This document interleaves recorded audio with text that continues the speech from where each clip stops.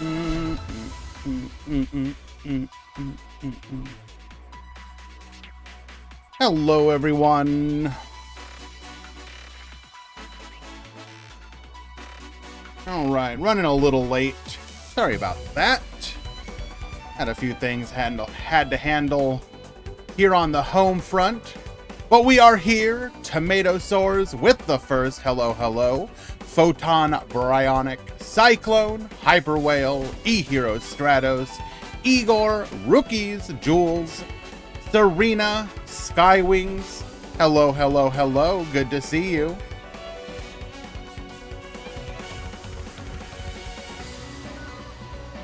Oh, we'll talk about that. We'll talk about that, Kasugi. We got a couple things that we can chat about.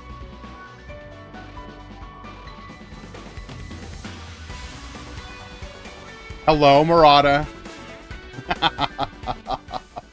I may or may not have done that one on purpose.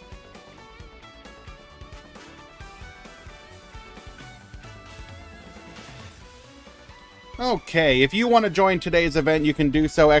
!Discord. Head on over to the Duel Links Grand Prix Swiss channel and consider signing up. But let's go ahead and get on into it.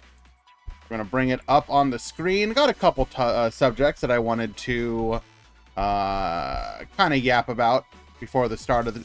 before and into the start of the tournament. Let us begin with the announcement that nobody is surprised by, and probably in the long run is not really a major loss, but I will admit I'm a little sad by, because genuinely speaking, I feel like the biggest downside to Speed Duel Physical, well, there technically there were two. There were two major downsides. Three if you want to be... if you count COVID happening, TCG Speed Hyper Whale, the physical card game. So, Speed Duel basically came out right around the same time as, like, COVID, which kind of...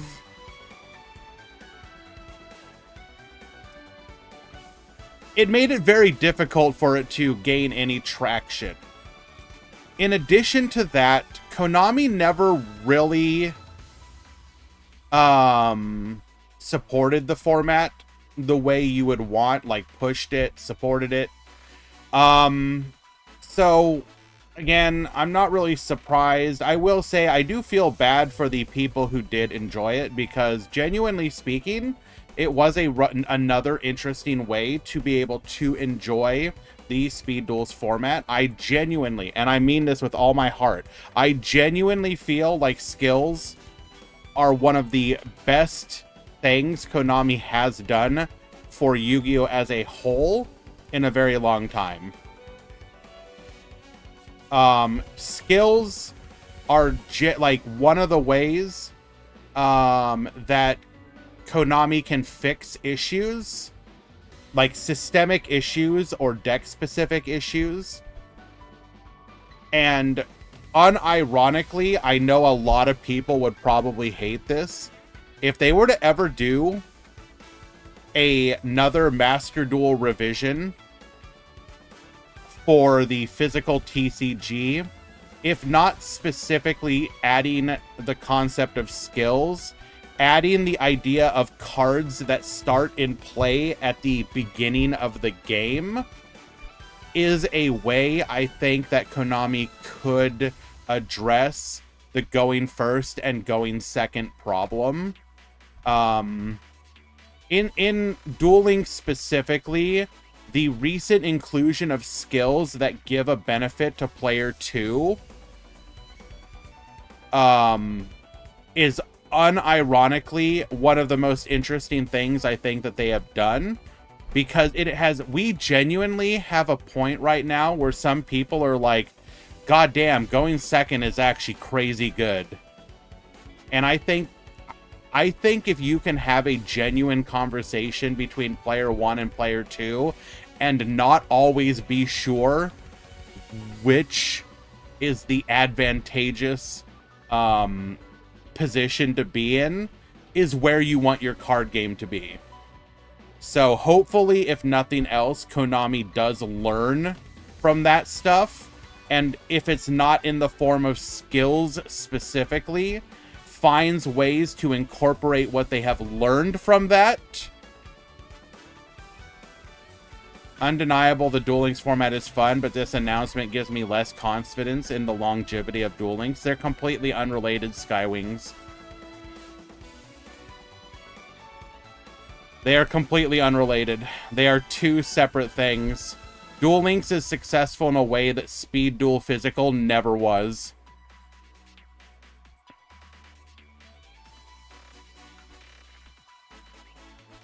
Hello, Soji. Thank you for the kind words. I appreciate that you're hanging out with us.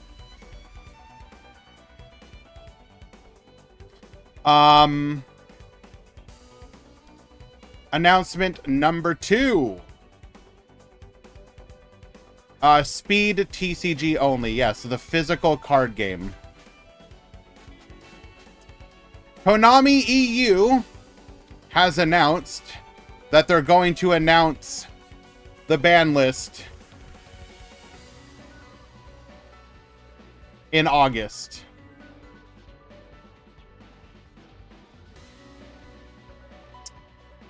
So I have some thoughts about this. So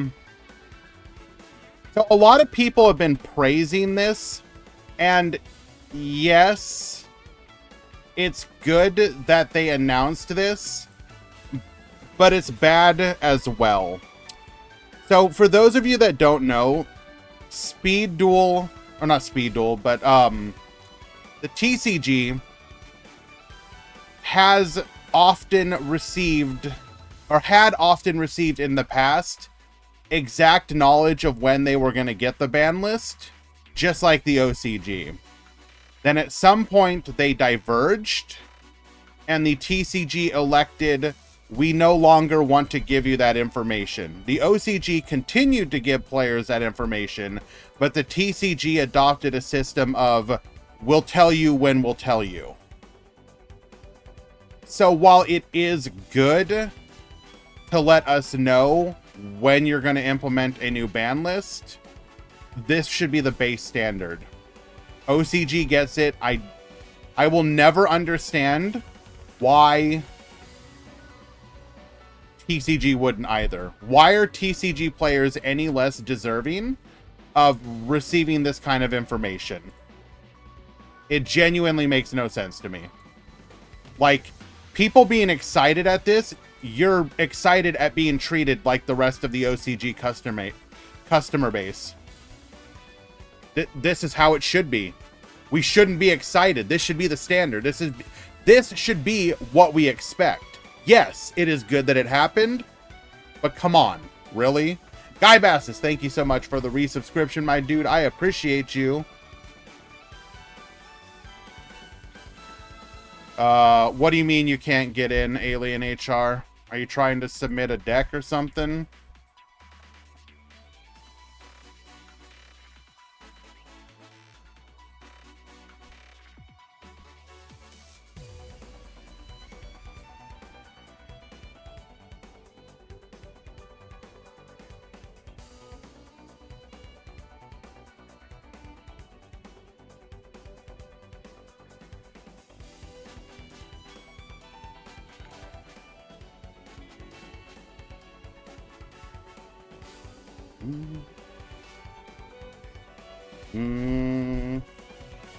Just late signing up. Fair. The second thing that is bad about this particular announcement is the fact that it means that the NA and EU WCQ, in addition to all your locals formats going forward through July into June as well, are going to be absolutely just the most destroyed format you've ever engaged in. Because if you guys have not seen what, like, if you thought that Fiendsmith in the OCG was bad, they actually made it even better and worse in the TCG, because they gave them some TCG exclusive support that makes them even better, which is genuinely a, oh no baby, what is you doing?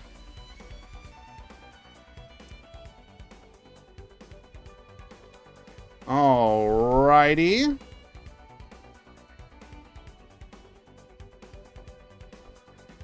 The tournament has begun. We will continue to chat about a couple of these things for a few more before we get into the duels proper. So let's just get the regular music going here.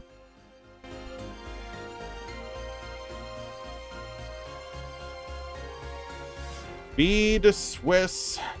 The tournament has begun. Good luck.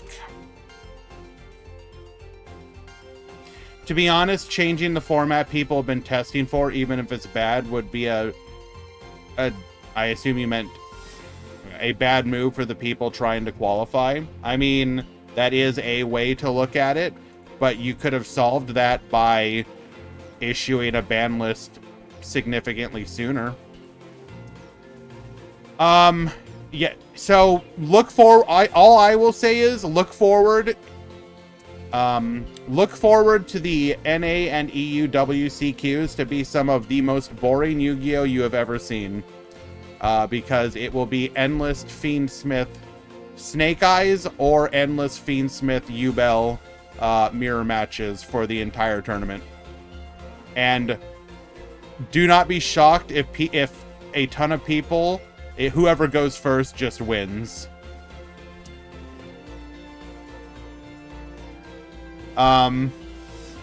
So I did dig up one comment here that I did kind of agree with, which is from Nerd Factor.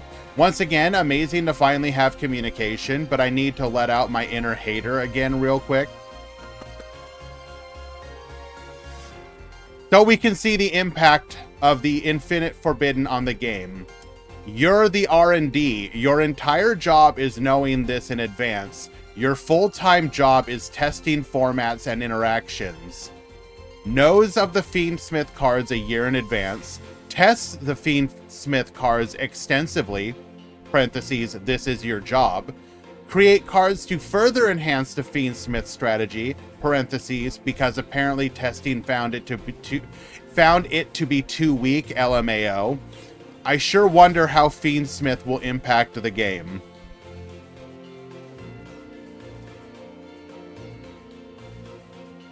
You know exactly what it's gonna do. You know exactly what it's gonna do. Ah, yes.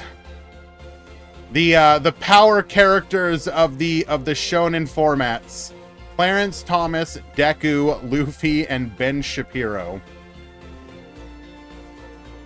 And then finally, the second horseman of the apocalypse has been unchained and rides. Mol Chummy Buaras. So, if the first Molchummy was a Max C for special summons from the hand, this is Max C2 for special summons from the deck and extra deck, otherwise known as Max C.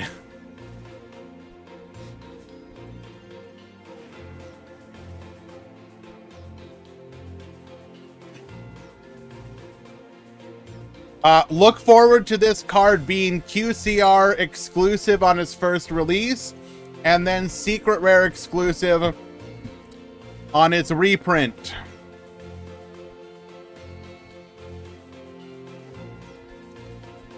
Surely this is the one that will get Max C banned, right? Copium?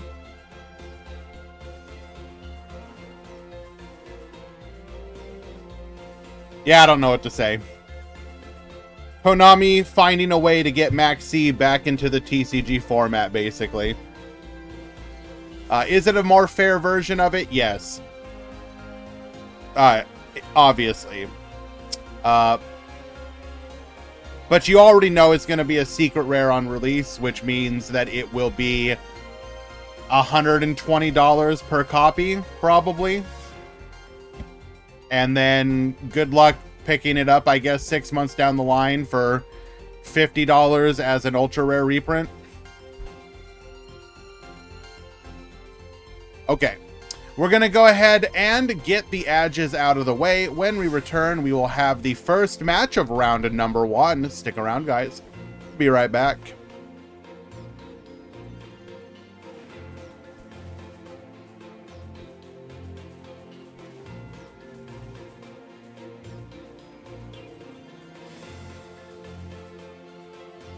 How many people we got today? 2, 4, 6, 8, 10, 12, 14, 14, 18, or 28. Why don't I just get a calculator? I don't want to math right now. 14 times 4 plus 2. And then times 2. That's 116. Okay.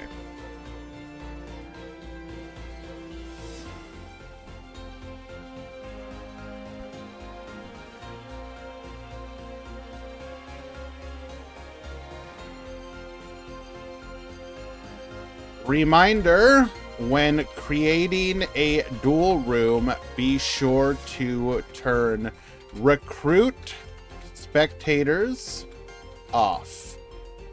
I'm not saying anyone has done this. I'm just sending out a general message for everyone.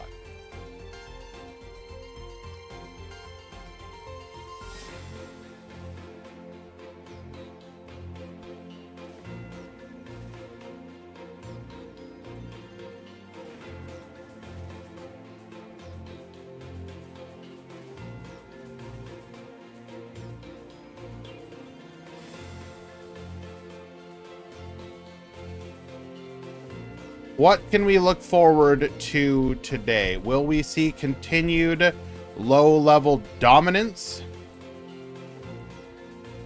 from Sacred Beast? Might we see better and continued support from Unchained?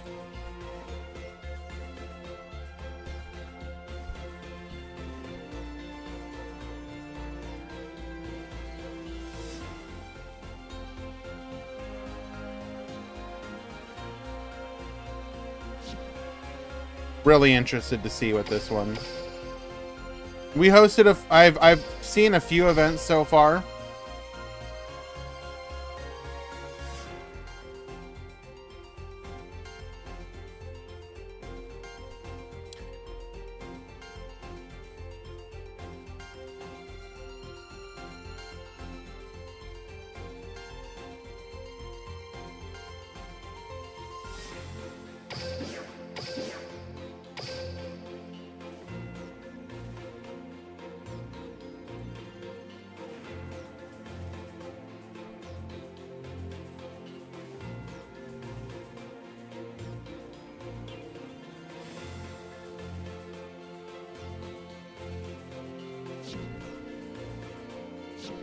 Okay, can't join that match. That's unfortunate. I wanted to watch you.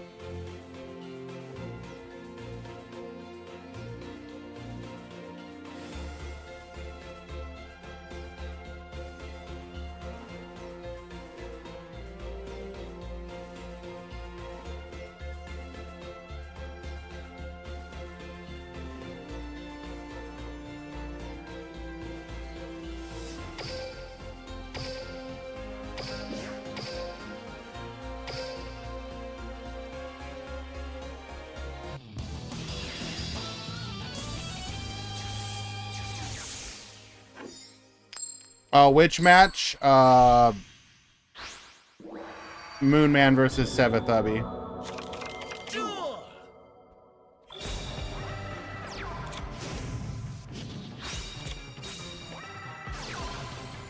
Alrighty, we're gonna start things off with a set 1, set 2, hitting our opponent with a copy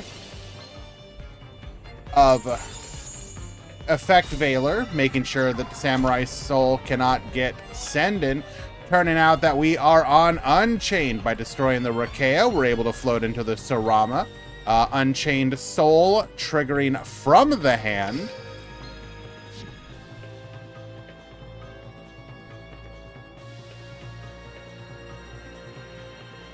Well, it's good to hear that, Soji. I particularly have enjoyed watching you in Rush Duel, and I do plan to continue playing or hosting Rush Duel tournaments for the future. So it's good to know that you are still going to be.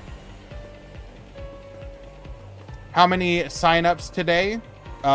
It was 116 after drops. It was 128, 116 after drops.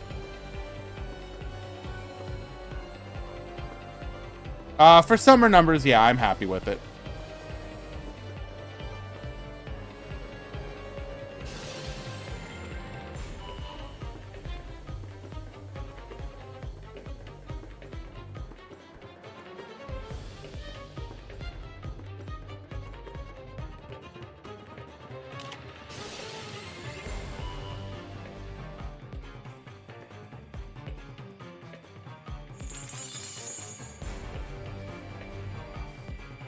Attempting to revive the Rakea. We would have been able to pop and gain some advantage here. However, our opponent does have a copy of IDP Zombies, especially the Balderok version being one of the primary decks in the format, still playing a heavy assortment of traps. Al Ghul Mazera is going to protect our Samurai Skull, reviving it, bringing it back to the field, meaning that all we're going to accomplish is dealing 1,300 damage.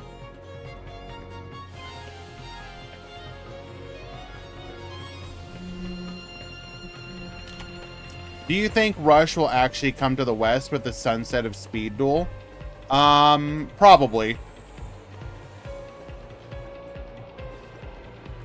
I don't see Konami not at least trying it. My fear would be that Rush Duel won't actually take off in the same way. I think their concerns that maybe the TCG audience is just not interested may not be entirely unfounded, but they still have to try.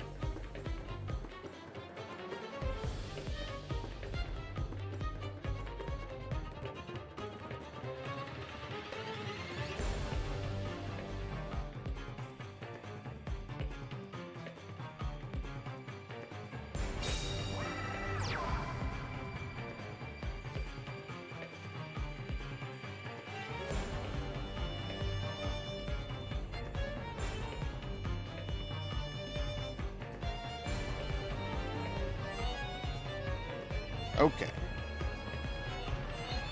We're going to go to battle here. Avendred Savior can banish, or rather discard from the deck one of our zombie-type monsters, allowing us to reduce our opponent by level times 200.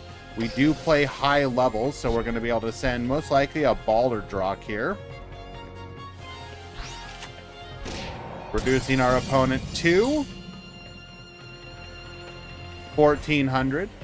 Necrowool Banshee will then be able to get in for 18, and then we have the ability to... Ooh. Going for a lethal play here, activating Super Polymerization using our Necrowool Banshee and the Avendred Savior to go into a Nether Soul Dragon.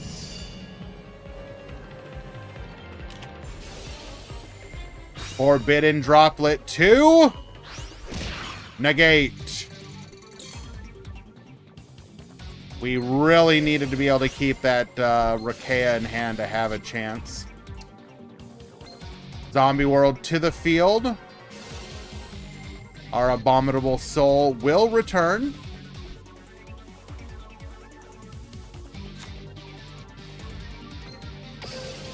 And then Ballardrock will be able to return as well.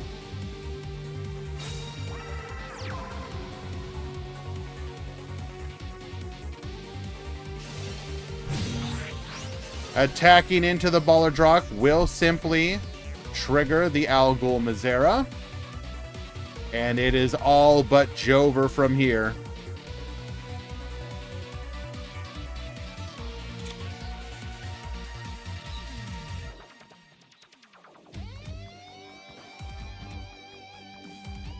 Mizera is in fact an extremely strong card.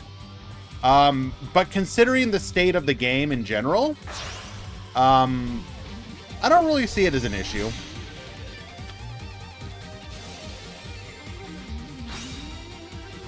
We're going to go ahead and be able to force out that back row.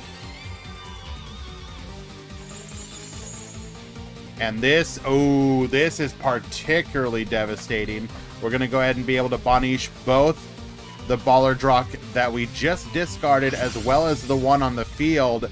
And I just said it was all but over. Flip the script. Suddenly Abu, excuse me, is in a precarious position.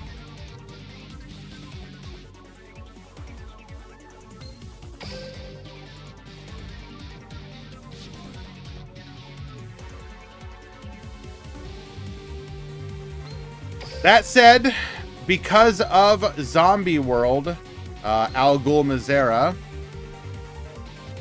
is still a consideration.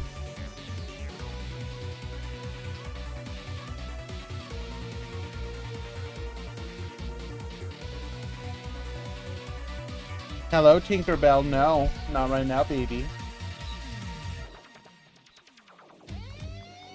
Hello, Ricard.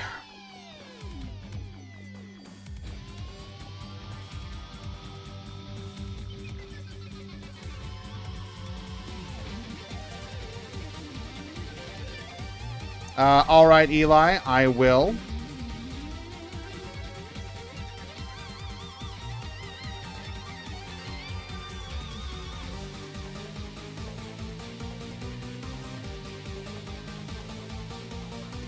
This losing theme has no right to slap this hard. True! But going back to what you said a bit earlier, Wisers, I'll be honest, I've been kind of dooming of, oh, that is a good top deck, though. I have been dooming about the state of physical for a while now. It's just a little upsetting. Going for the Vampire Sucker here. Okay, interesting.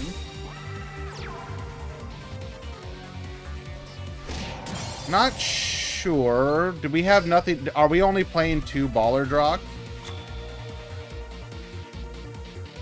For me, it's simply the cost of getting in, you know, back into paper. Like, my personal last, like, meta deck is Labyrinth.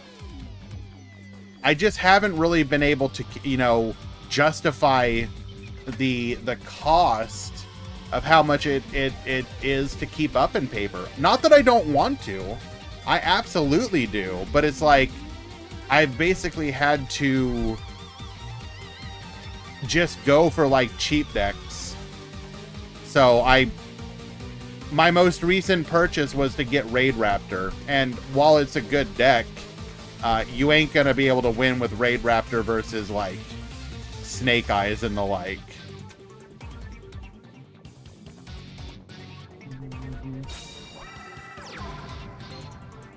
We finally reveal on turn 9 that we are on the live twin version.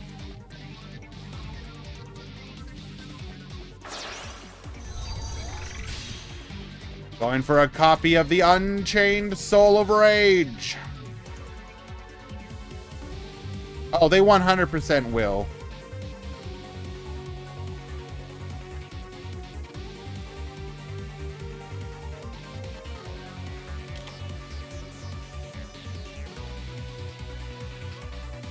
Like, I don't know. I genuinely find myself just sort of like,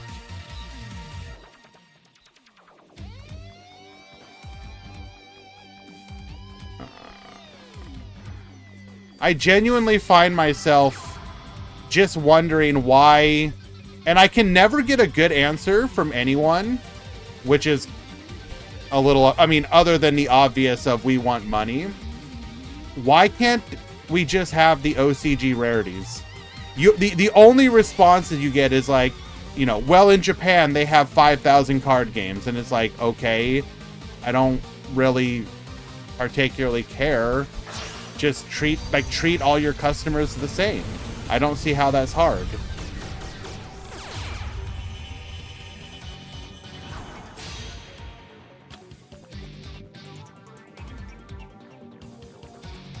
We are able to go into a copy of Unchained Abomination. During the end phase of every turn, we're going to be able to start popping.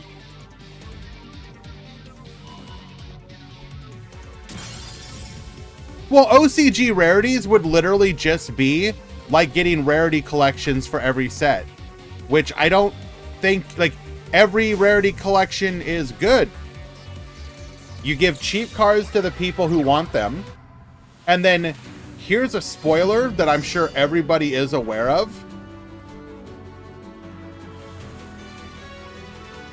Which is, people like foiling out their deck. If you get a favorite deck, you're going to want to foil it out. It's just a fact.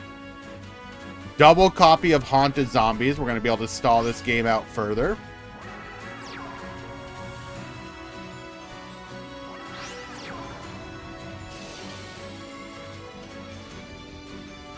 Metal or Eli, can one of you check the Hamdo versus Elsa match in Pool 2 for me? I can't check at the moment.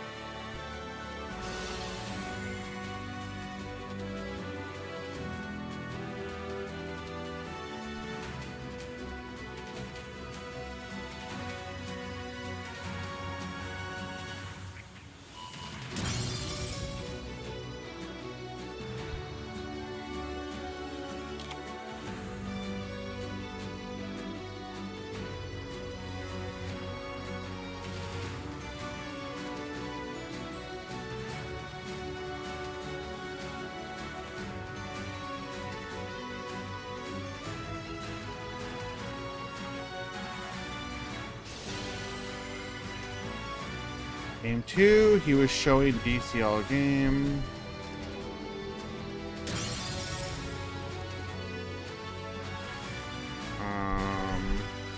Okay. Looks like the surrender bug, but your opponent gave you 2.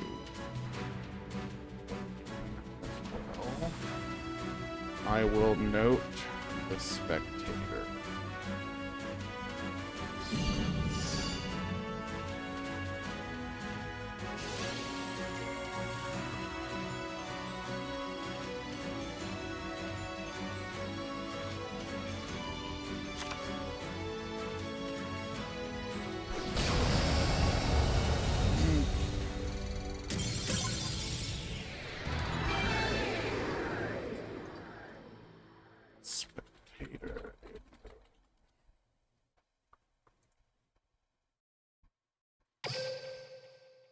Only 13 turns.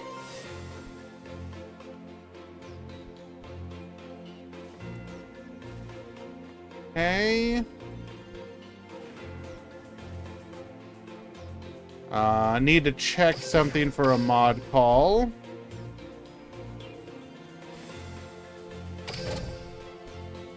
Yeah, well, we're gonna find another match after that one. Don't worry.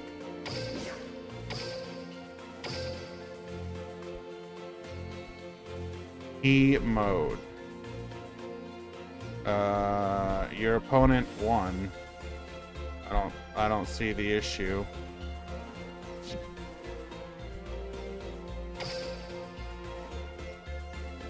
Room says 2-0 for Hondo.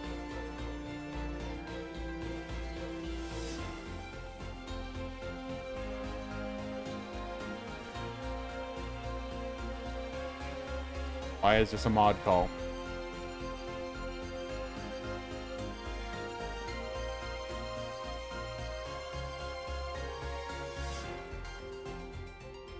All right. Thank you very much, Eli, for the breakdown. We'll get that up in just a moment. No problem, K-Rock. It's good to note the spectator, yes. By reporting that stuff, if we get a consistent number of reports on a person, we will just we will action them.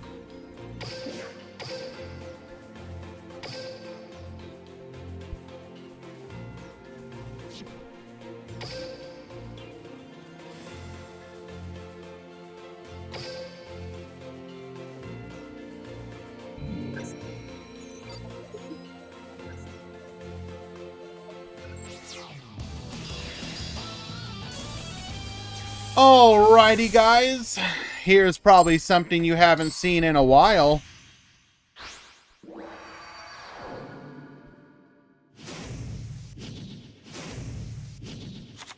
Duel. We've got Borrowload versus Tuning in the Sky.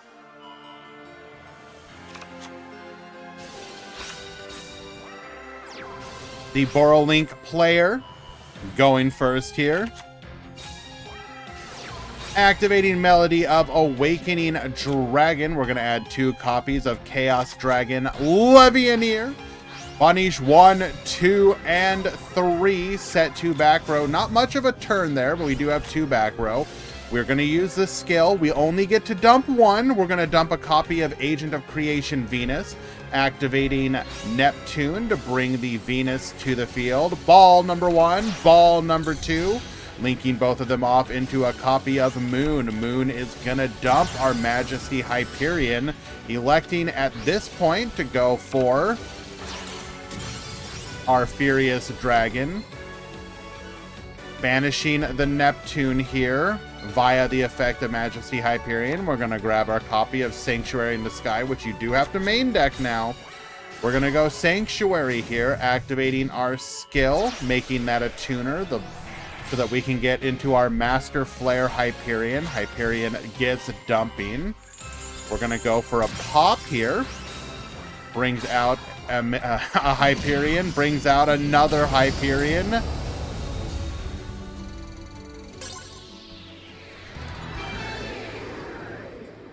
I was told by my friends that Dragon Link is broken. It's not. It's really good, but it's not broken.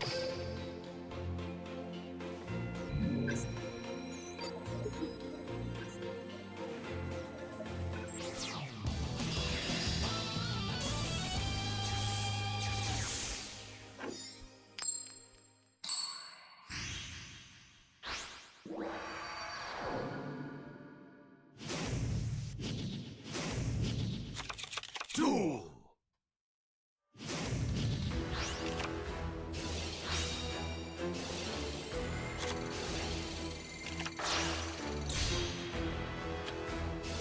Seeing what we get to do here going first.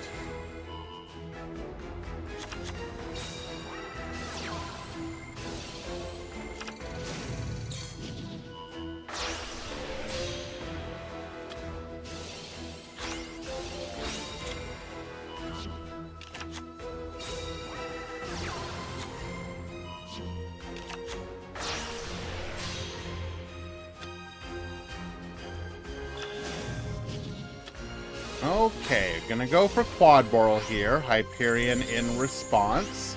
Bonish goes for the quick launch.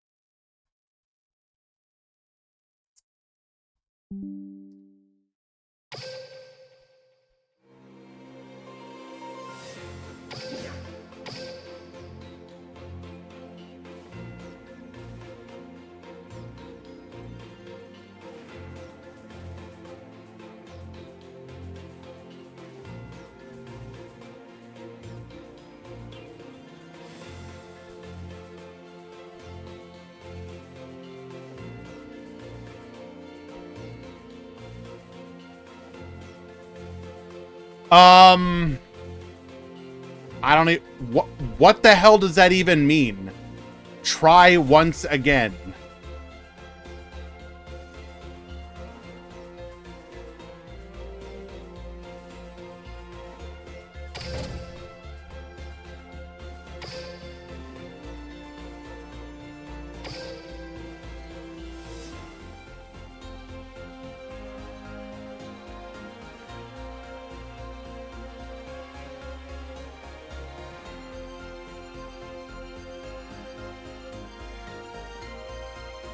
If you want a 7TV emote, just post a link to it in chat.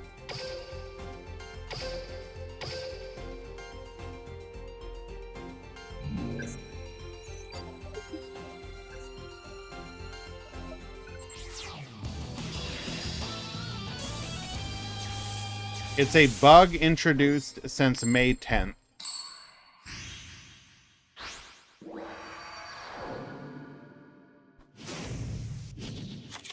Duel. Alrighty, we got Zaga Zaga at the top. We got puzzles at the bottom. We're gonna go Fluffle Dog here into Fluffle Penguin, activating a copy of Polymerization, allowing us to make a copy of the Fright Fur Sheep, Penguin Effect, Edge Imp Chain Effect.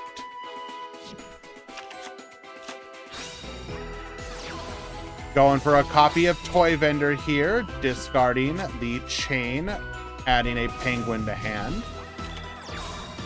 Sorcière de Fleur, bring back the chain using our skill, allowing us to go into a copy of Dingirsu effect to get sending.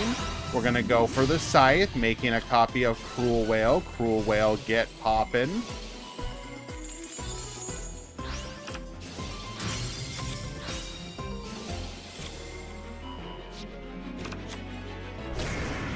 We will successfully take out the dog. Straight into a Polymerization, into a copy of the Fright Fur Bear.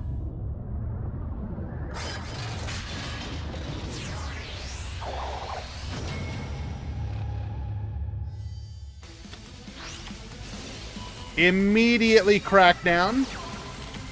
Dog, adding a copy of Bear here.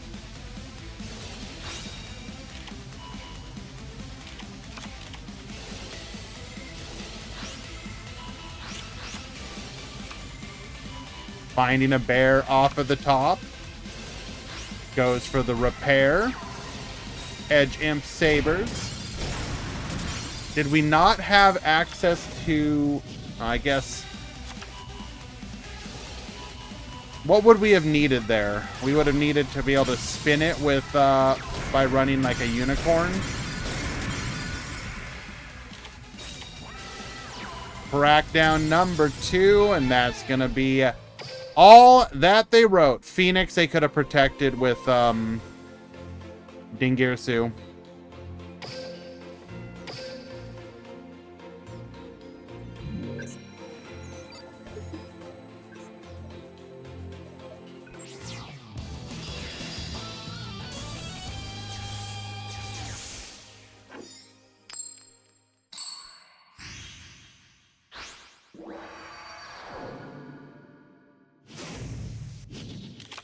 Duel. Activating Revolution de Fleur. Modulating our level. Where art thou? Adding a copy of Buster Whelp of Destruction Sword. Adding a copy of the Buster Blader. We're then going to use our skill, going for a copy of our Sorcière. Making a copy of the Stellar Wind Wolf Riot. We're going to go Link Karibo here. Blow up bulb, rather. Going for the Protector Whelp. Whelp effect. Dumping the copy of Destruct... Oh, no. No! Oh, no! Dumping a copy of Wizard Buster Destruction Sword to the graveyard. Making a copy of Buster Dragon.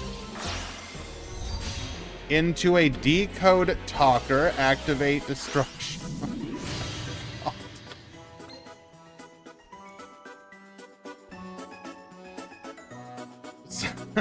So, everything's a dragon. It's all going to defense. If you happen to get anything on the field, I can get rid of your entire field because the wolf has it's reached its maximum power. And if you have targeting destruction or targeted effect, I can negate. Well, okay, negating is not great here, but still. Yeah, basically dark hole. Open dark hole or not. Oh, and also you can't use the extra deck. Wait, no, wait. No, I'm sorry, that's different one, different one. Monsters in your opponent's graveyard cannot activate their effect. Right, yeah. This is the Dweller effect. Okay.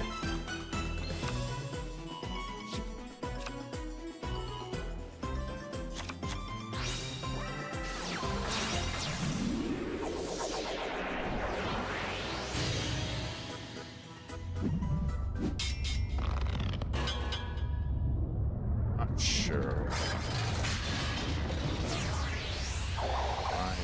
Setting for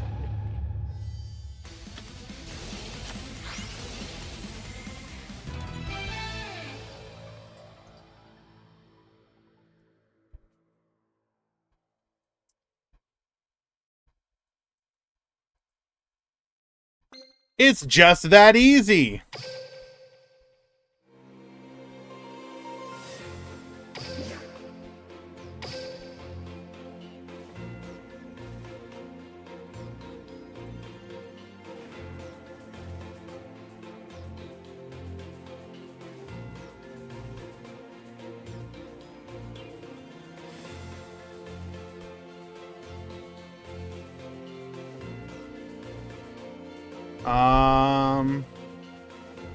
Thank you for your help, Eli. Appreciate you.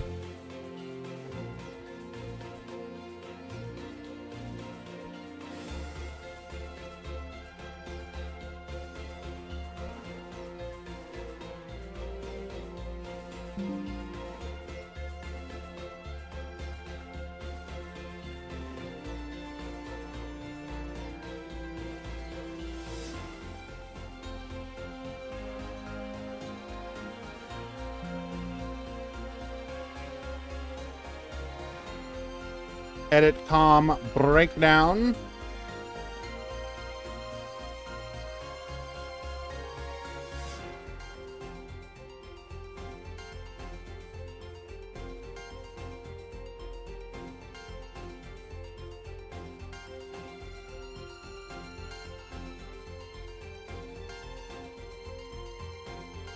All right, in today's tournament, we have 14 Unchained, 3 of which are Live Twin, 12 Sacred Beast, 11 Boral Link, 8 Shadal, 7 Blue Eyes, and 7 Fluffle.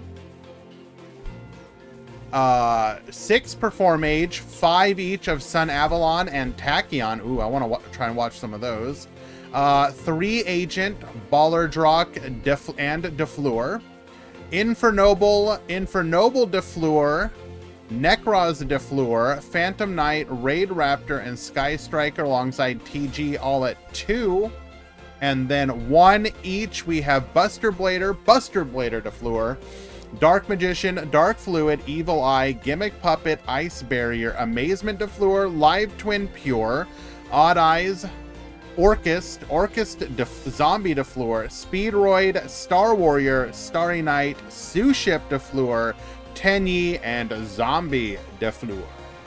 That's a total of 1, 2, 3, 4, 5, 6, 7, 8, 9, 10, 11, 12 Defleur. Yeah.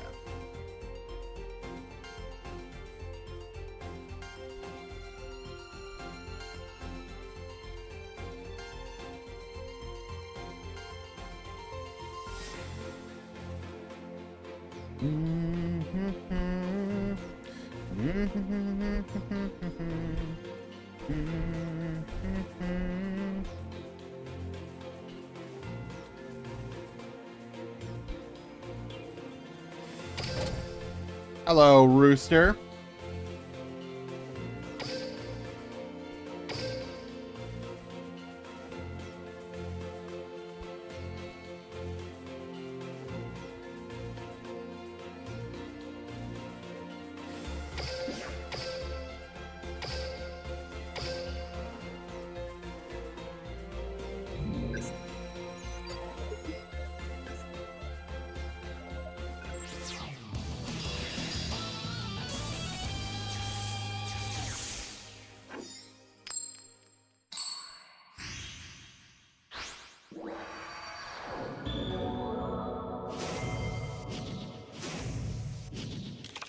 Duel.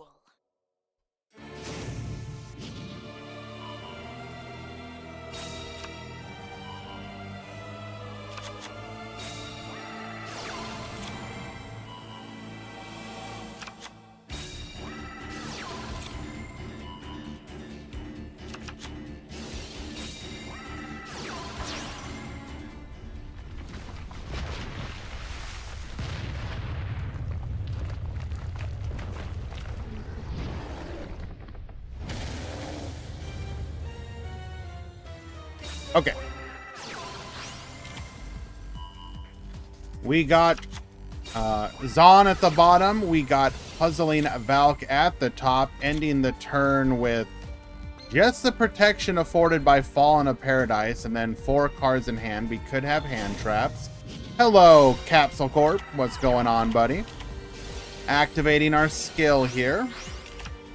We're going to trigger our Torn Scales, go for a copy of Stained Greaves. Torn Scales effect, get dumping. Goes for a copy of Breaksword effect. Going to hit that field spell, remove the protection.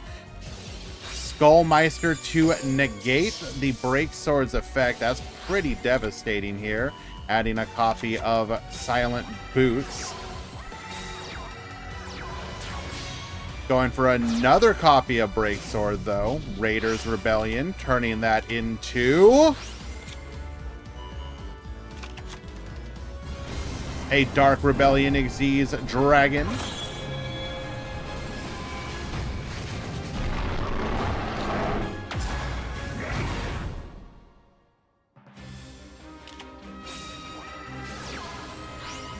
Rank it up into a Requiem. We're going to get hit by an Effect Veiler, though. Activating our Rank Up Magic launch into a copy of Raiders. He just has it all, folks! Rank up the Raiders Knight into an Arc Rebellion Xyz Dragon. Baboost! And lethal.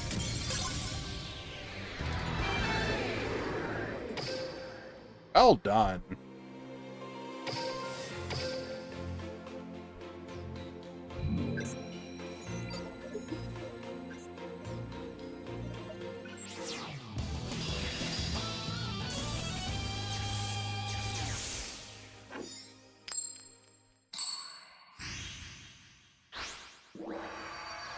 One hit a quitter. Come on now. Come on now. Duel.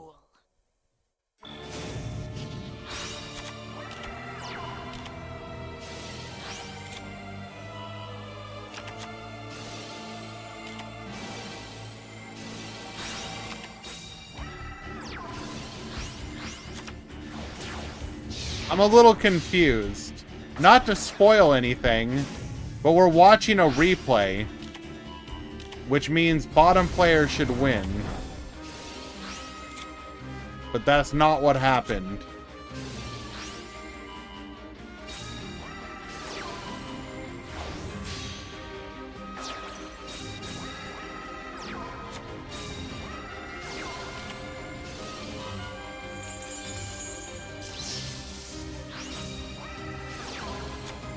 I'm really curious now.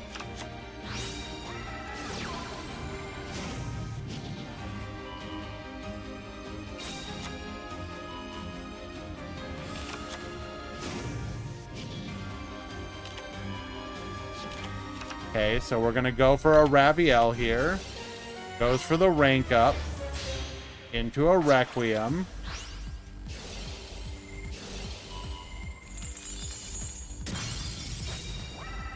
We have a second copy of Fallen of Paradise.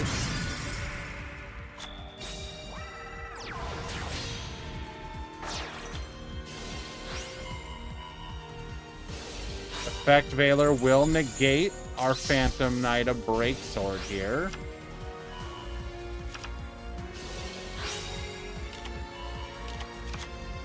It was the DC glitch, so maybe that messed up the replay. Maybe.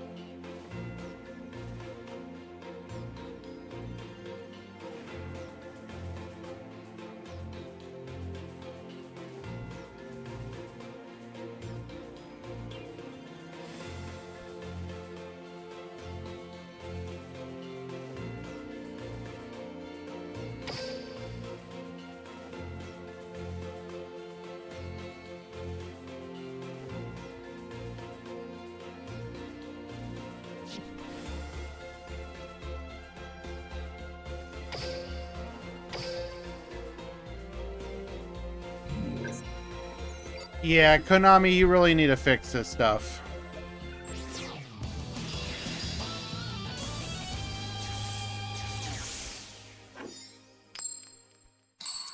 For the time being, please, if that is not, I highly recommend screenshotting. Yeah. No, Val. Just, I'm gonna make an announcement. People just need to be screenshotting their wins for the time being. Okay, looks like Pool 2, Round 2 has begun. Pool 2, Round 2 has begun. 6 minutes to check in.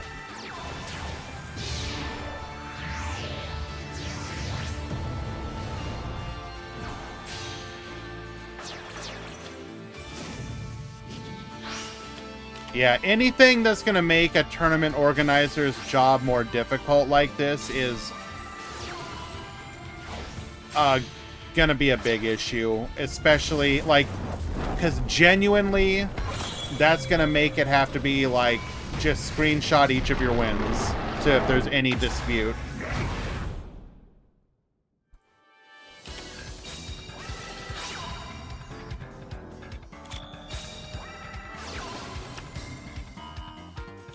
Okay, goes for Fallen of Paradise here. We don't want our opponent to be on that, so we're going to rank up into our Xyz Requiem. Get poppin'. Opening of the Spirit Gaze. Add a copy of our Raviel using our skill. Send the Hamon back to the field. Raviel. Dark Beckoning Beast. Make a copy. Oh my Jesus.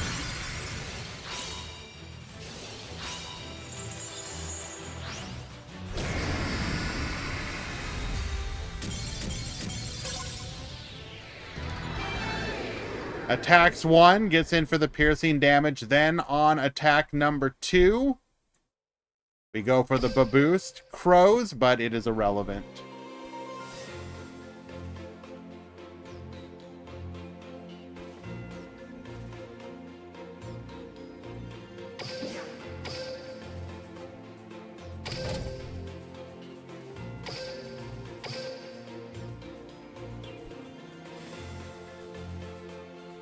And we're going to watch Game 3 of the last match of Pool 1.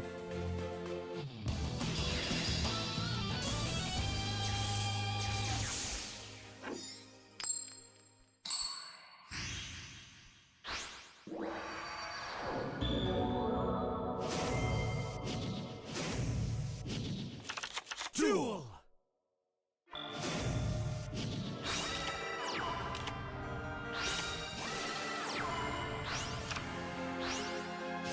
All right, Zombie Master. There's a blast from the past. We're going to end on Zombie Dragon Lord 2 back row with nothing to revive. So Rama Effect, Get Recycling, Aruha, and Unchained Soul, both triggering here. Bring out the Doge, hits a back row. It is a copy of Compulsory, which we did not activate as we could not, or we didn't know what we were going to hit. We're going to go for a copy of Nightmare Unicorn, get spinning. It is another Compulsory. That is a lot of resources wasted, but we do clear the board. Get in for 3K, passing the turn. Activate Zombie Reborn. Go ahead and reset it. Set a monster. We are unable to put another monster onto the field quite yet. Unizombie gets dumping. Activating Zombie Reborn here. Bring back the Chang-Chi. Chang-Chi effect. Back to the field.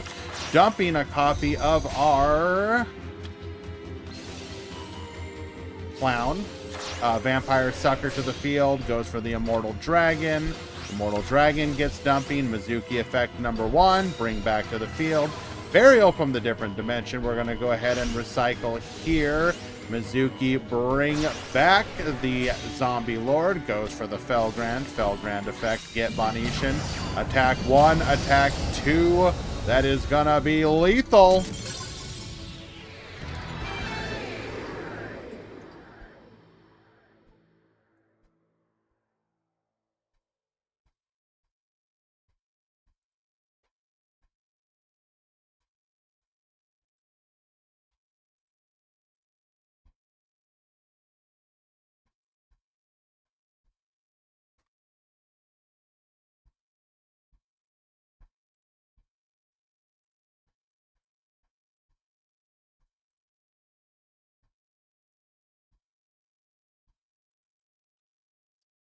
Okay, well done. Because that was the final match.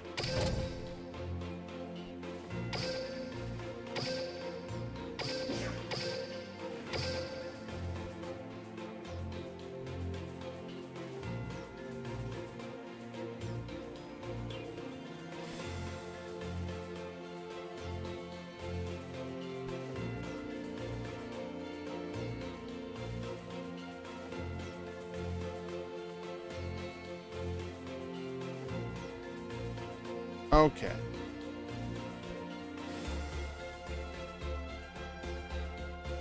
Pool 1, round 2 has begun. Be sure to screenshot the result of any suspicious DC / game ending moments for the time being.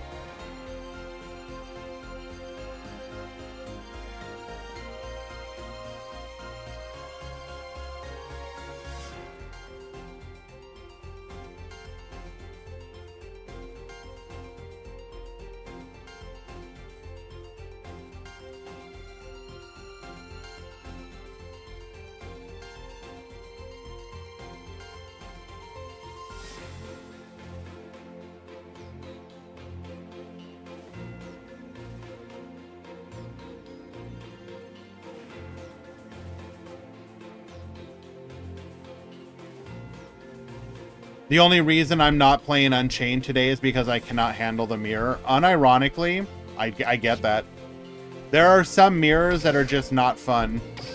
Even if the deck is fun, part of deciding how to approach a tournament is acknowledging what's going to be the best for you. And sometimes that can be play a less optimal deck to not less optimal, play a deck that you feel better with than maybe is, even if it maybe might be like not as good of a deck. If you okay.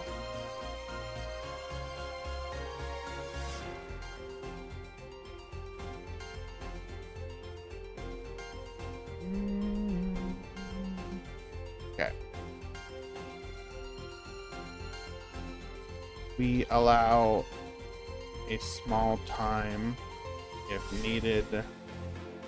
Just communicate that to your opponent if you need, or I'll set up. Okay.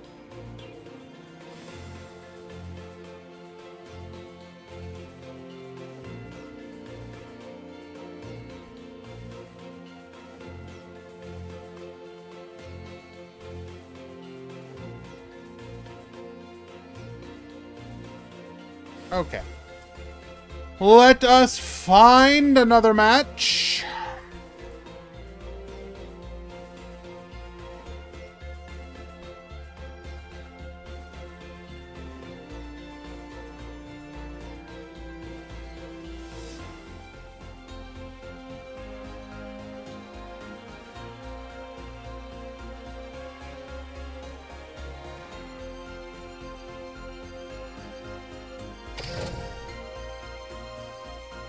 I'm curious how you think, or how the meta will evolve in the next few weeks. What do you think?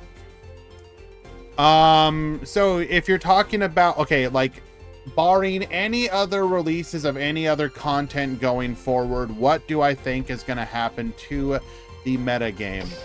I think we're at a point, not at a point. I think the meta that we're in right now is one of those where it's going to be a little diverse.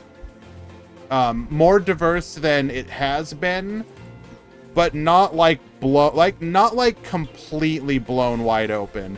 It's gonna be one of those formats where like 6 decks are gonna be like the best decks of the format. Other stuff will still be able to compete, but you're gonna have ones that sort of dictate the pace and what it is that you have to run. So for example, like, I think undeniably decks that you have to have an answer for currently are going to be stuff like Sacred Beast. You need to have a game plan for an untargetable tower that can just OTK you. You need to have an answer for Shadal, like that can special summon lock you. You need to have an answer for the sort of decks, and this is going to be more of a catch-all, but like the Build-A-Board style deck. So that's going to be like the Buster Blader deck that we just watched, but that also includes stuff like the zombie boards that you will sometimes see, or if Agents catches on in more popularity, something like that. You need to account for something like Borrelink, which is going to be able to have a really strong going second turn, both because of like the skill being able to just help it pop monsters on the field, but also just like the resources that it can generate. Of course, Unchained is going to be very popular, even if Unchained itself is not like an overwhelming strategy. It's just one that you have to account for because of the very grindy nature of it. It changes the way that you have to kind of approach things, because right now, for example, everyone will just like, screw it, pop the back row. Unchained cards love being popped, so if you go blind and pop something, if you go hard negative to go into a Phoenix, discard a card, pop a card, and then it floats into like, you know, an Unchained Soul to punish you in return, you know, that's gonna feel kind of bad. So yeah, I would say Unchained, Sacred Beast, Shadal, Borrelink, stuff like the zombie decks. And then Blue Eyes will still be around, but I think most people kind of know how to play into it now. I guess I would say decks like Performage are still very good. The ones that can abuse the stuff like mind control and the like, and just sort of generate huge advantage. So I guess we'll see going forward. But that would be my guess right now.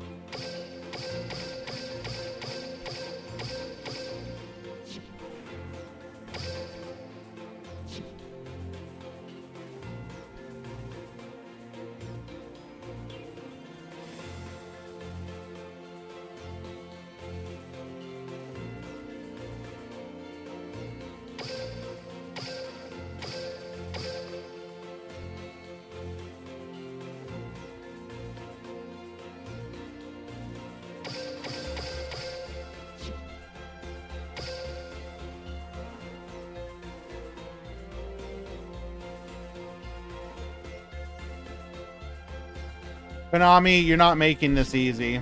I'm gonna assume that was a bugged game.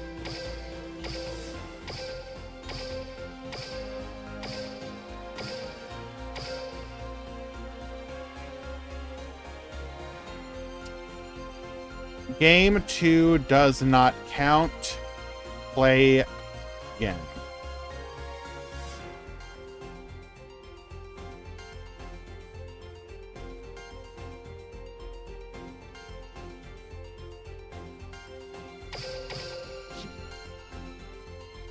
Correct, Cedroni. That match doesn't count. Room doesn't say who won, and there is no...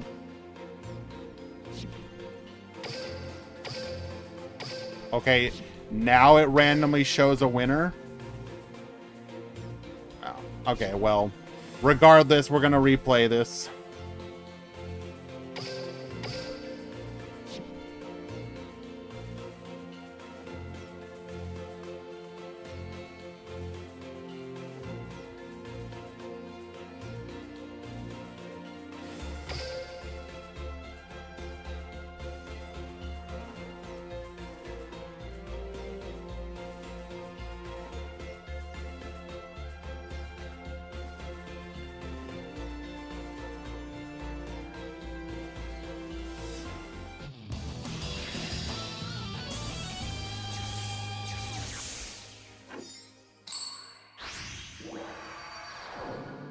Do not immediately DC. Duel. Duel.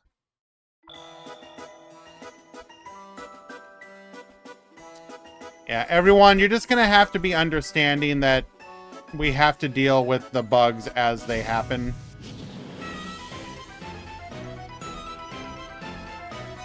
Do you think the Fluffle skill is kinda weak compared to other skills like Agents, Pre-Nerf, or Boral Link? Well, yes, obviously, but you don't want the skills to be like giga busted.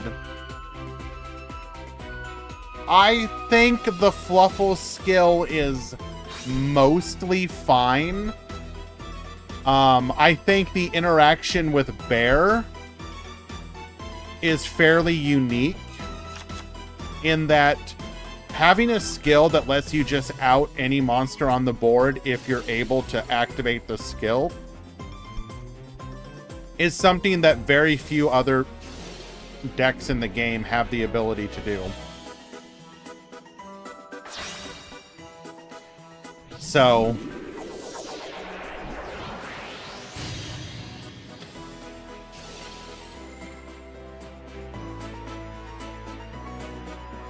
could the skill be better? It can always be better. But I also don't think it's a bad skill. I think it's fine.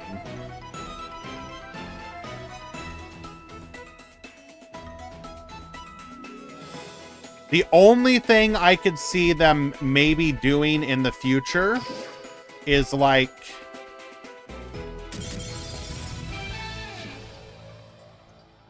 Alright, we just surrender our play. What I could see them doing is maybe something like... Like, what would you even need to do here? Like... Do you really want to make going second better by having, like, put another body on the field? Maybe if, like, the extra deck added some... I guess if you gave them some more extra deck slots by giving them some of their monsters, it might be nice. Like, yeah, if you just gave them, like, I don't know...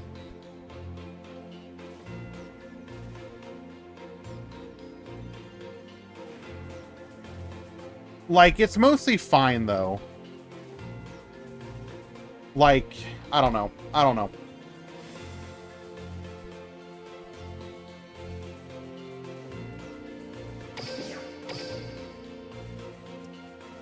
I'd have to sit there and think about it, because at the same time, anything that makes not Raid Raptor, Fluffle a better going second deck is kind of spooky, because the deck already has a crazy going second in theory. And I also don't think you necessarily want to make their going, like, they should have a weakness of their going first not being as good. Obviously, getting access to Scythe into Whale is nice, because that does give them a better going first play. And this, you know, the skill doesn't lock you from playing stuff like hand traps, so I don't know. Let people cook with it for a bit, you know, for a while. If it's still lacking, they can always potentially buff it in the future, but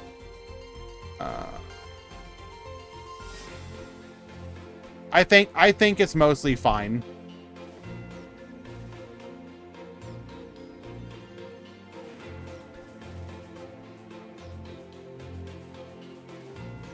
Let us find another match.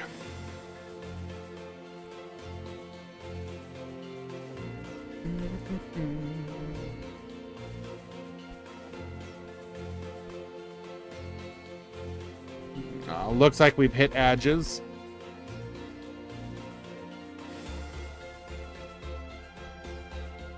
Like, honestly speaking, I think the biggest benefit, maybe give them third vendor.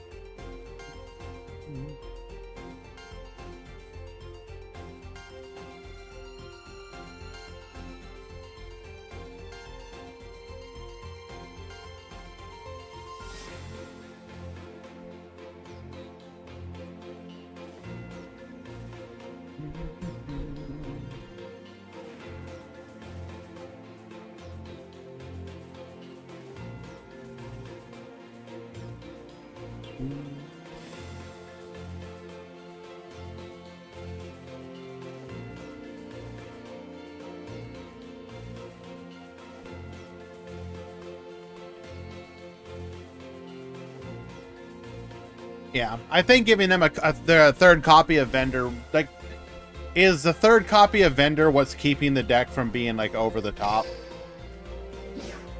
Like, what else are they worried about with vendor? Like, other decks using it? Like, come on now. Really?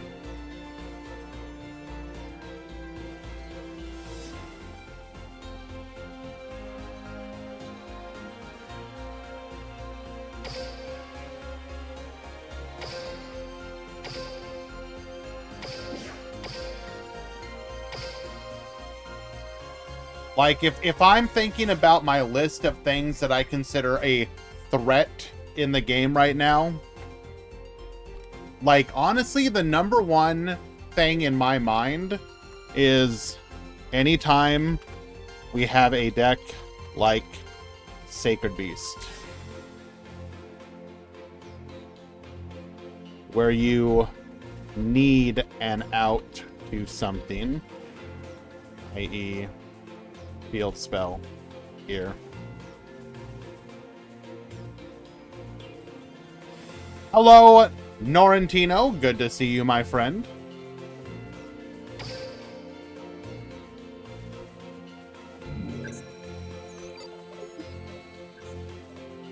Why am I typing? Because I want people in chat to see it as well. Because we were still in the ads at the time.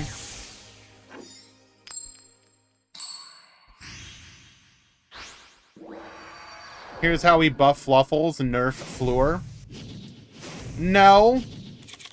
Duel. Dingirsu 2-1. Why am I getting the ad message again? Hello?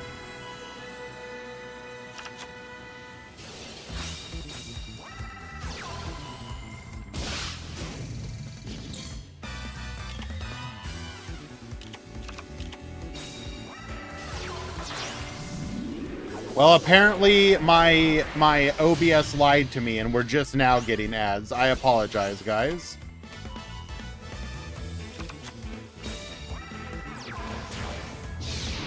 Is Ding starting to get seriously discussed as a limitation target? I'm just yapping. No, not really.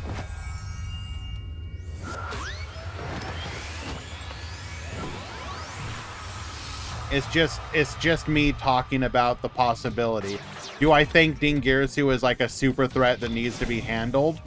Like now? No. Well, so the ding to 1 would be that it would theoretically remove other limit 1s, which doesn't always matter in some decks. Okay, so we have Iwas and then Trapeze Magician. Not sure why we went Trapeze here. But Agent's going second here. Moon get dumping. We're going to go ahead and bring back a copy of Majesty Hyperion. Venus bringing out another body. Using our skill to making it into a copy of a tuner. We're going to do our field spell here. Moon effect gets popping. Takes out the Iwas.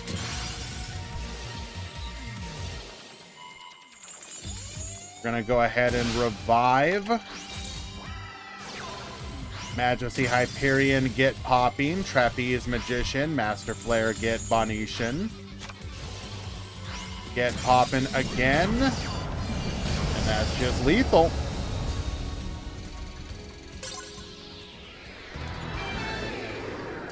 Because, like, here's the thing. I've said this before, and I you know, it kind of bears repeating. I kind of like the Fleur skill. I understand a lot of people don't, but I like giving that kind of deck building skill to people. Let them cook. Let people cook and have fun with skills. Just make sure they're fair is basically the thing.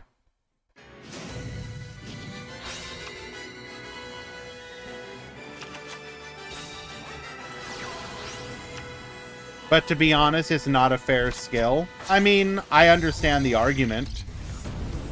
I guess I'm just saying I like the idea behind it. Just like I liked the idea of Cyber Style back in the day, and I liked what people would do with Labyrinth Builder. Those kind of decks that just facilitated really fascinating interactions.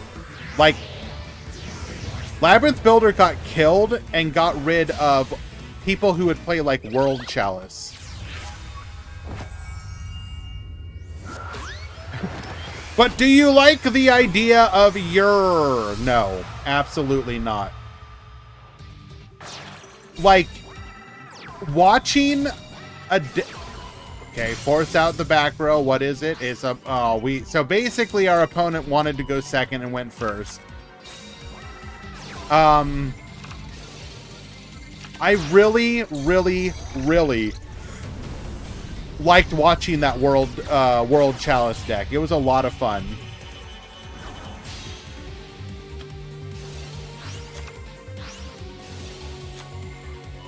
My only issue right now is that skills are too much when going second, so hand traps are way stronger. What do you mean?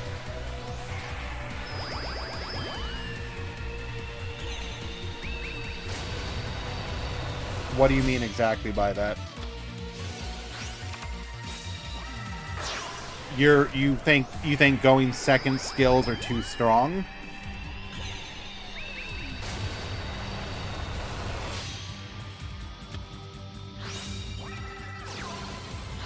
You use Meister versus Sacred Beast. They end on nothing.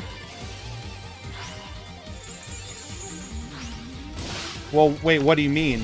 If you use Meister against Sacred Beast, they can then use their skill to get a Sacred Beast on the field.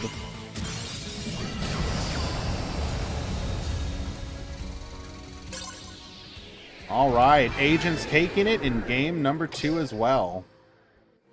Like, a lot of the skills have been specifically designed to, if your opponent hand traps you, you get a benefit, right? If your opponent has a monster on the field or in the graveyard. So they're specifically trying to make it so that you can still make a play. Even if that play is just put a big body on the field, in the case of Sacred Beast.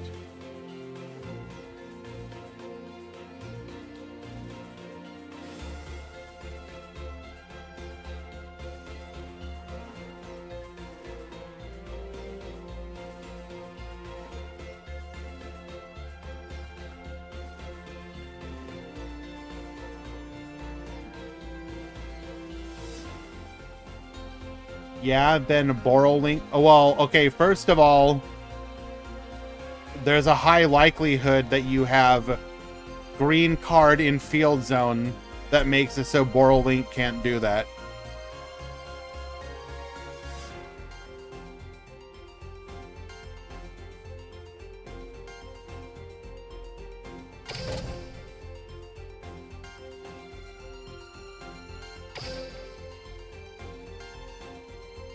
The joke is a Buster Blader skill.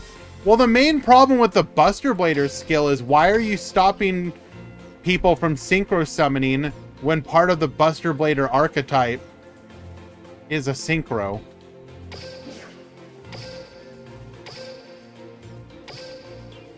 Like, hello?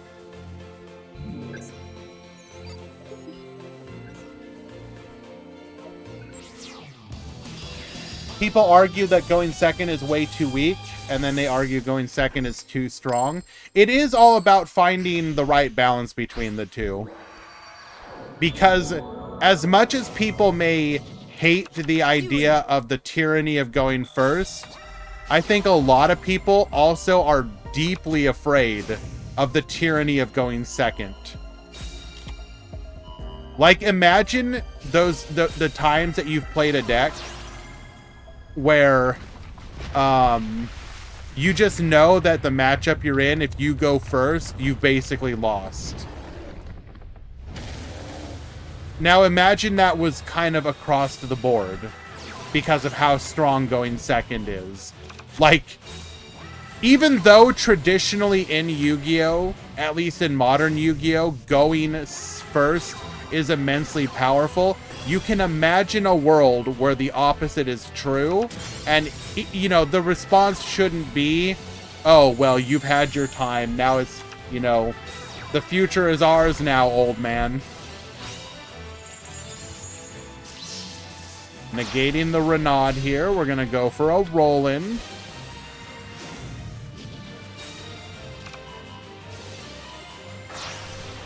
Making a copy of Haster. Skullmeister effect. Negate.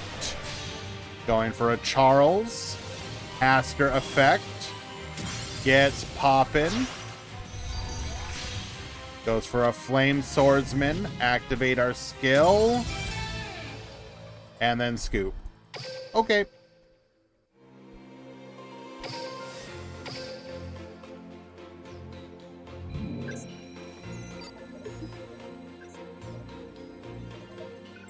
I hate when a player summons a boss monster and then the game changes the background. It would be nice if you could, I mean, so you can turn that off if you have the dual pass, but you have to listen to the same music all the time.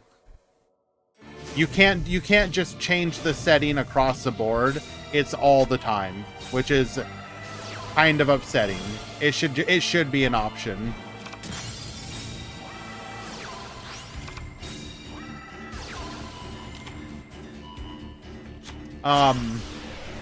Yeah.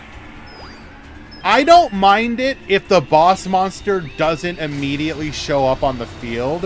If it's a situation where you're summoning it like turn 3 or 4 or something, or it's a little bit difficult. But like, I think the biggest and most egregious example was probably Yugo. Because like, unironically, Yugo's theme is probably my favorite in the entire game. And you'd be listening to it just like vibing out, jamming, like, yeah, hell yeah. And then like during the standard combo line, you just vomit out a Synchro Dragon and then you get the most mid music ever. And you're like, bro, can we go back?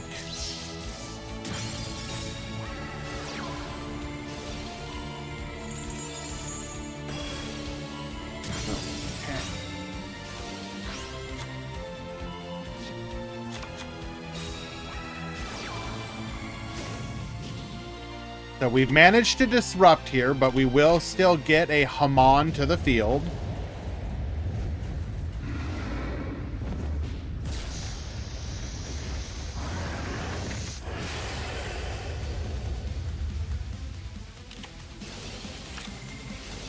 Fallen of Paradise. Hamon burning for 1,000. We are going to be able to add a copy of Phoenix Gearfried off of the Roland. Renaud's effect adds a copy of Ogier back to the hand. We're going to go for Ogier's effect. Effect Valor 2. Negate. Making a copy of Ferocious Flame Swordsman. Fierce Gearfried to the field. Effect Valor. Negate. We're going to attack in. Get yoinkin'. And that will be lethal damage.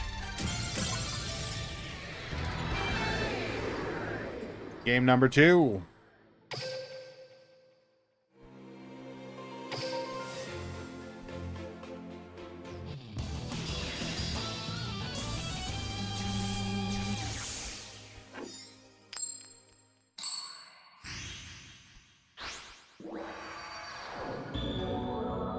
I think 1,000 burn is fine. Duel.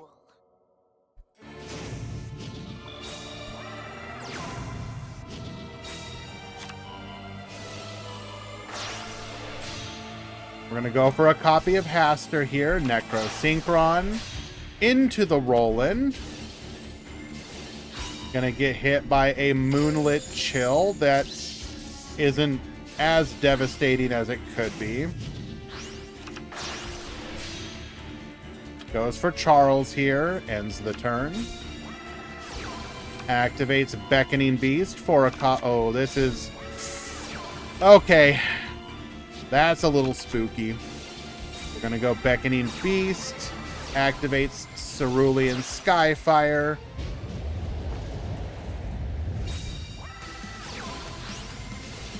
Skullmeister 2. Negate. Adds a copy of, or rather summons out a copy of Raviel. Gets poppin'. Burns for 1,000. Sets a back row. We're going to set one monster here. Top decks into Fallen Paradise. Absolutely incredible. What a rip.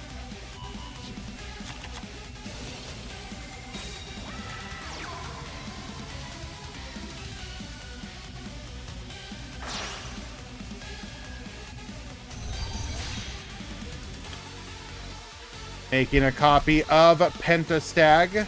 This will offer lethal damage.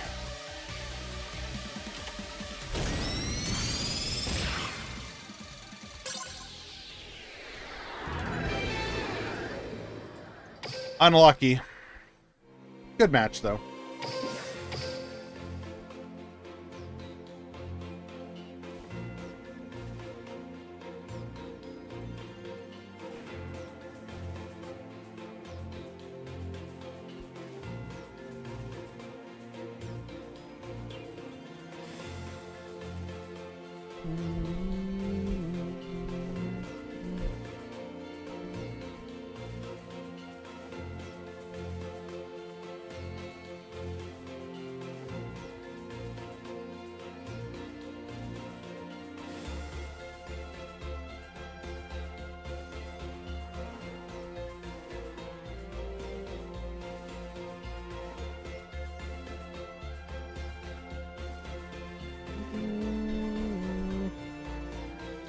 All right, so we are going to occasionally spectate the same player again. This is mostly because I'm trying to watch mostly new decks right now. So I do apologize.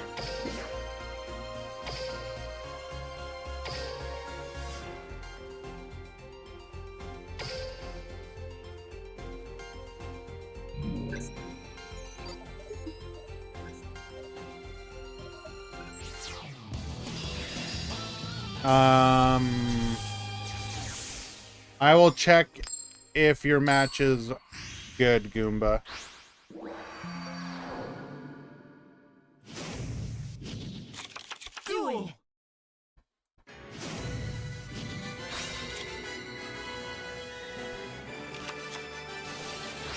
Wait, didn't we watch you?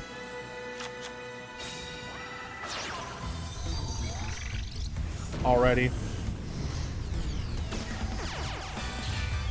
Yeah.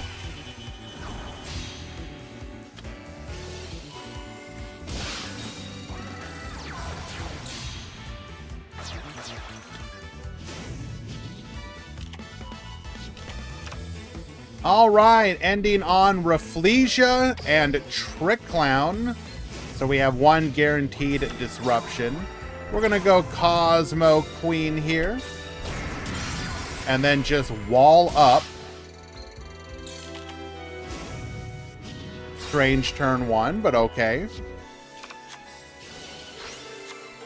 Damage Juggler, adding a copy of Hat Tricker.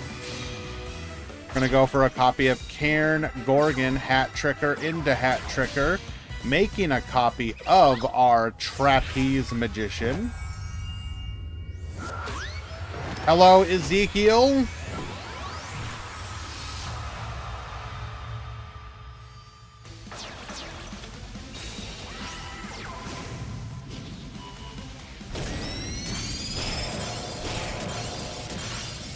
Then we will pop our Cairn Gorgon there, activating Destruction Swordsman to go for a copy of Buster Blader. Summons out the Necro Synchron. We're going to go ahead and get poppin', hitting that back row, into a Sorcier, into a Dingirsu. Dingirsu gets Sending. Activate Destruction Sword Memories Graveyard Effect, which we will negate. Go ahead. That would have dealt, we would have had lethal there. Wait, would we have? No. Dingirsu will be able to protect itself here. Set a back row. Does not attack into it. We're going to be able to Baboost it. Yoinking it with the Crackdown. Heightroid to protect. Dealing 1200 with the... This is the most bizarre, like, brick I've seen in a very long time. Mind controls and then realizes we don't have a target for a skill number 2. Skullmeister is the new Lancia. You play it in a lot of decks right now because it has wide-ranging uses against the meta, yes. It's not going to lock people out in the same way that Skullmeister is. I'm pretty sure he was out of monsters.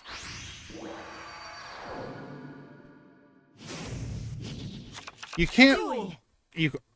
Okay, first of all, you cannot call it hand trap links when typically the most a lot of decks are running is like Skullmeister. That is not a hand trap format. Bro, chill. I'm going to pick a deck at random right now. We're going to pick... Okay, I'm not going to say who. I just picked one. I'm looking at both players' decks. Player number 1, no hand traps. Player number 2 has 3. Let's pick... Oh, actually, hold on one second.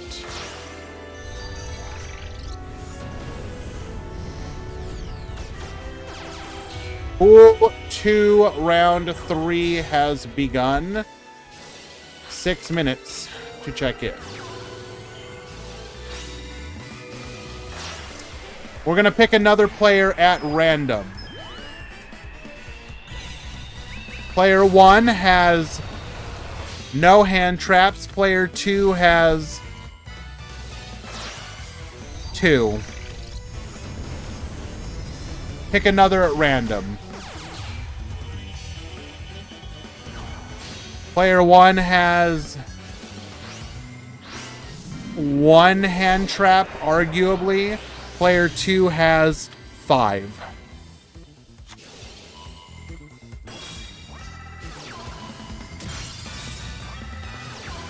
All right, mind control attempting to yoink. We're going to negate. Activating Perform Age Showtime as a copy of Trick Clown. But we are under the Buster lock. What can we do? Forbidden Chalice. Negate. That is certainly a good thing to do. Exciton Knight, wipe the field.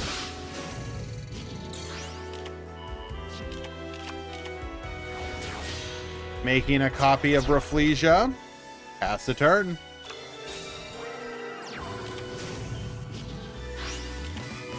Turning Rafflesia into a copy of Trick Clown.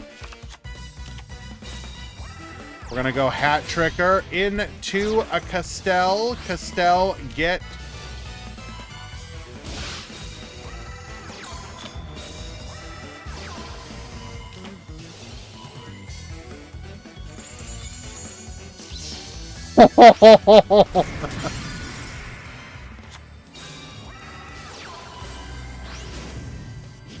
So for those of you that don't know, Castell can either flip a monster face down or send a face-up card back to the deck.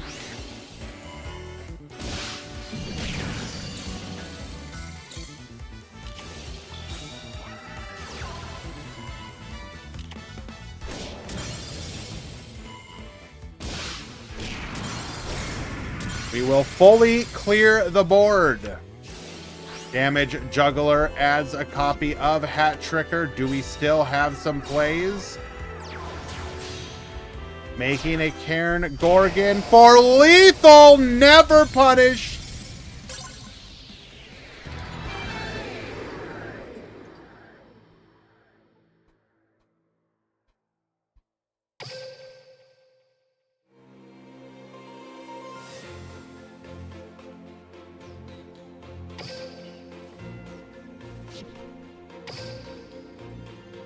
Game 3.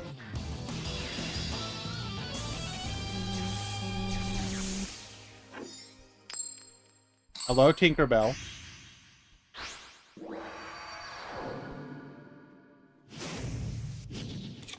Duel.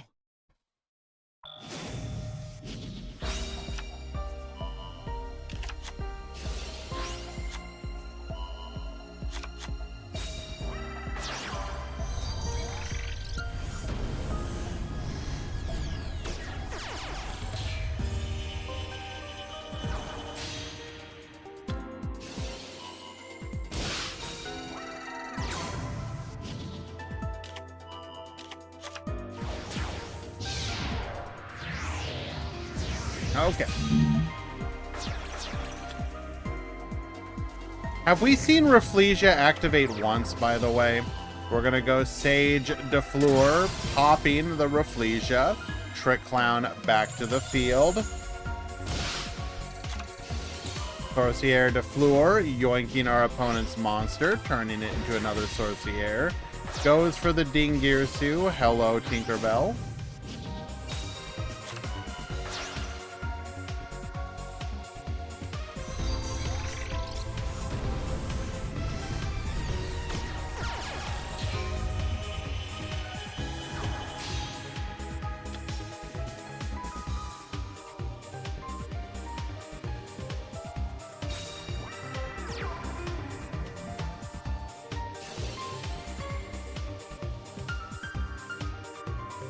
Oh, we are beyond Giga Dead here. Hi.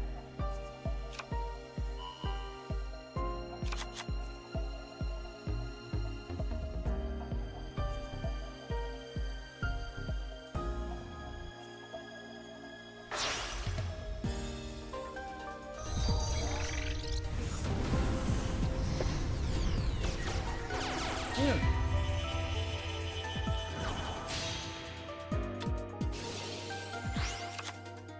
On.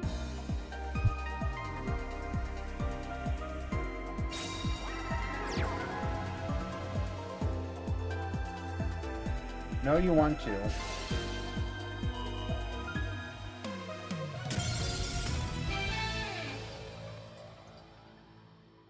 Yoink skills are kind of rude. Is that part needed?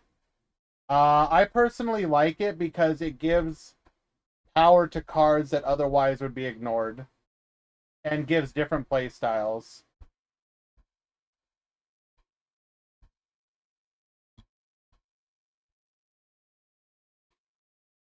You need to make up your mind, baby. Okay. Apparently not.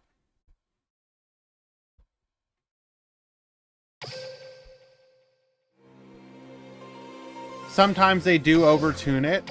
I mean, sure, maybe.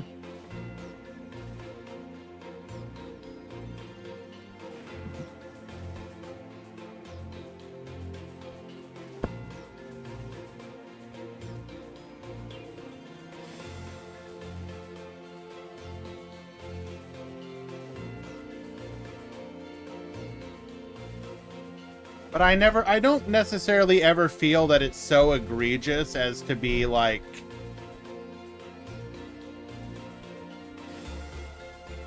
I know. I genuinely never feel like it's so egregious as to be like game breaking. Like, it's annoying, but like, if the end result is something like, oh, Performage gets to be a good deck, is that really like how bad is that really?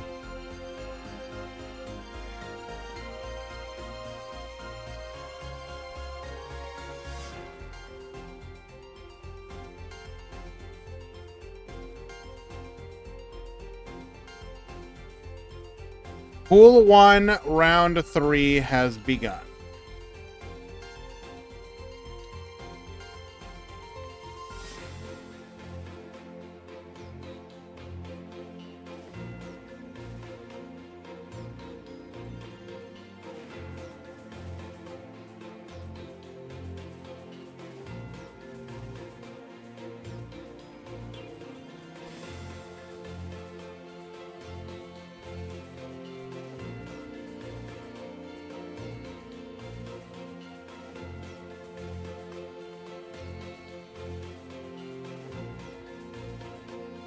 Best thing about new skills is that IDP is not allowed.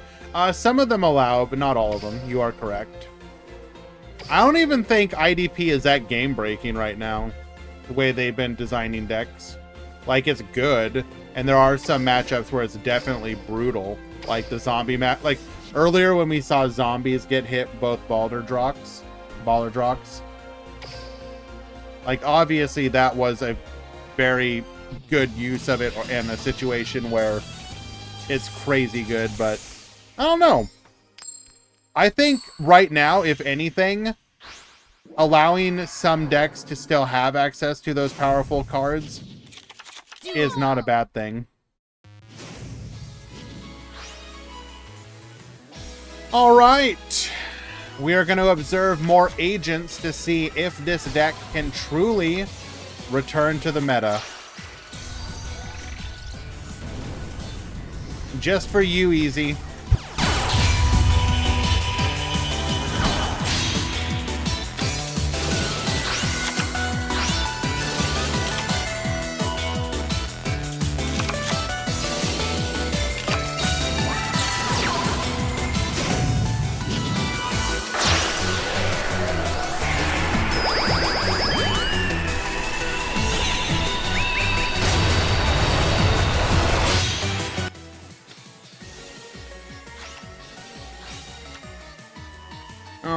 Okay.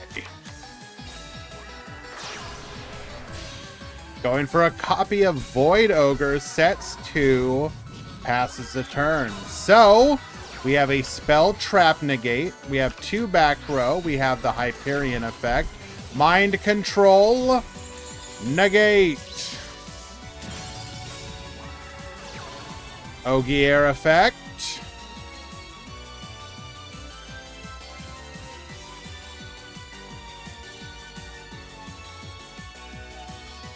genuinely, by the way, if agents are still playable, that's a good thing in my opinion.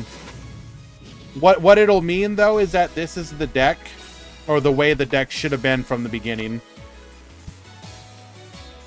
I don't want anyone who invested in agents to feel like their investment was completely wasted, and the heavy-handed nerf, I think, made a lot of people feel that way.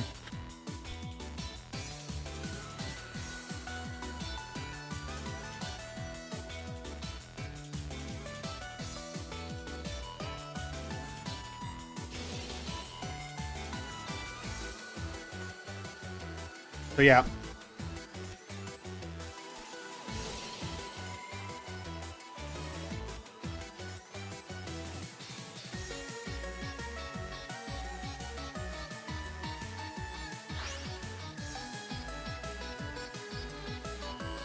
Agents was already a solid base. I don't know why they overtuned the skill.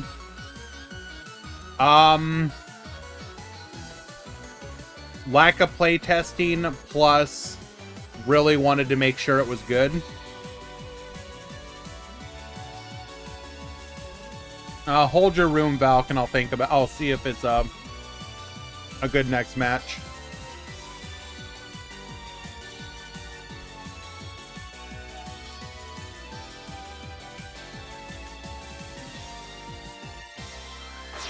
Easy, are you available, by the way?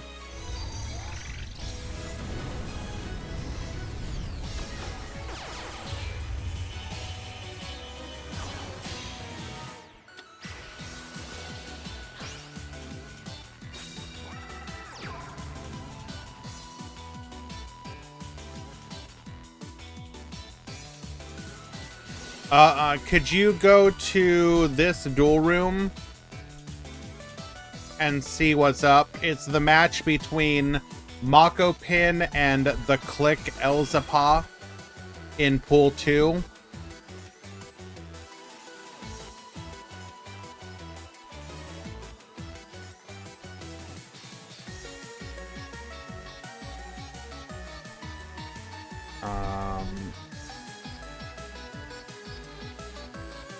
I'll view it when I have an opportunity. I just want to see if we can tell what's going on here.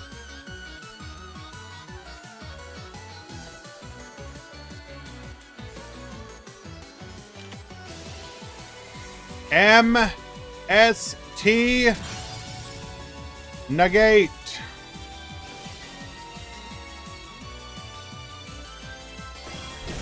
Yoinking the Master Flare Hyperion, beating over the Void Ogre, clearing the board, bring back the Ogier, and that will be lethal.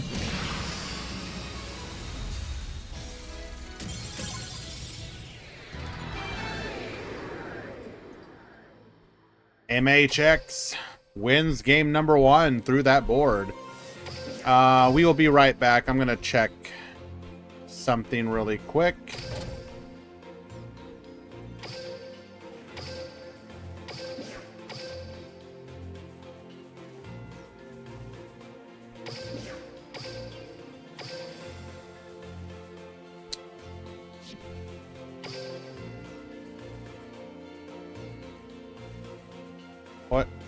What is up with...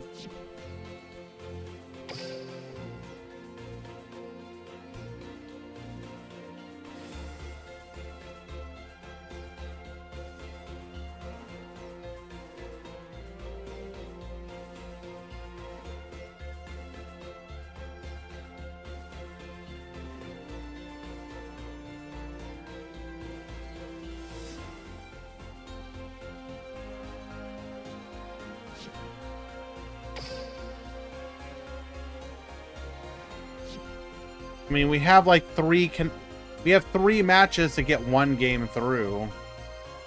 Looks like some serious connection issues.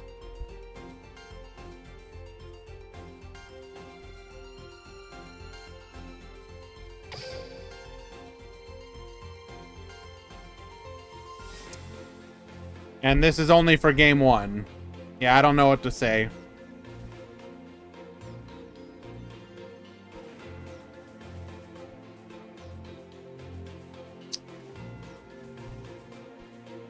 Yeah, I understand, so I don't...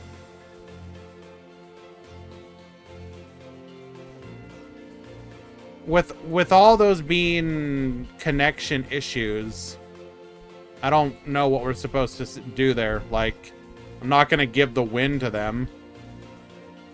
Yeah. Thank you, Easy. Appreciate it.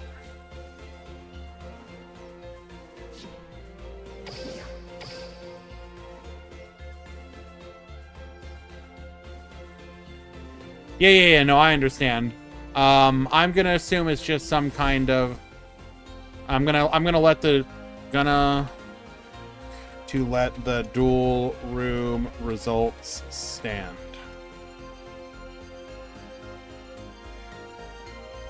When we're showing those kind of connection issues, like make a new room, reconnect, whatever.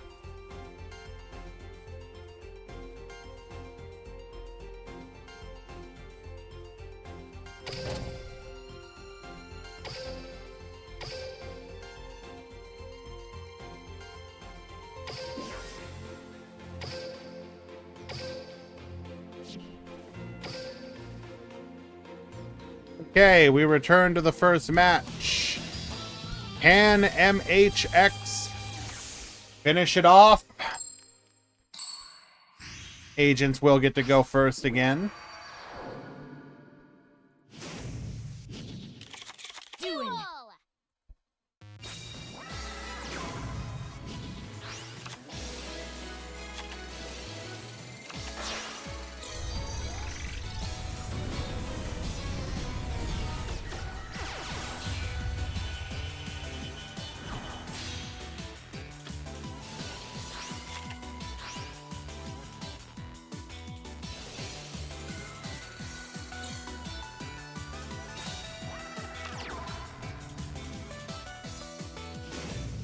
Okay.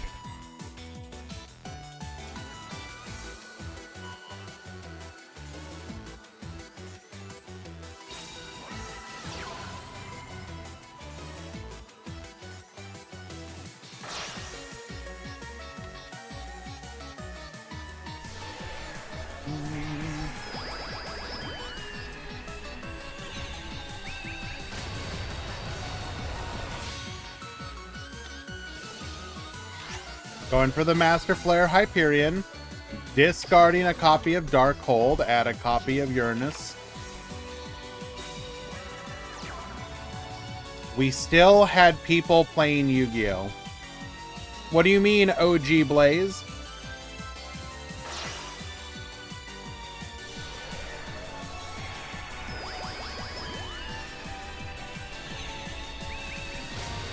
Did you think Yu-Gi-Oh! Was dead?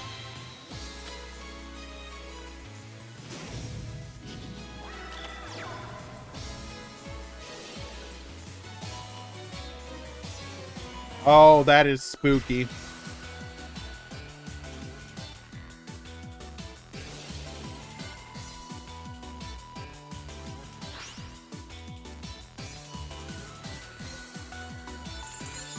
Master Flare Hyperion, Banish the Necrofluor. And we have no more interactions. What candy am I eating? Hot tamales. They're my stream candy of choice.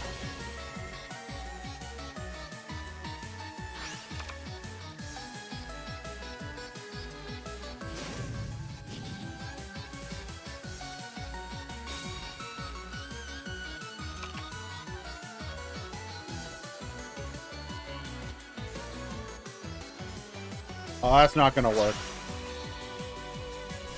Whoops, mirrored.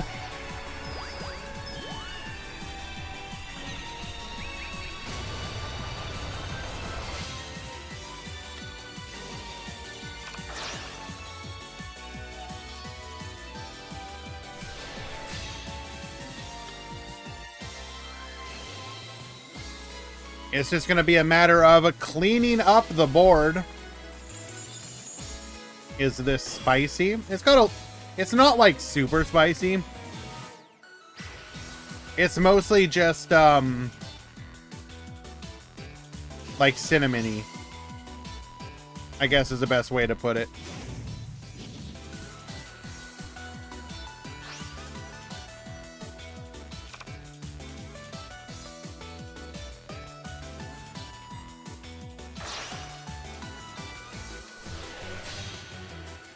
Gonna make a Charles here.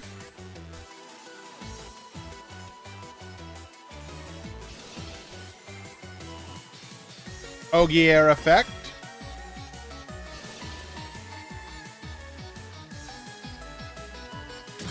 Pop the Haster. Haster get yoinkin'.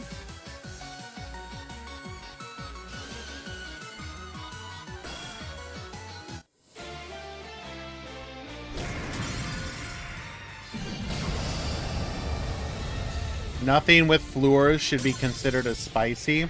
Well, we were talking about the candy, not the match. We're watching this one because of agents. All right, I have a video that I need to watch.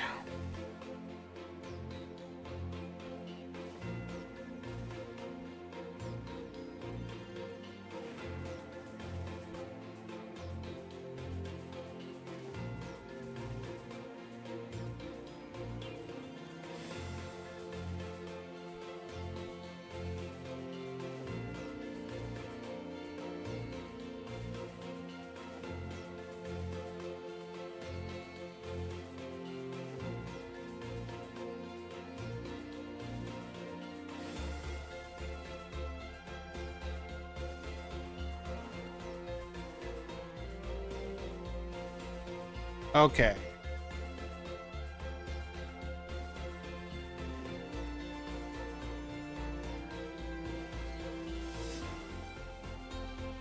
Okay.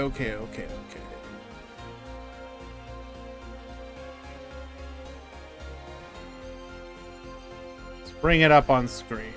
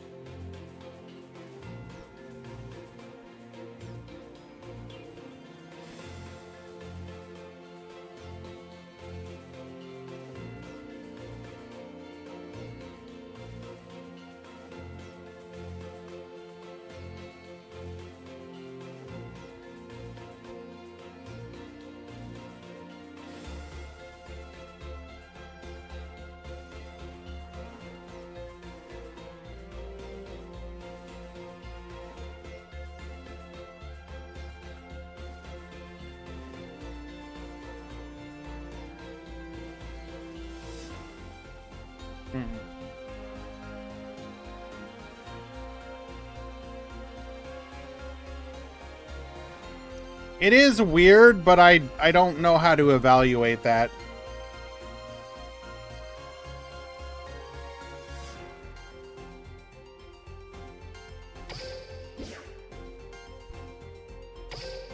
Any Unchained matches? Oh, there's plenty. We just haven't watched them yet. We will at some point. Don't worry. Like...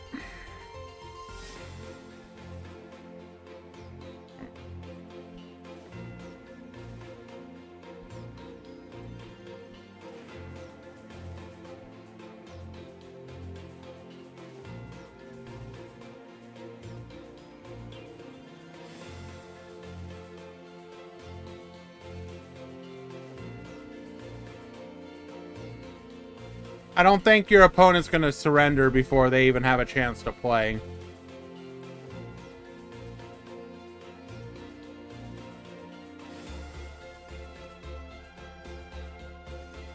And also, I don't think that's a surrender.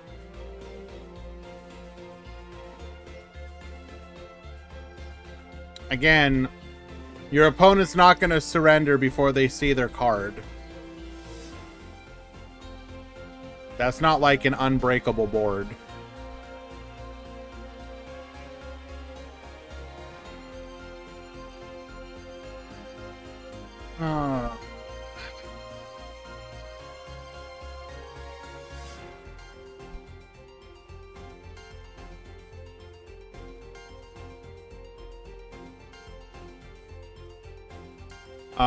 So just because you have connection to other things doesn't mean you can't DC from Duel Links.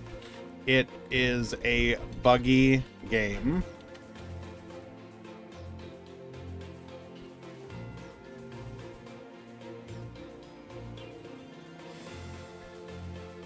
First two games were DCs.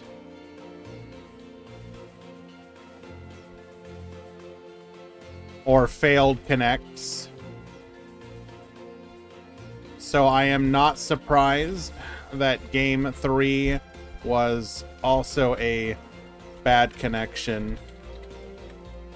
In the future, I suggest making a new room and hoping that gives a better connection to your opponent.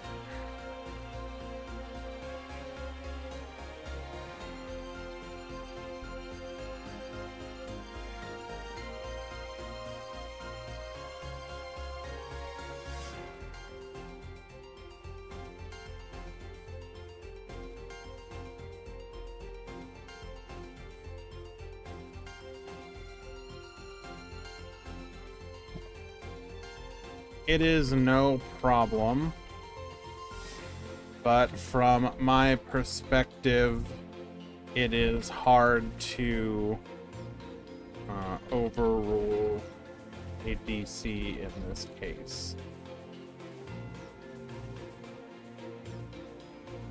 I realize that is not what you want to hear.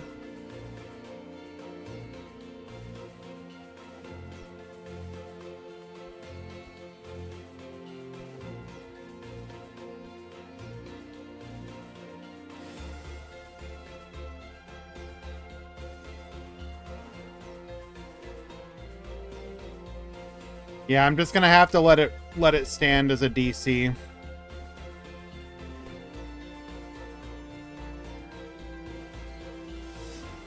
No, I feel bad. I feel bad for anyone who has stuff like that happen. I don't want it to be the norm going forward that, like, well, flip a coin, roll the dice if you get to play Yu-Gi-Oh! Today. I see you. Thank you for the gifted gifted sub to Yami Kisara. Appreciate you, dude.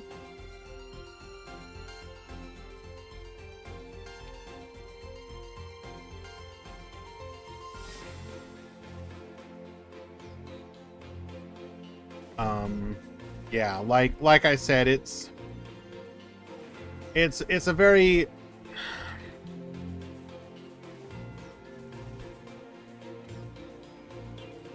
as a tournament organizer, you have to like make the call between being fair and do we know what record is guaranteed top? Well, X1, obviously.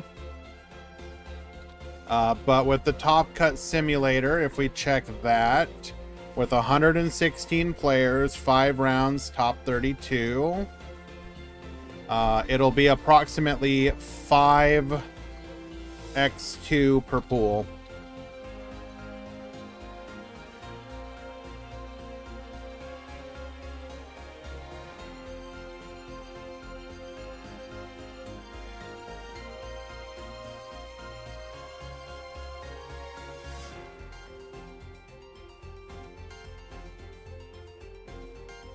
Okay, let me see if I can find us another match.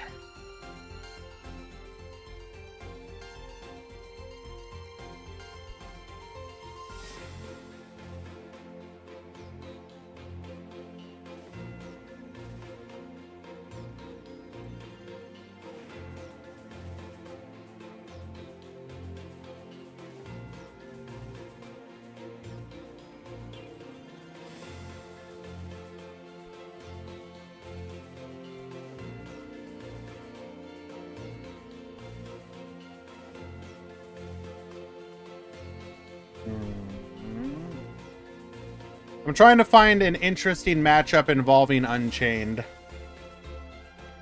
since we had a request for that.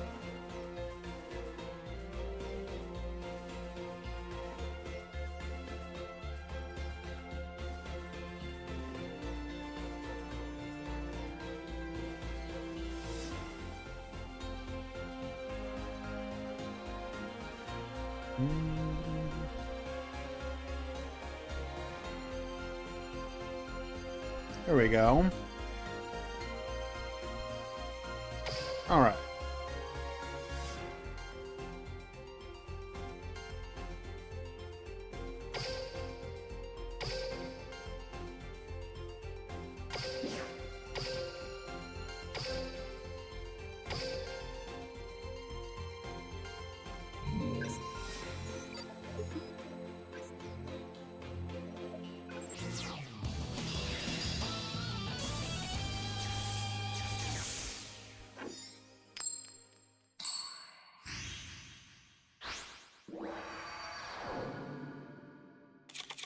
Let's duel.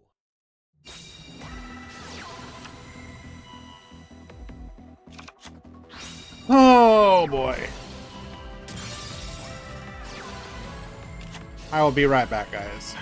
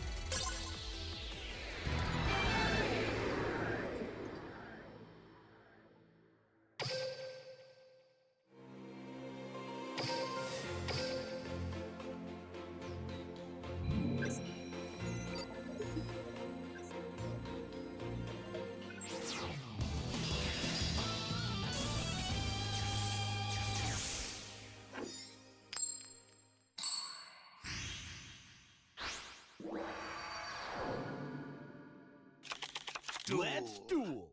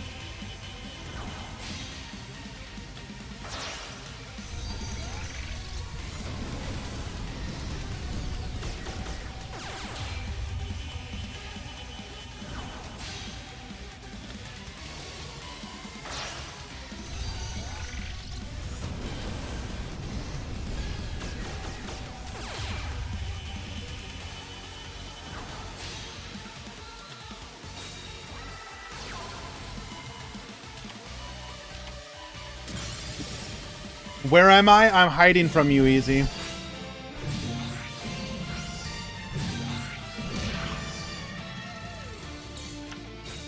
Nah, just handling a mod call. Nothing major.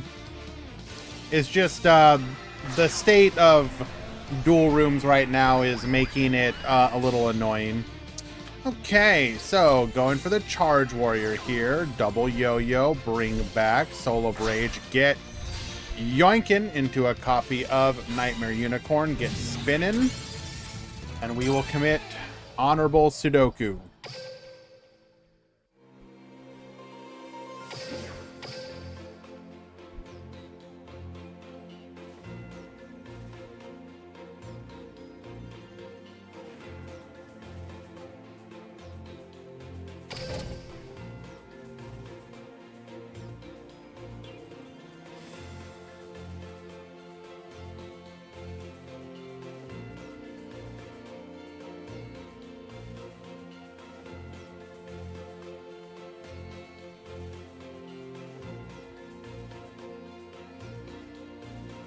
Did DLE completely stop hosting tournaments? To my knowledge, yes.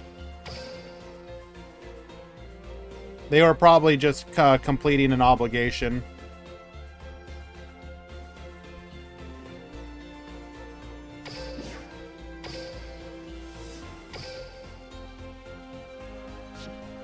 Alright, so we're hopping into a game 3.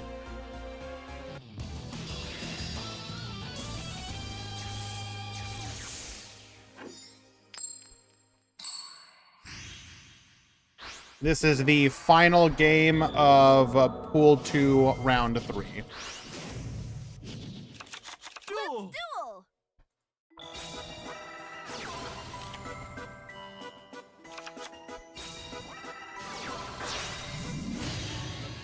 Okay, Shadal versus what appears to be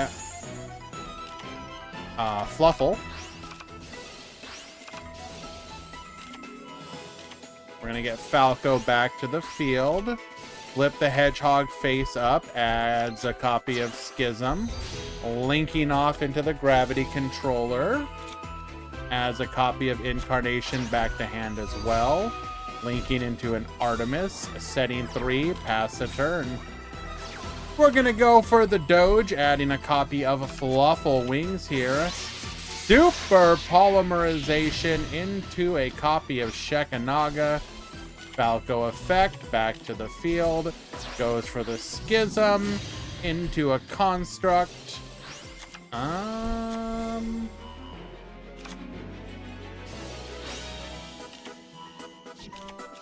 Was it? Do we really not want to go for... I feel like this might have been a mistake. Why not go for Winda here?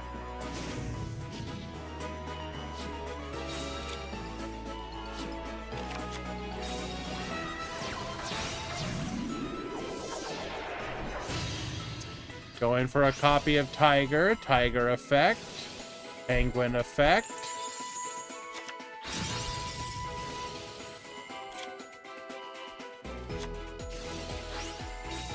Repair, putting a copy of Dolphin on the field. We're going to reset the Toy Vendor. Toy Vendor number 2. Toy Vendor effect adds a copy of Owl to hand. We're going to go for the Fright for Fusion. Into a copy of Cruel Whale. Cruel Whale effect. Get poppin', adds a...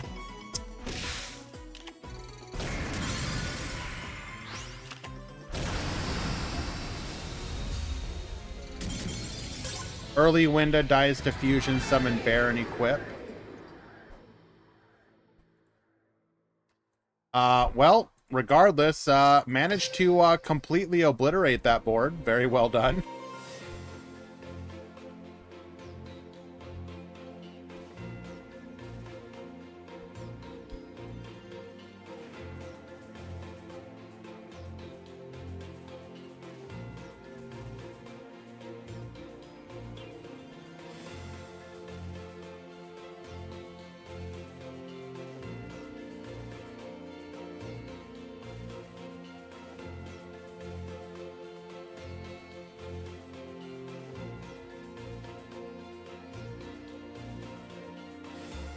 Pool 2, round 4 has begun.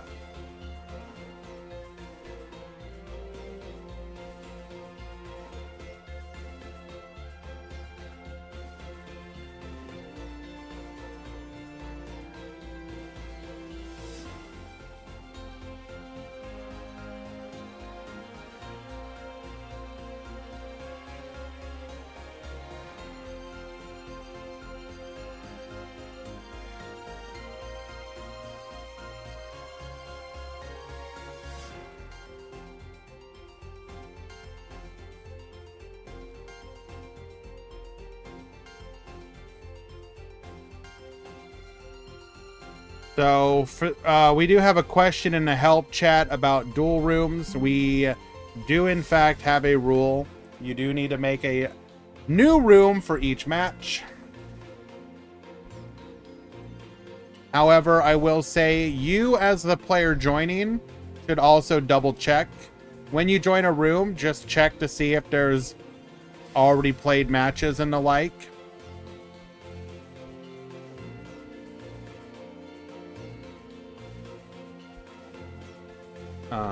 Player 2 joining should also check if the room is new by checking for played matches.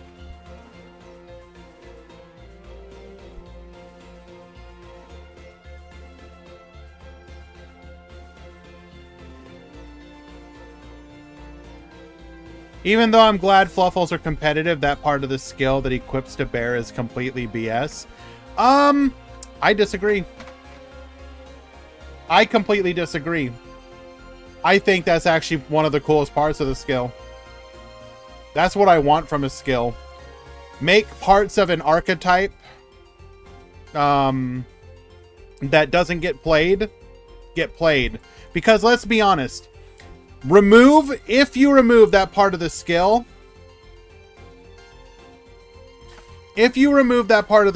is Bear ever getting played ever? Be honest. Be absolutely honest. If Bear could not equip with the skill like that, would you ever play Bear?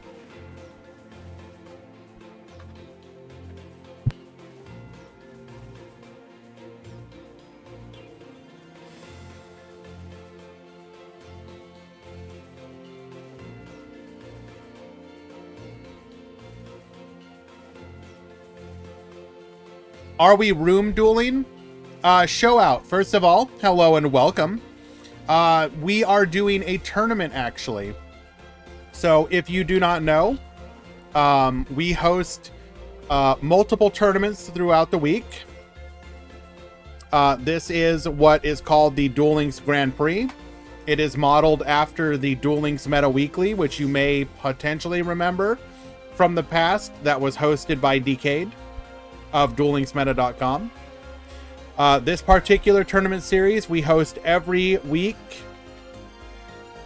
Wednesday at 2 p.m. Eastern. It is a 5-round top 32 Swiss tournament with a $50 prize pool.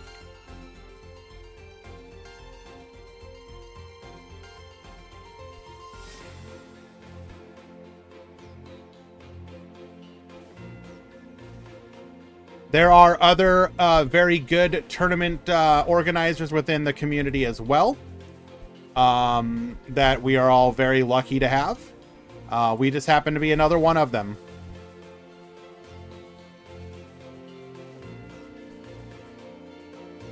Do we have a breakdown? Exclamation point breakdown. I will also put it up on screen. The purpose of this tournament is to get a meta snapshot of what the game looks like. So, for example, here is our previous tournament.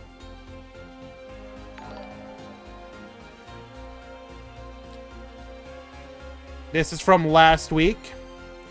You can see that in our top 32, we had 9 Borrelink, 5 Defleur, 3 Blue Eyes, 2 Mayakashi, 2 Shadal, 2 Red Eye Zombie, 2 Perform Mage, 1 Infernoble, 2 Infernoble total, 1 Ballardrock Zombie, 1 Necros, 1 Dark Fluid, 1 Neos Ubel, and 1 Shirai Nui.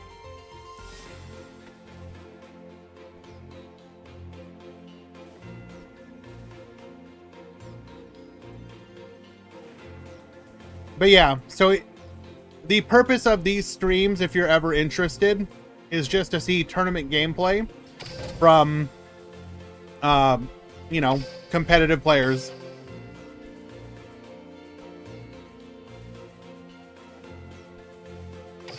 It is meant to emulate the tournament locals experience, essentially. You show up once per week. You either play or watch, just hang out. As you can see, we got a bunch of people in the chat, just sort of enjoying the experience. The idea is to help continue to... we're not in the top 32 yet, Perfect. That was from last week. That was before Unchained came out.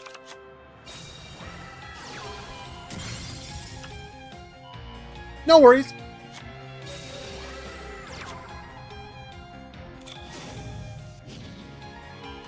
Alrighty, this is game number 3 between Tacny Frog and Sanji. We're gonna go ahead and hit our Escape of the Unchained with our Aruha, but we do have a Skullmeister for that. Forbidden Droplet. We're gonna negate the Sarama here. Unable to recover there. Goes for the Rapid Trigger. I just want to know if I should go 9k gems on the new box or dig for 2 more Fluor. I mean, it depends on what you're looking for. In theory, the new box can give you several new decks. But then Fluor can be used in a bunch of different decks, so it's like... you got options.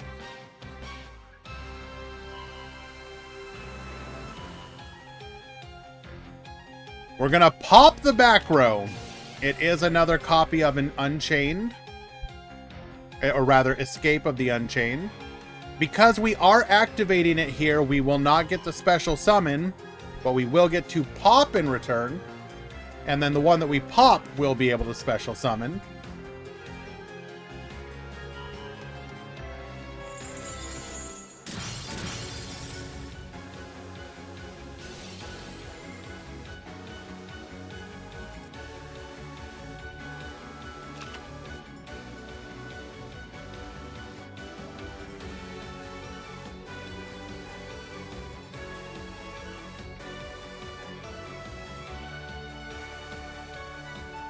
Who made the duel room, Cedroni? I will double... just continue playing like normal for now. I will double check if it was made correctly. Sounds like your opponent made it incorrectly.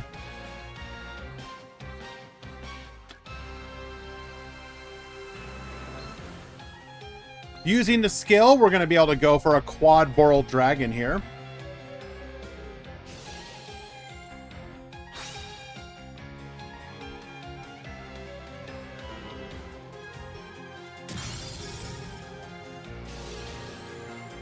Pop in the Rakea. Rakea is going to be able to float.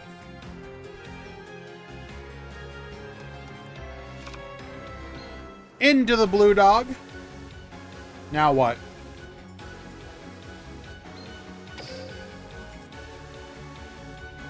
Now what, Sanji?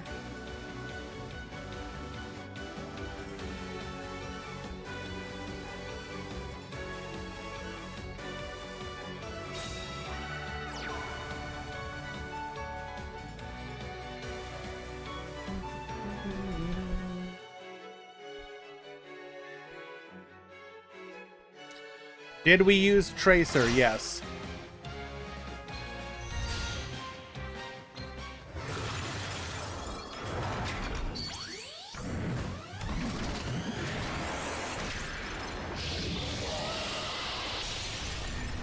Did I see Max C3? Yes. We talked about it at the beginning of the stream.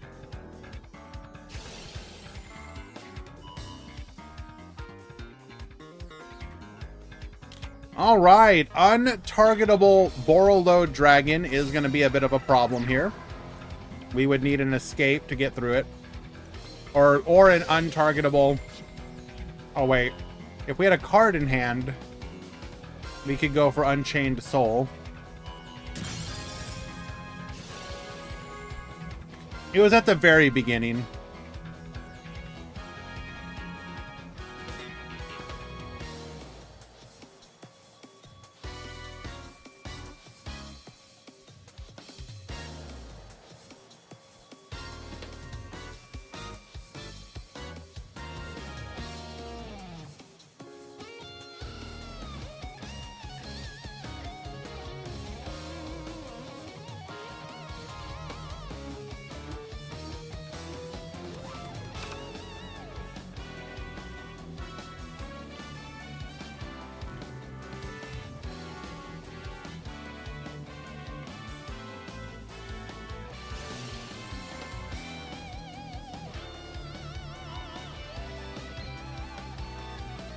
So escape is going to allow us to be able to out the Borreload Dragon.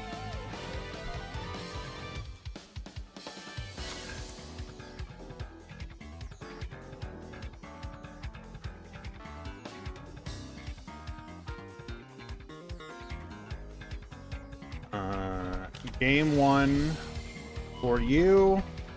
Game 2 at 12 minutes.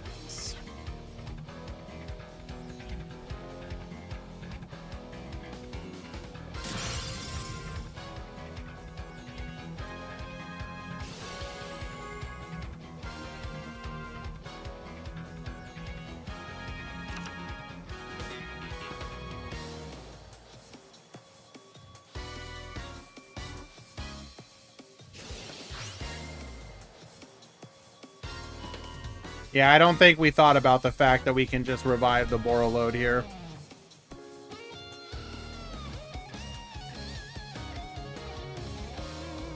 We are back into the grind game.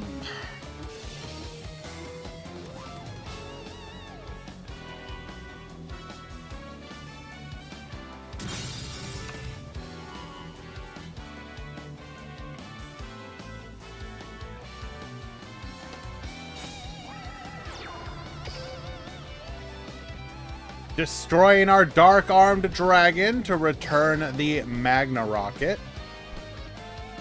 We are well beyond the point where we would be able to use Dark-Armed. We're going to go for Rakea. We're actually about to go into round 4. This is the final round of... or final match of round 3 for this match.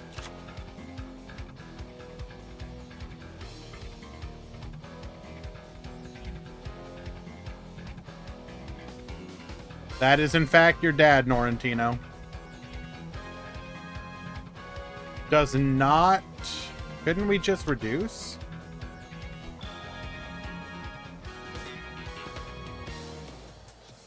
Why didn't we attack? Oh, it would have just revived itself anyways. Wait, no, it wouldn't have. Why didn't we attack? I'm very confused.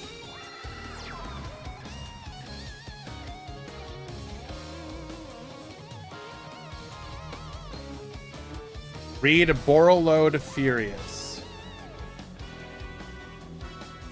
Oh, can't that right. Yeah. Can't use the effects. Got it.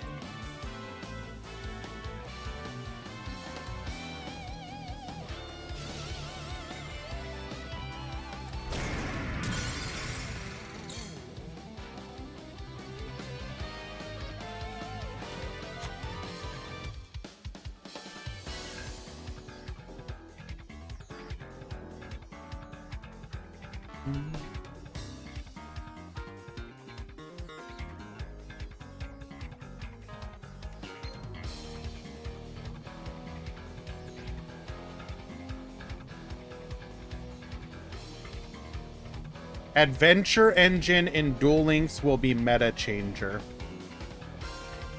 I mean, first of all, if you try to envision them bringing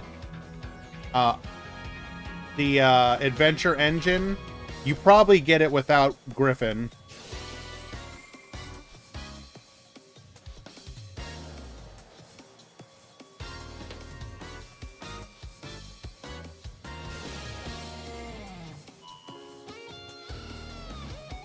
Even with the nut.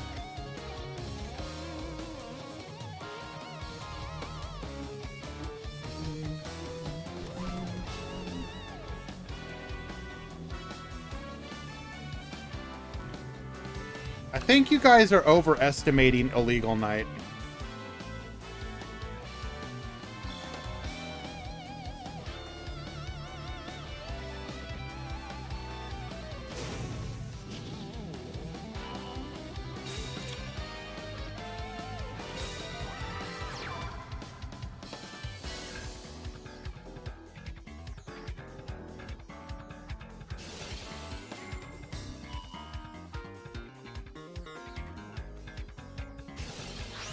What happens if I negate it or destroy it?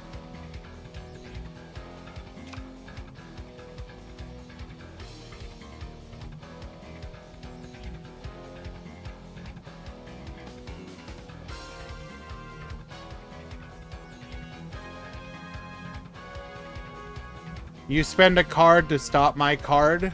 Yeah? That sounds like Yu-Gi-Oh! What are you expecting? That's literally Yu-Gi-Oh! Spend a card to stop a card. Are you expecting to be able to stop it? Like, for free? Like, what?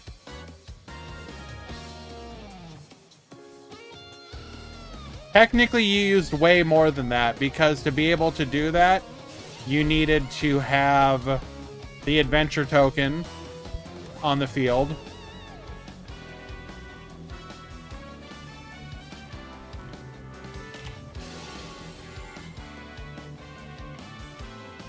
Alrighty, we are now in time.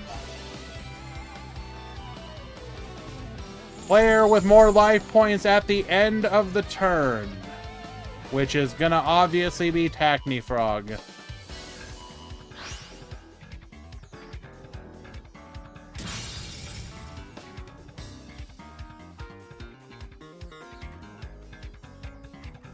You're right.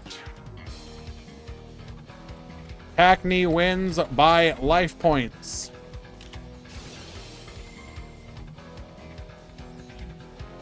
Please surrender.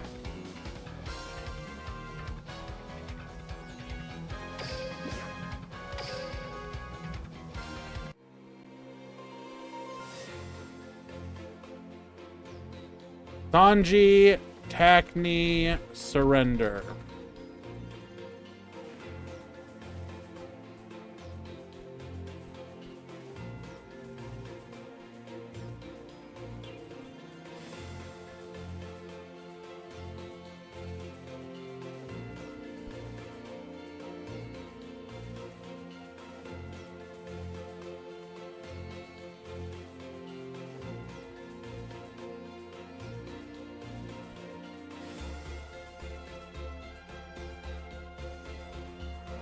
Pool 1, round 4 has begun. So, who was it that was asking for help? It was Cedrone.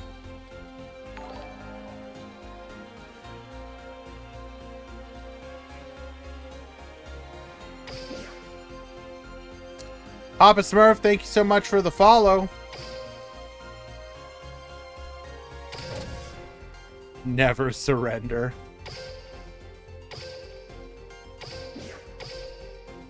All right, so room name is Muck Muck.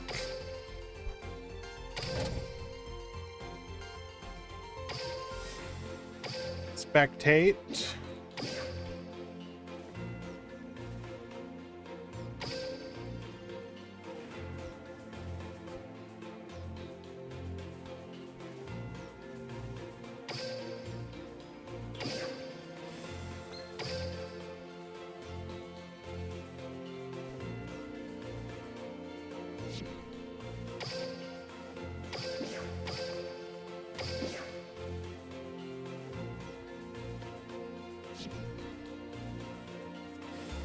Okay. That does mean somebody gave the duel room.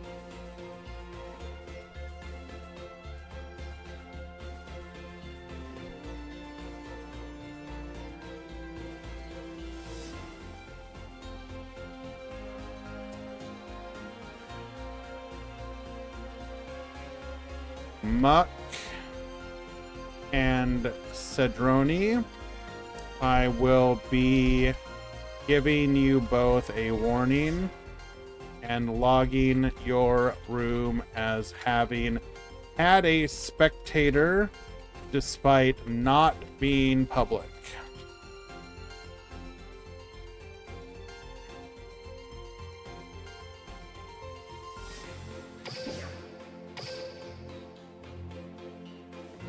As Cedroni was the one who told me the warning is minor for them and major for Muck.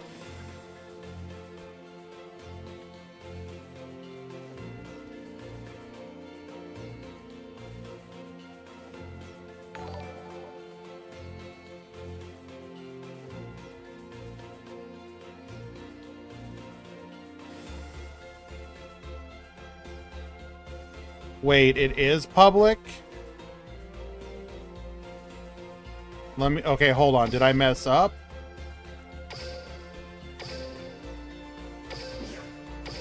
Room name is Muck Muck. Oh my god, is it cap? Did I mess up by not capitalizing correctly?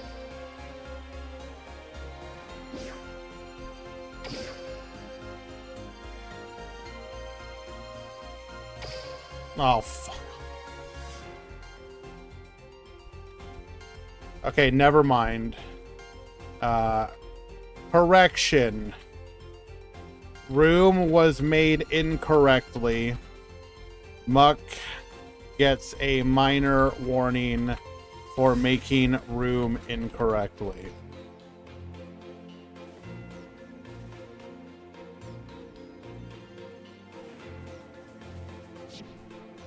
You know what? I'm happier that's the fact.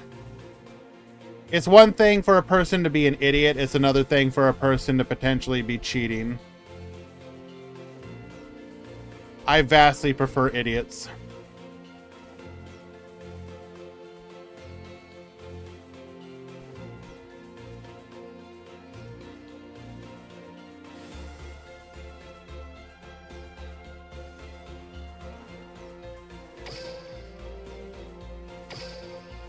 I don't mean that in an insulting way. I'm having fun. People, our players know that I adore them.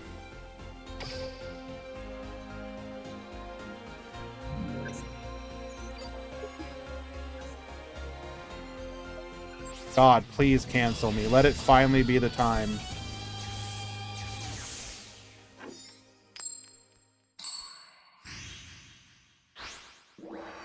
All right, we are in round number 4. Duel. There are no clips. They're all fake. They are lies. Ignore them, please. Thank you. God, no. Not the children. Look, you're missing the context.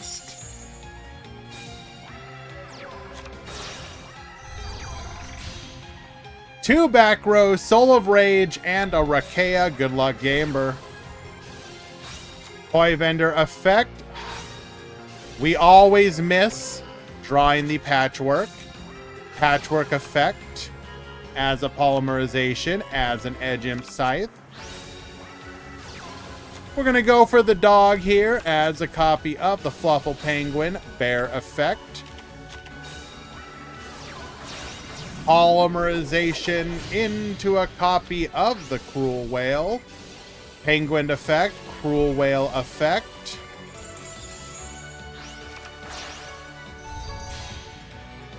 Going for an Anguish here. Draw one. We're going to get poppin'. Escape is going to float into an Aruha. Adds a copy of Dolphin here. Goes for the repair. Dolphin to the field. Gonna reset. Okay, what pops here? Okay, so we're adding the Unchained Soul. We reset the toy vendor. Going for a copy of Abyss Dweller, which gets boosted because we have Dolphin on it, which is hilarious.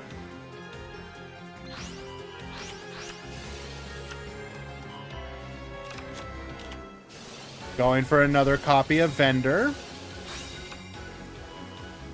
Adds the bear to hand. Fluffle Owl adds another copy of Polymerization. Using 1, 2, and 3 into a Tiger. Tiger gets popping. We're going to be able to revive here. And the soul will come back to the field as well. That will end the turn. Abyss Dweller, Anguish effect. We're going to yoink, allowing us to go into an Abomination. Scythe here into a Cruel Whale. Cruel Whale gets popping as a copy of Penguin back to hand.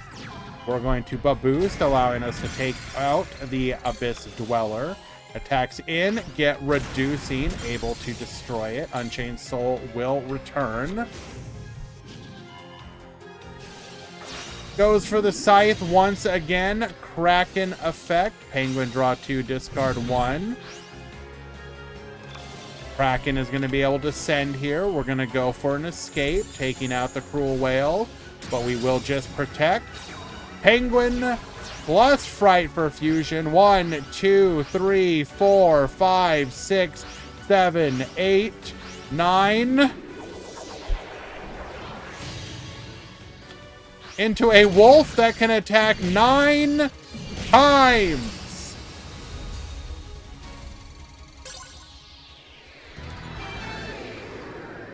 Grand, show us some heavyweight matchup, not these randoms duking it out. 2 messages later, based fluffles. First of all, both of these players, one of which is Bismuth, who is a well-known top player.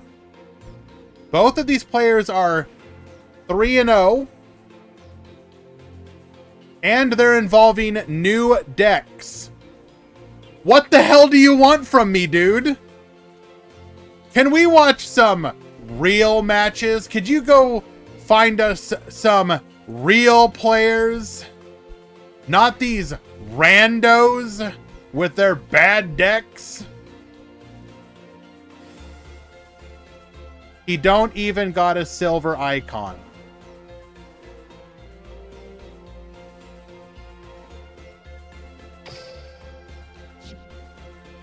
You know what? I don't want to watch anyone who doesn't have a gold icon. I literally can't be bothered at this point. You're wasting my time.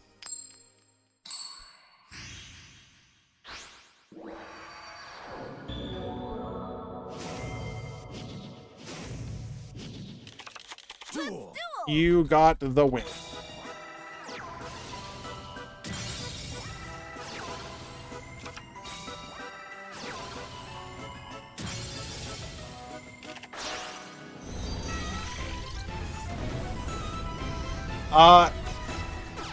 Paris, technically, yes. You are wasting my time. But I'm okay with that. Alright, similar setup to before. We're going to go ahead and pop the toy vendor here.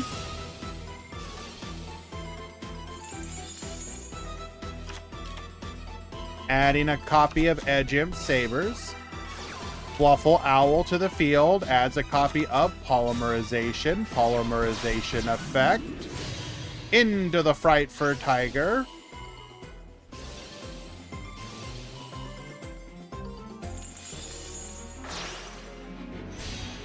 Making an Anguish. Draw, discard. Chamber floats here. We're going to go for the repair. Making a Dolphin. Dolphin resets. Patchwork, adding a copy of Polymerization, Edge Imp Chain. Sabers back to the field. Toy vendor effect. Wings. Gonna go ahead and refill our hand here. Adds a bear back to hand. Polymerization into the cruel whale.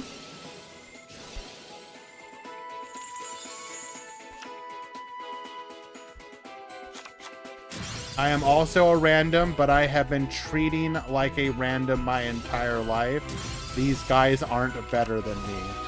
What? Bright for fusion. Into the sheep.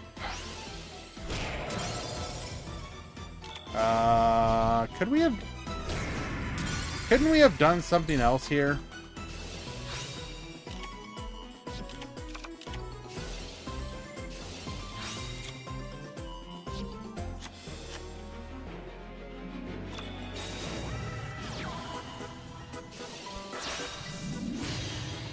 Gonna go for the cruel whale. Cruel whale gets poppin'. Skullmeister on the Fluffle penguin. Adds a dog back to hand.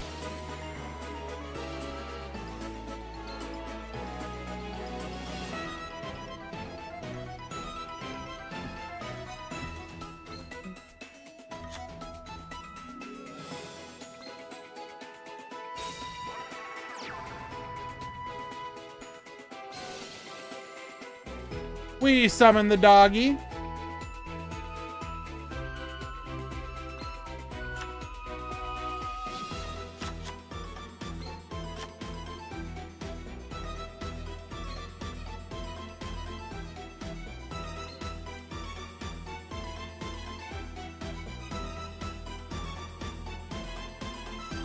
To battle.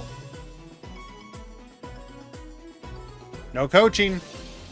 Sheep attacks. You are now under the Armades effect. Cruel whale, get Babustin. This world is unfair. Damn, you're too real right now, bro.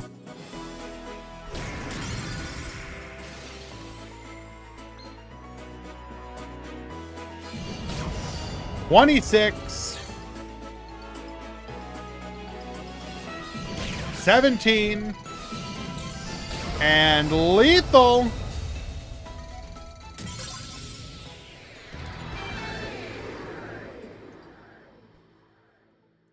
DJ Miguel will move on with a 4-0 undefeated record. Well done.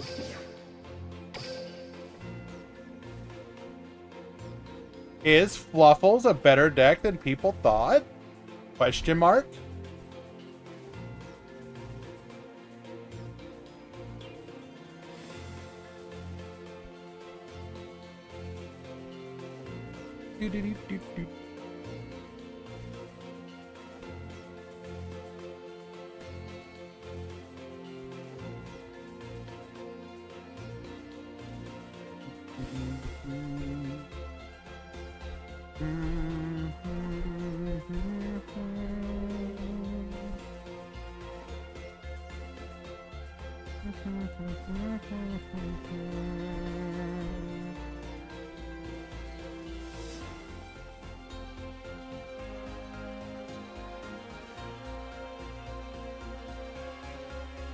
Let's find some more randos to spectate.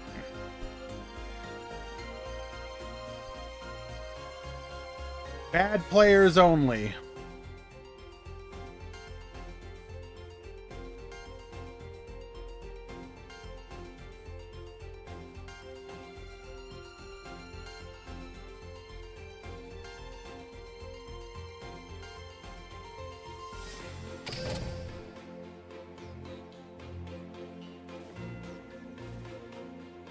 I am ignored and treated like shite by others, but people who aren't necessarily better than me are being treated like gods in this community. But in reality, they are just small fishes in the ocean. No KC Cup icons.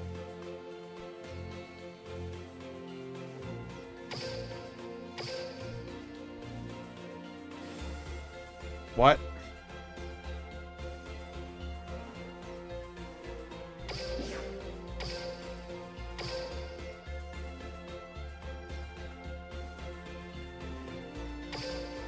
I don't think anyone goes like, who treats players like gods, quote unquote? Like, people get recognized because, like, they've gone to Worlds and stuff.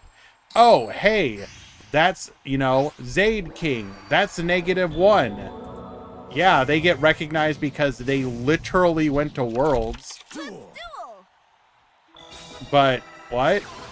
Like, nobody says, like, oh, I'm just going to treat, like, nobody treats, like, I don't even, I'm stammering right now.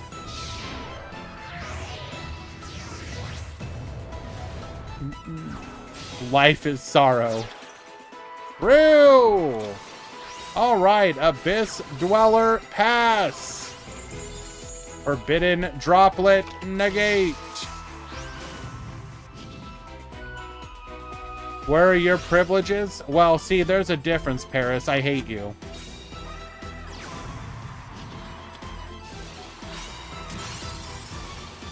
Gonna go for the Scythe here. Penguin effect, Cruel Whale effect. Disruptor Dragon, we're gonna be able to add a copy of Rapid Trigger here. Gets poppin'. Set 2 and pass the turn.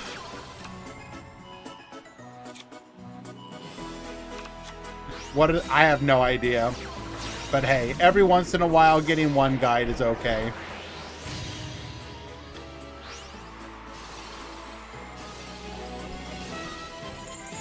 Okay, a second copy of Cruel Whale here. Pop in the back row. It is a Necro Fusion. We're going to go Fright for Fusion. Bunish 1, 2, and 3 into a Tiger. Tiger effect. Take everything from him. VS is BS. What? I want a roll for being, like, I don't know, the most popular Tenyi player. Are you the most popular Tenyi player?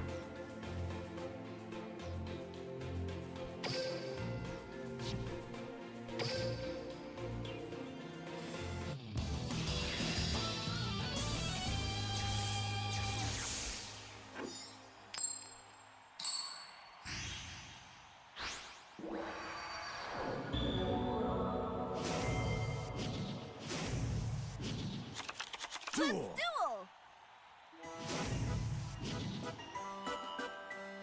Okay. 2-1.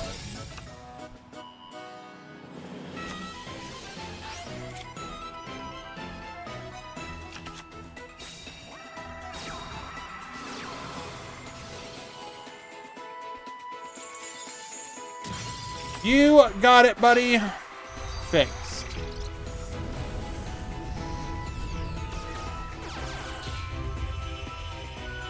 Mooly, let's be kind, please. No need to call a punk. People, disagreements are fine. Weird comments are fine, but let's keep the insults to a minimum. Alrighty, we're gonna go Bear here, getting a copy of Toy Vendor. Toy Vendor's effect. Draws into the Patchwork, you love to see it.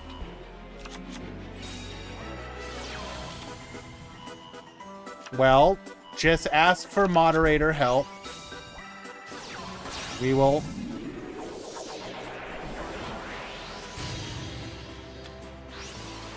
Gonna go for the Cruel Whale, gets popping, hits the Necro Fusion, Edge Imp Sabers. We will have the Rapid Trigger here, though, which we're gonna chain our Tracer to.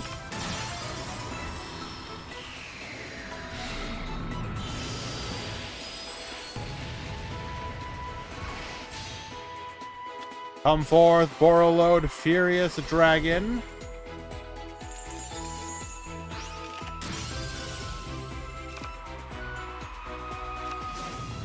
Activating Borreload Link here. We're going to get a free copy of the Quad Boral Dragon.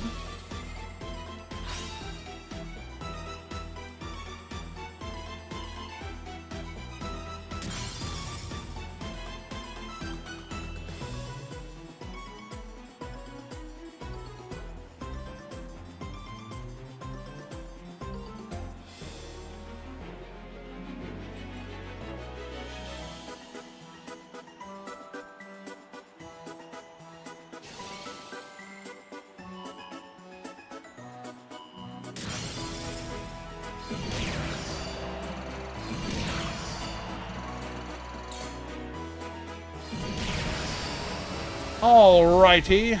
I return, sorry. Sanji takes game number 2. After being able to disrupt our opponent's plays just enough. Game 3.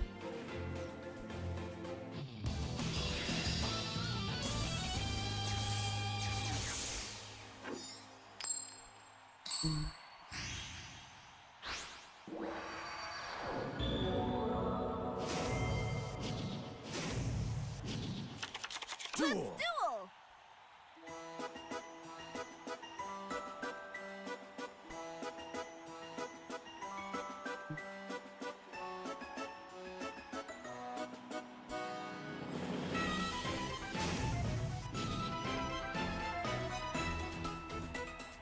Alrighty.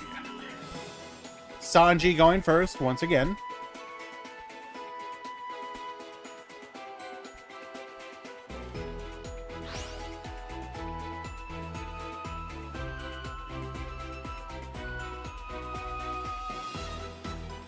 Revealing the Exploder Rocket, we're going to be able to send 2 from deck to graveyard, electing for Spiral and Double Disruptor Dragon.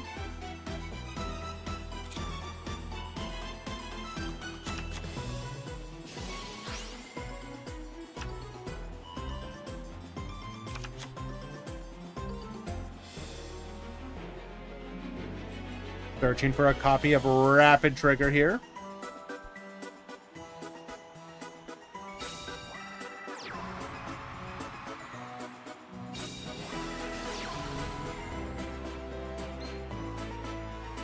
We're going to go Quick Launch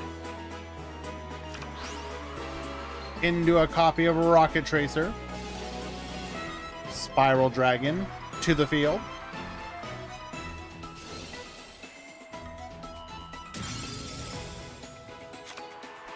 This music is so clown roll. True.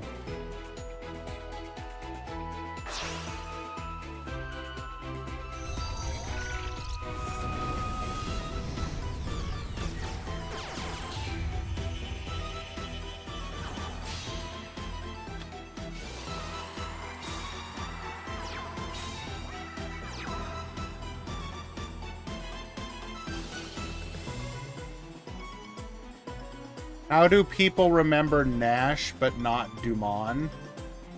What?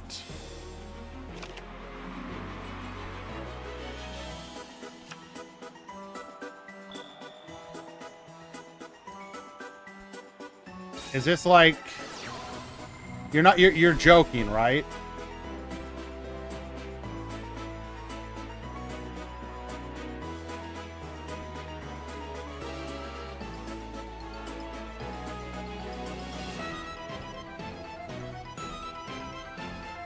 Like, we're talking about, like, one of the main characters of a series compared to a guy who is who mega lol? Yes, Kaba. Literally one of the Barryan Emperors.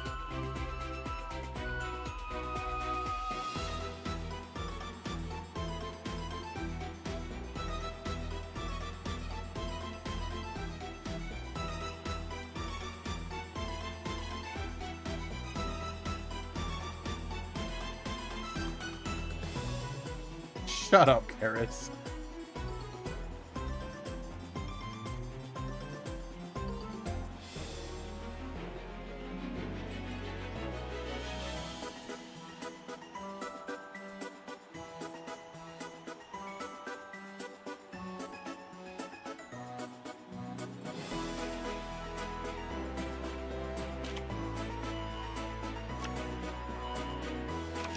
All right, adding a copy of Polymerization and Edge Imp Sabers.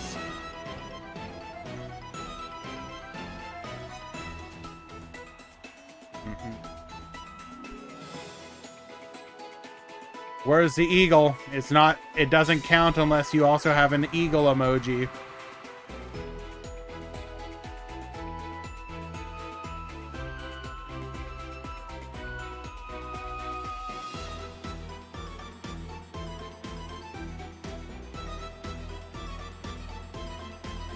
Thank you very much, Dwan.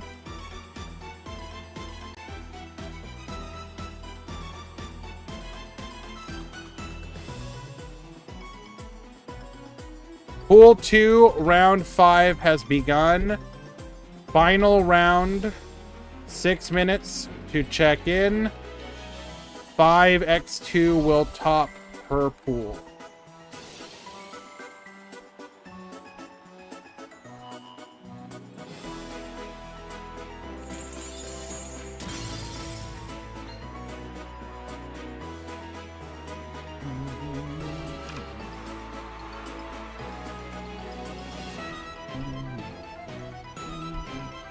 Thank you very much, though, Dwan. I appreciate that.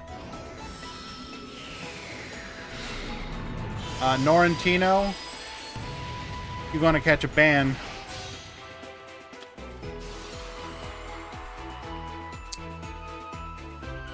I could have you have mod powers to make that announcement, Norrentino, but you chose not to. Unlucky.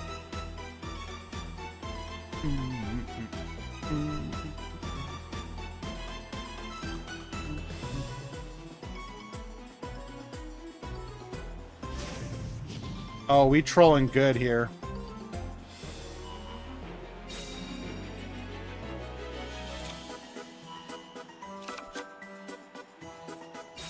My English is not bueno. I can't make announcements. Damn, how did DLE manage?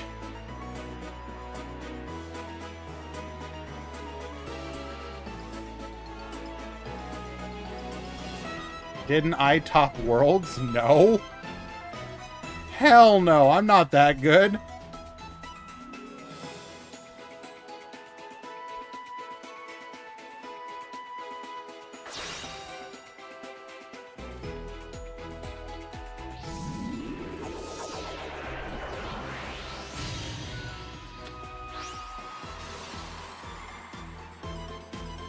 He topped the meta weekly. It's even better. True!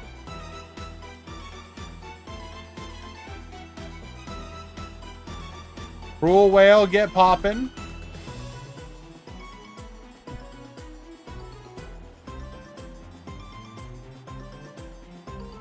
How could I win the first... Wait. No, I lost to the first... The first and only Rush Meta Weekly. I got second place. And it was a duel room. And then I came in as one of the top 2. So then I played against the opponent. I played Psychics, and I hard bricked both games. So now you can understand why I hate Psychics.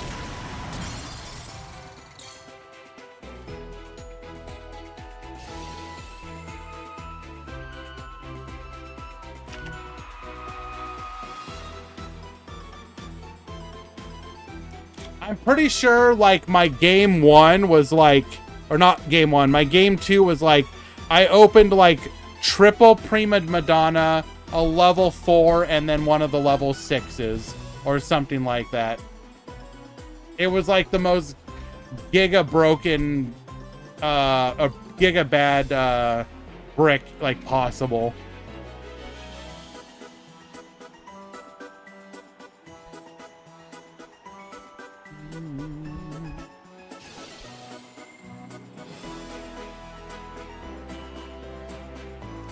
And I only participated, like, Rush is not, like, my preferred. I was doing it just to kind of support the community. And, also because it was, at that time, it was Decade checking out Duel Links again because of it. And I was like, well, time to put my money where my mouth is, so to speak, and do everything in my power to help support this, but alas, it did not matter.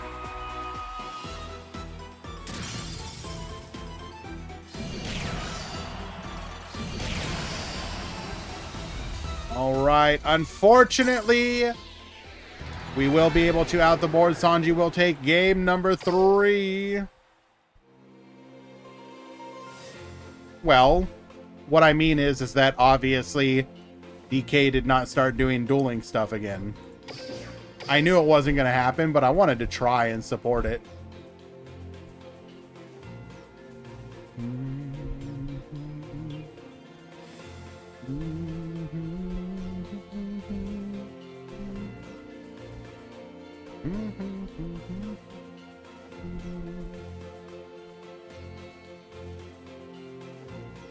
That hard brick, like getting to a finals where you're basically getting casted and it's like, and he bricked. And he bricked. I thought you were saying rush. Well, I mean, what do you... Rush is not like... It didn't exactly, like, pop off. I'm not trying to be disparaging, but compared to other world launches, it didn't have the same effect, no. But again, it just like how I've been hosting the tournaments, it was a moment where I was specifically doing like the, you know, how to put it, like show support, even if it's not the thing that you are personally interested in. Like, I'm not, and even that is like a weird one because it's not that I'm disinterested. I am intrigued by it in theory, but like, I don't know. I'm just yapping. Point is, I was just responding to the fact that I bricked in finals, which was really unfortunate. It really made me sad. Oh, Kim friend, of course not. By no means. But you have to understand, that was at that point where, like,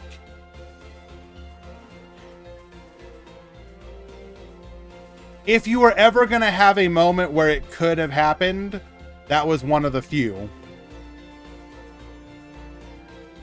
Have I ever thought about doing a silver icon run? For what? For the KC Cup? No.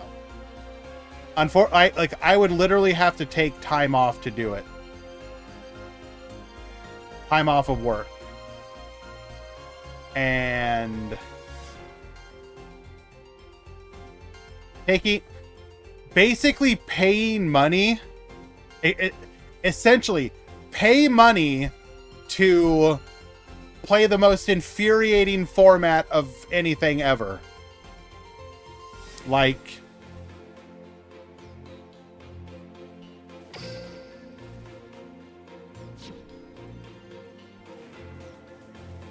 it would have to be like a meta that I like really, really loved and felt like I had an opportunity. Like, I don't know, Tri Brigade has come out or something. Okay, I need to pick a match. So yeah, let's go find another match.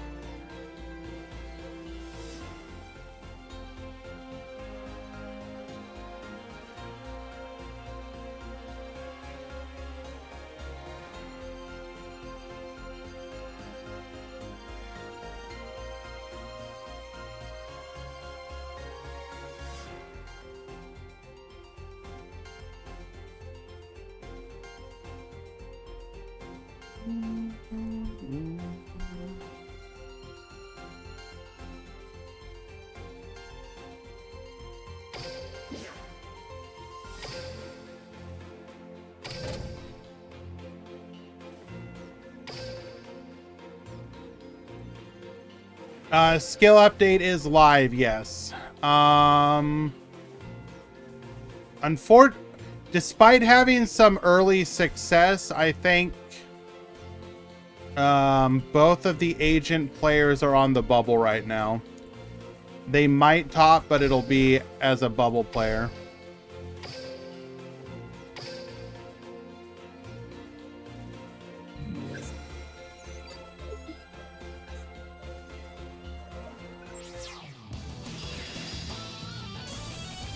Sad truth is, it's only us weaklings which talk badly about the KC Cup.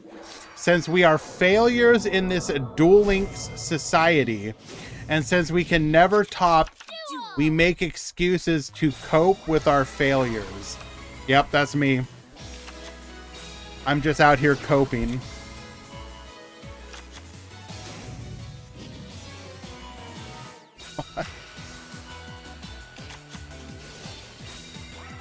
I just wish I could find a place within this Duel Links society we live in.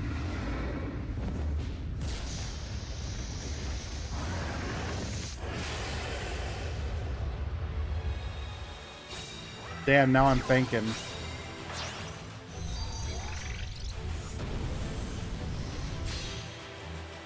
Goes for the Link Karibo! Chaos Summoning Beast as a copy of Fallen of Paradise. We're going to tribute to add the Raviel Lord of Phantasms to our hand. MST, negate the field spell. Dark Hole, wipe the field.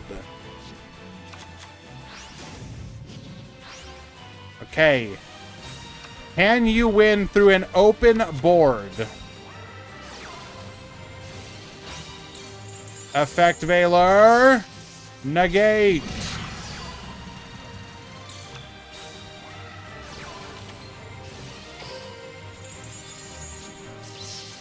Why couldn't we Hyperion here? We returned Hyperion to the deck.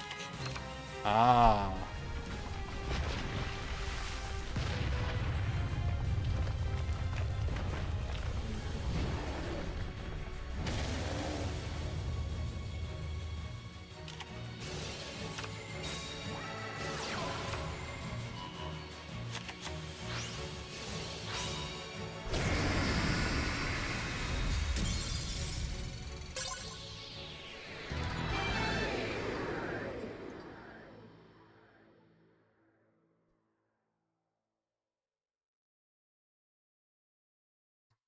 Alrighty. Pool 1, round 5 has begun. Final round. 5x and 2 will top per pool.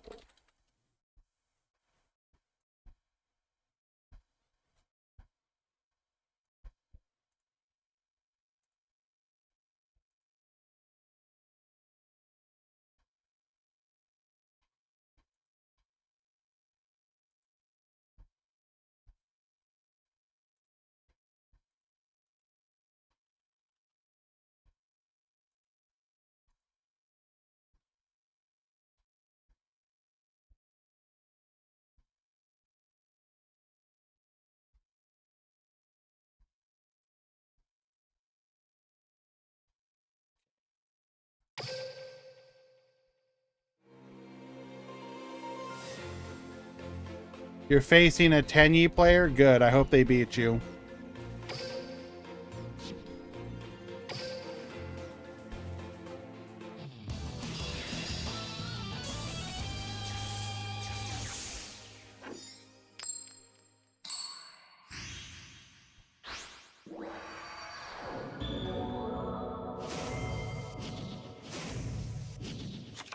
Duel!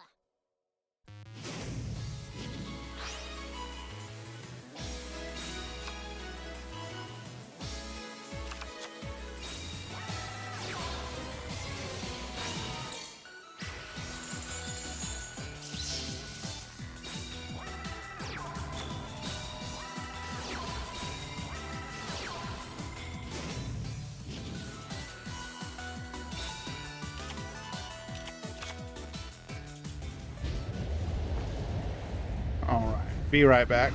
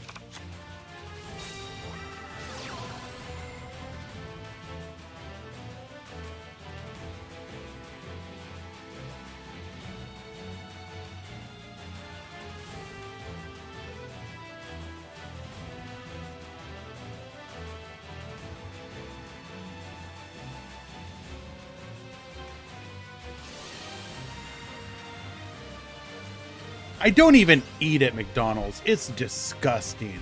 I went there to drink soda and wait for my girlfriend to come home, since I'm across the street from a McDonald's.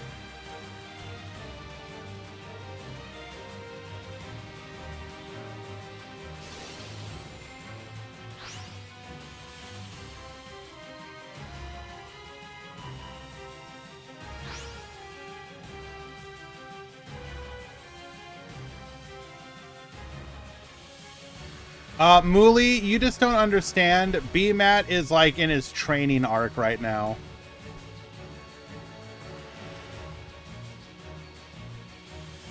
One day he's gonna take the weights off just like Rock Lee. And the meta's not gonna know what hit him.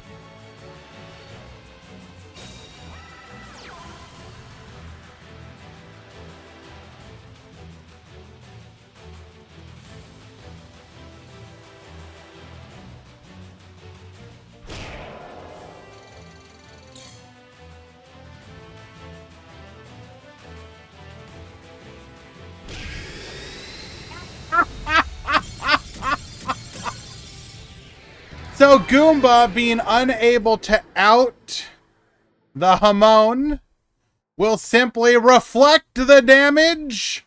Why do you keep hitting yourself? Why do you keep hitting yourself? Yubel, why do you keep hitting yourself?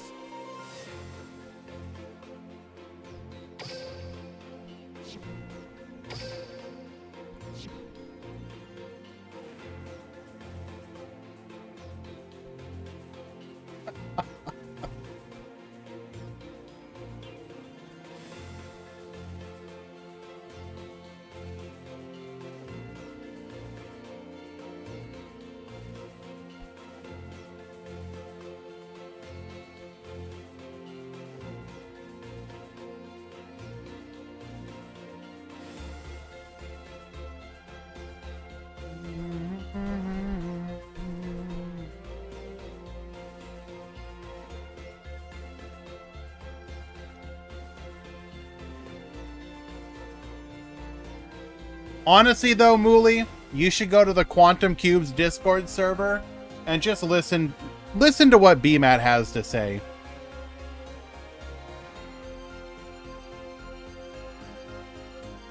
You really can't go wrong by listening to him.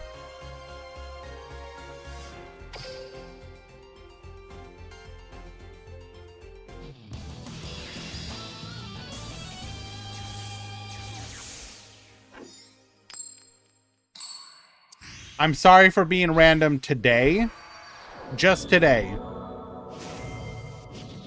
Also, no offense. Oh my god. He just walked to my table, took my soda, and threw it out. That did not happen, dude. That did not. That is like. That. Okay, first of all, I'm gonna be honest with you, B-Mat. One human being to another. If anyone went up to you, took something of yours, and threw it out, you deserved it. I don't even need to know the context or the reason. You absolutely deserved it. You did something to deserve it. He said it's your third refill and you can't stay here all day. Okay, that's actually incredibly based. Not gonna lie, if I was working at the McDonald's, I would 100% throw you out as well. You're lucky. That guy would have. I probably would have done it at 2 refills.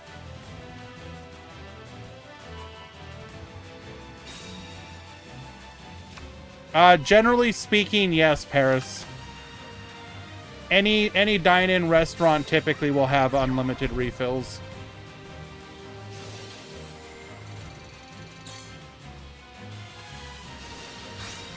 Affect Valor! Negate the Venus.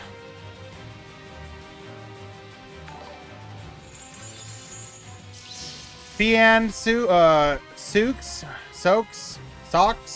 I apologize for butchering your name. Thank you so much for the follow. Appreciate you. And we've missed a couple others. Dross 305, Show Out 2021. Either Mr. Shadaf or Mrs. Hidaf. whichever one's appropriate. Jorti and Jadok, Abdo,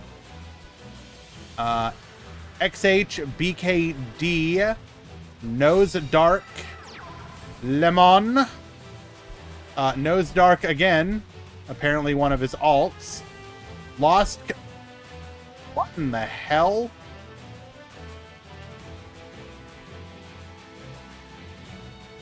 Okay, we're gonna have to check some of those out. Anyways, thank you all for the follows. Appreciate you.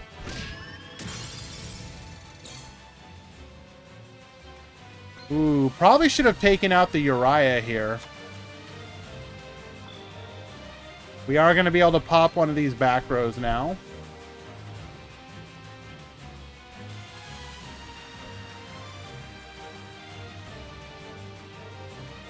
Probably doesn't realize Uriah has an effect. I'll just go to another fast food place.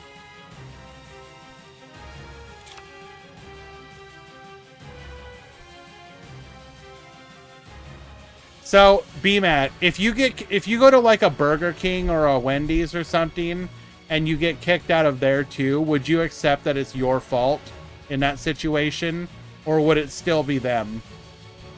Like, how many restaurants would you need to get kicked out of before you would take personal responsibility?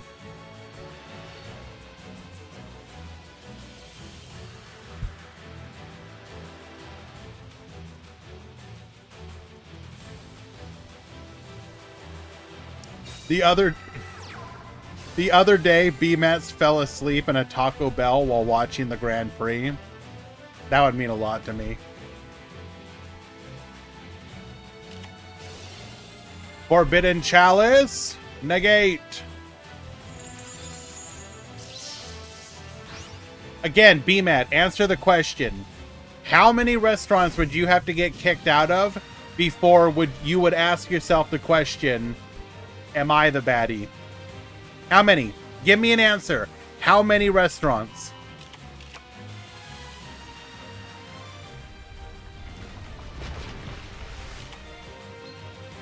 Ravel, Lord of Phantasms, to the field. BMAT, just answer the question, please. How many restaurants do you need to get kicked out of before you will take responsibility?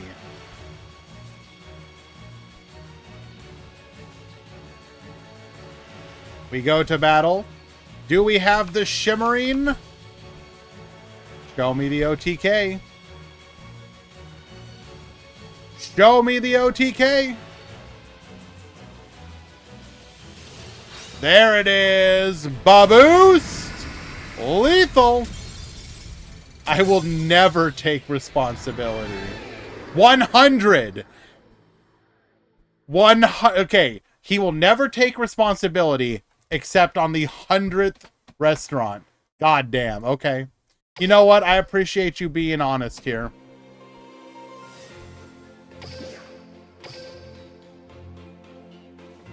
I appreciate you being honest there.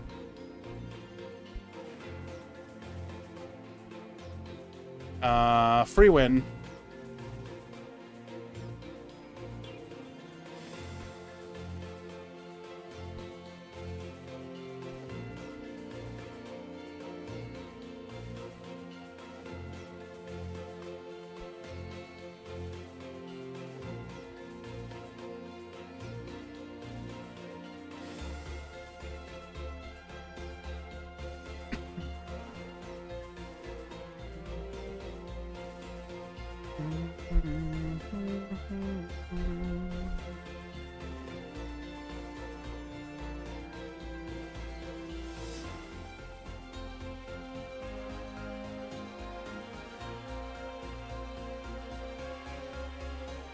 All right, let us find another match.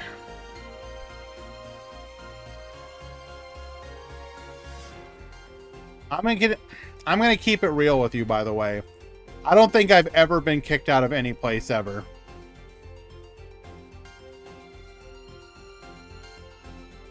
Like, if you're in a situation where one of the workers comes up to you and is like, hey, I need you to go, why even argue about it? Like, just be like, oh, okay, I didn't realize this was a problem, but sure, no problem, I'll go. Like, why, who cares? Like, why would you sit there and feel the need to, like, no, this is America, I ain't gonna leave until I'm damn well ready to leave. Like, who cares? Just be like, okay, I didn't realize it was a problem. I think this is kind of uncool. Probably not going to come back here again, but have a good day. Take care. Bye-bye. I don't know.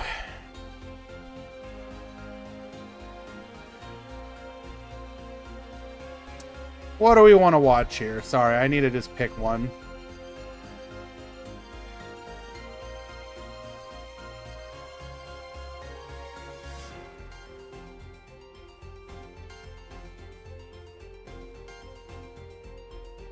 I'd want a reason. Oh, no, absolutely.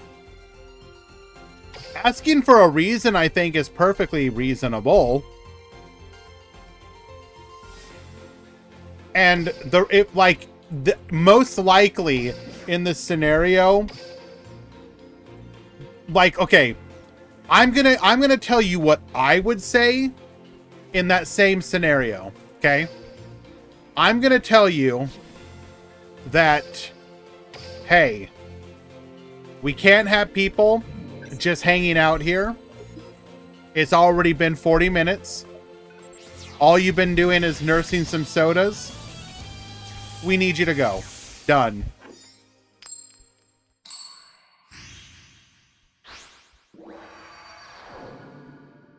Like, the reality of the situation is, I don't know where he lives, but most likely they probably have an extremely high problem of, like, transients that will come in and then just, like, would try to stay there all day. So they're probably fighting against, and, like, if BMAT walked into my store, I'm probably gonna assume he's a transient.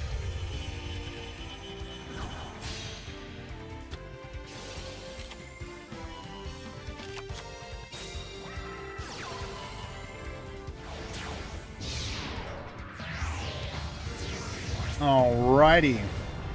Oh yeah, and if he tells me he can't go home, that he has no home to go to, then I'm 100%. Modulating our levels here, we're gonna go for the gimmick puppet of strings. Drury Doll back to the field, goes for the giant grinder.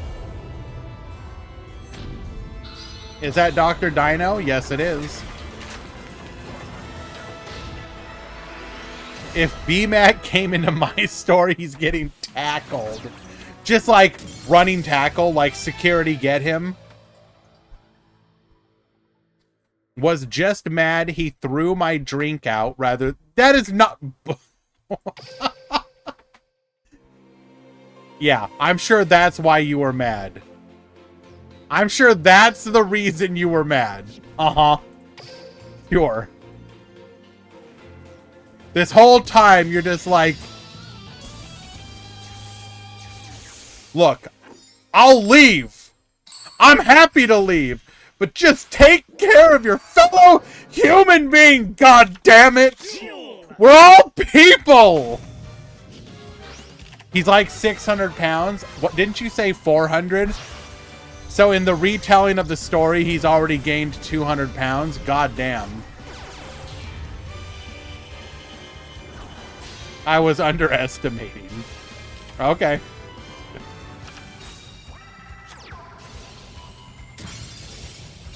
Yes, Troy effect. Bring back the Drury Doll. Gear changer, allowing us to go for the Ding Girsu. Ding Girsu reattach. Set 2 back row. Pass the turn.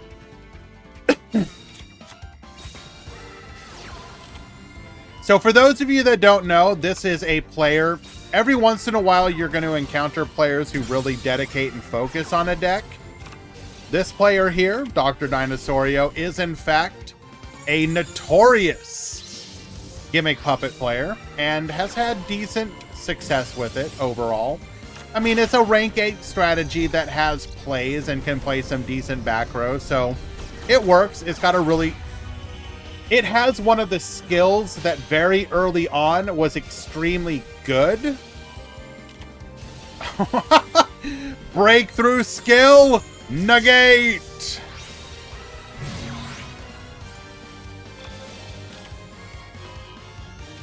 The only thing ever holding this skill back, unironically, was just the fact that it was tied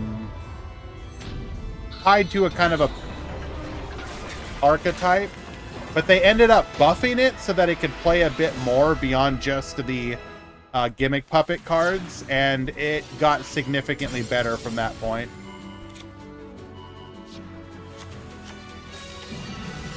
We're gonna go for the Unchained, or rather, Abominable Chamber. We are gonna force out the second activation of Lost Wind here. Sarama, Recycle, Disaster, come back. Going for the Unchained Abomination here. Escape of the Unchained, force out the other back row.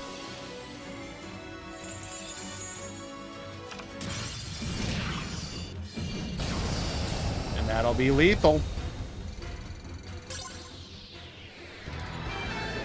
J.B. Armor, J-Barmore, my friend, thank you so much for the resubscription, my dude. 22 months.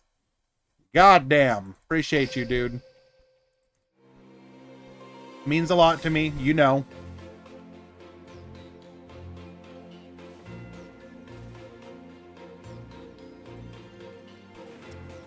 What up, Timber Train? What's up, buddy?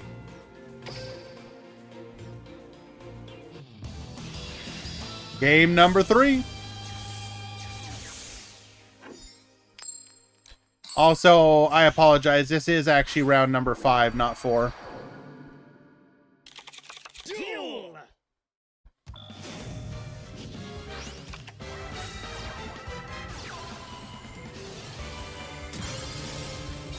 Hello. Screenshot the room and screenshot last match end time. Post both to help, please.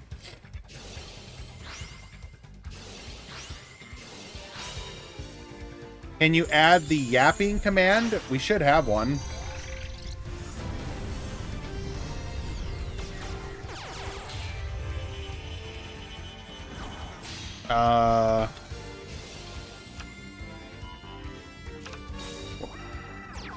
Stop yapping. I always forget that one. So add com yapping. What's my favorite deck of, like, what, all time or currently?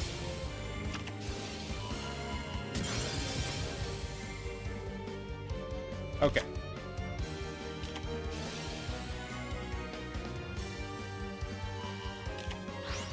Book of Moon, gonna put the disaster face down.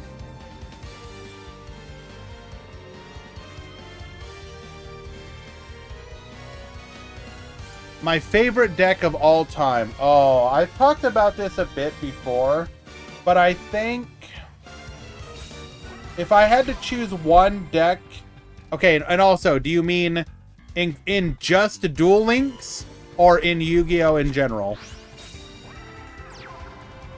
Sorry to make you keep answering the question, but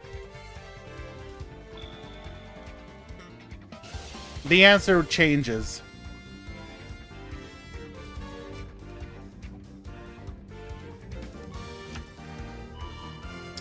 All right, as a copy of Terror Baby here. Just answer every version of the question. Okay, so all time in the TCG would probably be Tri-Brigade. I have a lot of fond memories of Tri-Brigade, specifically because I felt the meta at that time was actually incredibly good.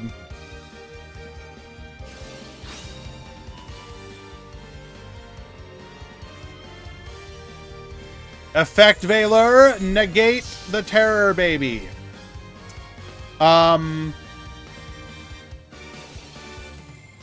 Follow-up answers would probably be stuff like any... I still technically enjoy it, but I really like Labyrinth. Older strategies that I was particularly fond of, like the oldest strategy that I enjoyed playing was probably Harpies as a rank 4 toolbox.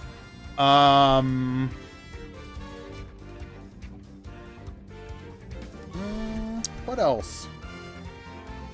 I enjoyed TG. Both the current version and the old Control version of it.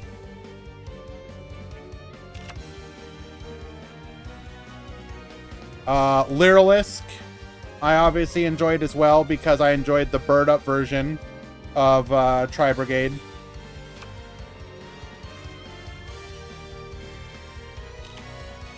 I mean, that was like the deck that I had for the longest time. So I played Duel Links, I played Yu-Gi-Oh from the very beginning, like base launch and everything.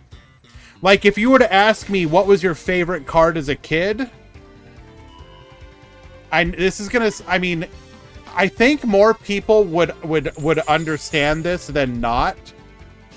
One of my favorite cards as a kid was this stupid thing.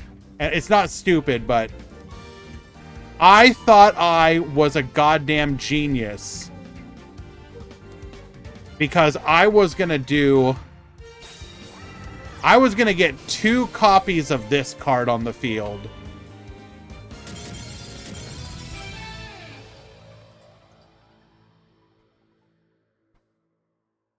How old am I? 40.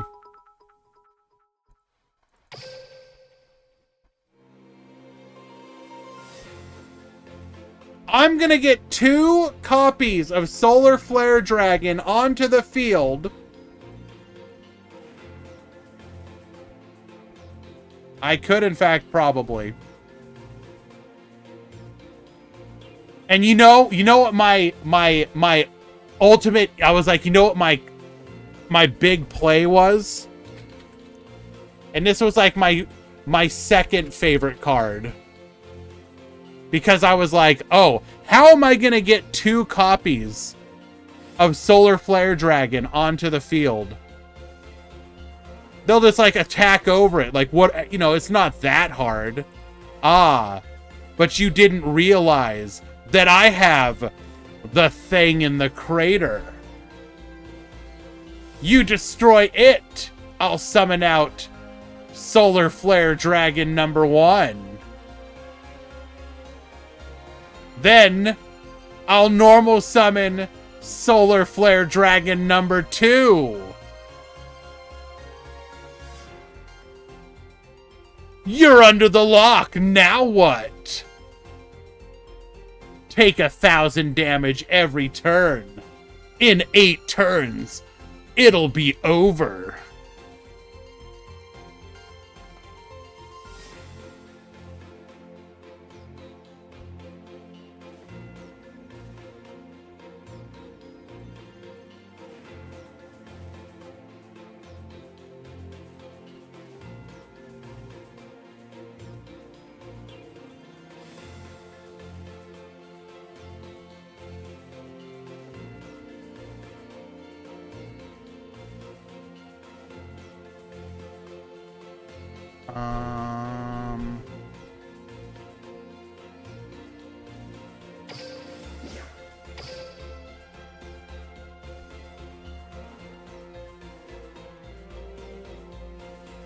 You win.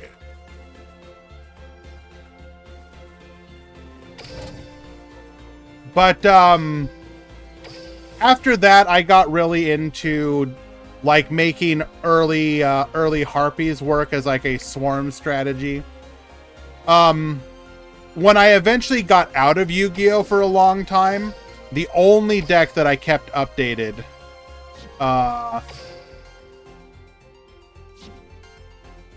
the only deck that I kept updated was Harpies.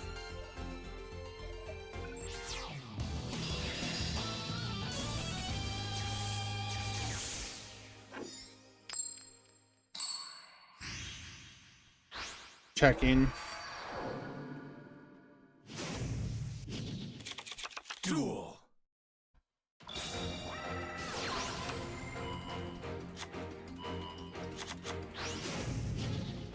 Okay, I'm going to assume this is a game that I actually played through correctly.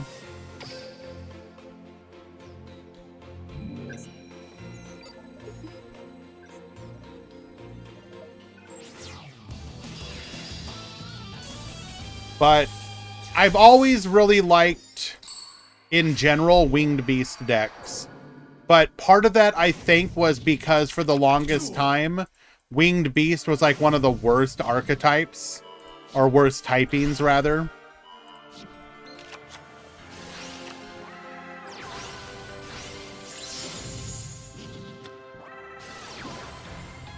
Okay, that one worked. So it's the middle two.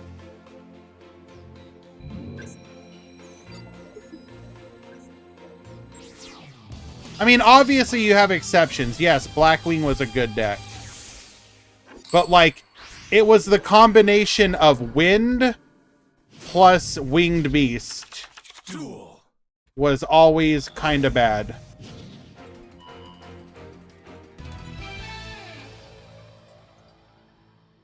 Connection failed.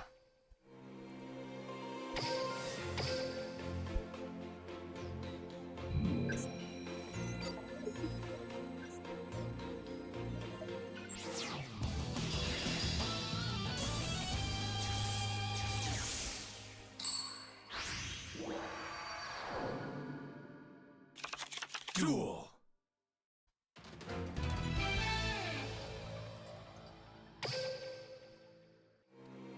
So game 2 was a DC. Game 3 was a non-game.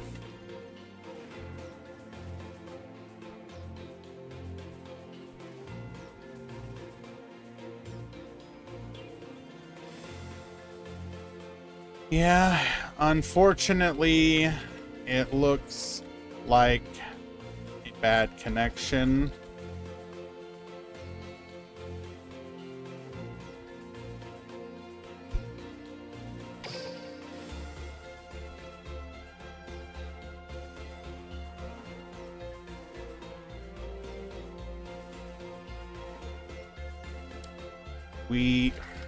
As unfortunate as it is, I see no reason to overrule the in-game decision.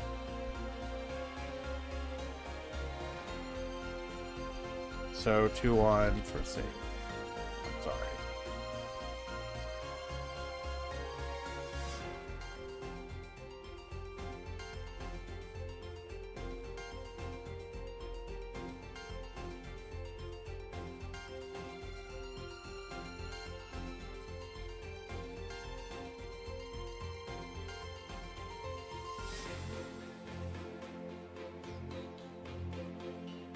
You have 3 games. Sorry. 4 games total. Game 1. Game 2, DC. Game 3, non-game.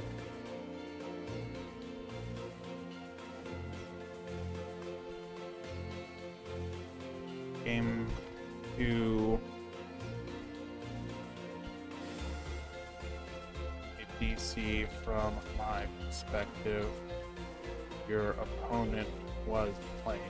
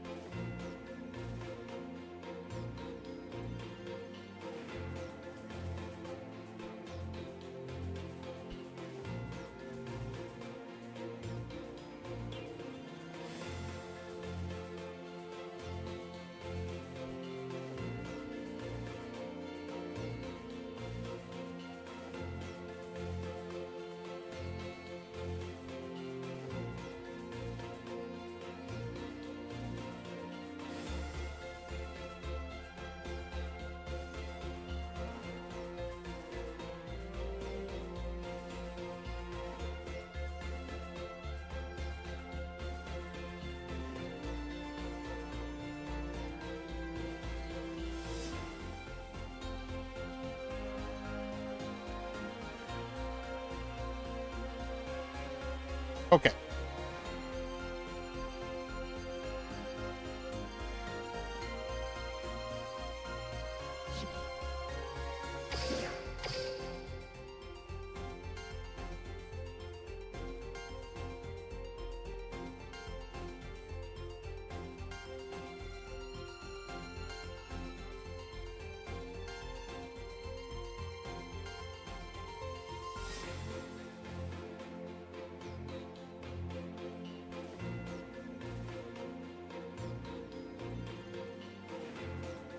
Thank you for your patience, everyone, handling a mod call.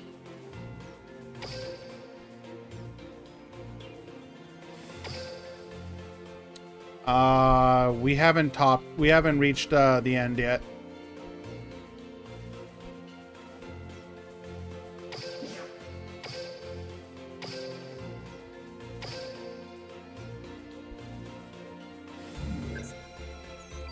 We have 3 matches left in the round before top cut.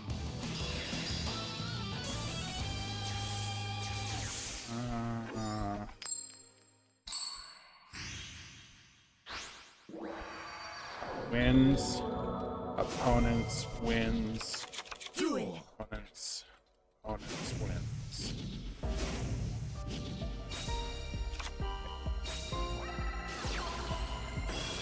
All right, we have Hans at the top. We have Sanji at the bottom. We're going to get Ogier to the field. Summoning Renaud. Adds the Gearfried back to the hand. Going for a copy of Roland. Roland effect. Gearfried effect.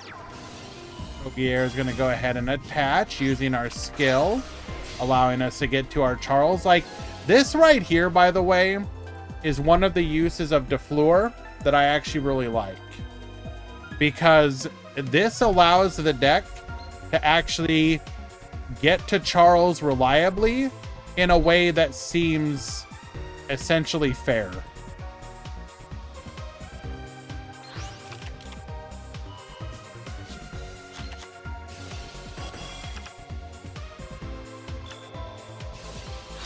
All right. Going Borrowload Link here. Okay, excuse me, what? We are running a copy of Mikazu Kino Yaiba as our normal summon, our normal monster for the Meteor Dragon. What are you doing? Goes for a copy of Borrel's Sword here.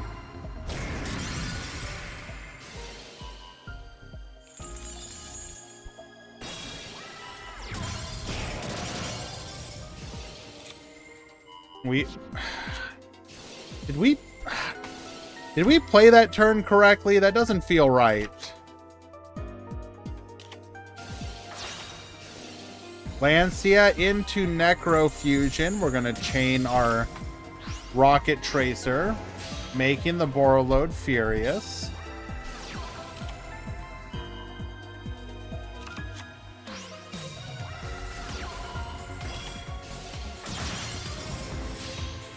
We're going to dodge the equip. Except we actually don't. Ogier gets attaching. Ogier effect. Goes into the Ferocious Flame Swordsman. Skullmeister to negate the Exploder Rocket Dragon here. We're going to bring back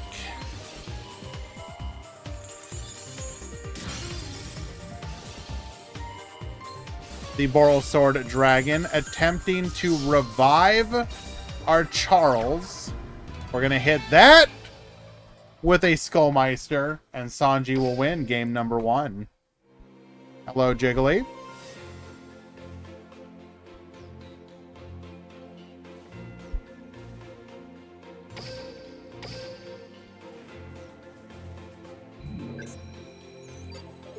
When am I going to do another duel room? What do you mean? When did I do a duel? Oh, God, it's been a long... I mean, So we do have Acceleration Gate has been doing some Empire Point battle rooms. If those get a good reception, and people are interested in it, I will consider maybe hosting some more. Or not hosting some more, but hosting some of my own. Oh, where you duel me? Oh, well, I mean, we could do that again. Yeah, sure.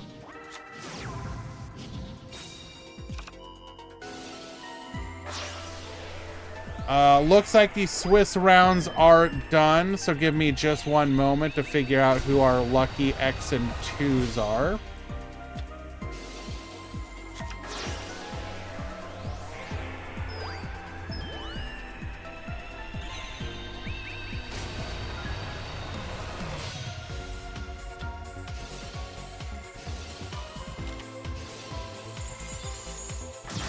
Yeah, that kind of stuff I'm not opposed to. Again, it just comes down to finding the time to do that stuff, you know?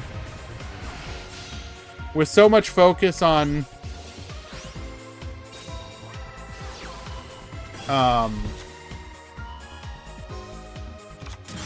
hosting the tournaments, it can be difficult to have that kind of stuff. Like, unironically, I just really want to make sure that the competitive community always has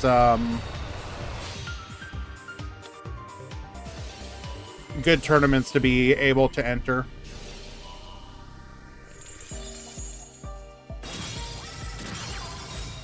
Hackney Frog, Dr. Dinosaurio, Madara, and Cole from pool number 1. Then we have Anticristo, Muck, Makopin, Stimmy, and Beam.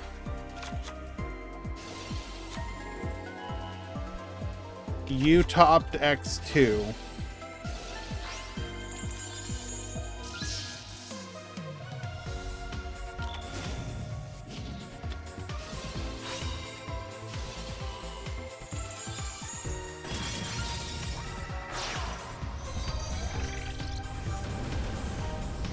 Can I pause this stream? No, absolutely not.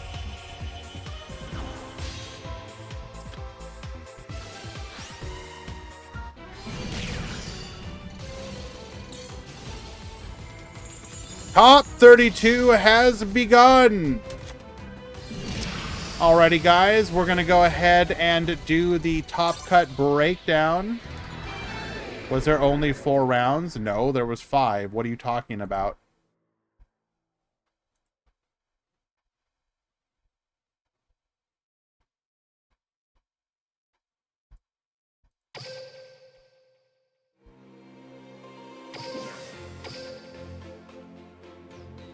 Alrighty, I'm going to get the top breakdown done.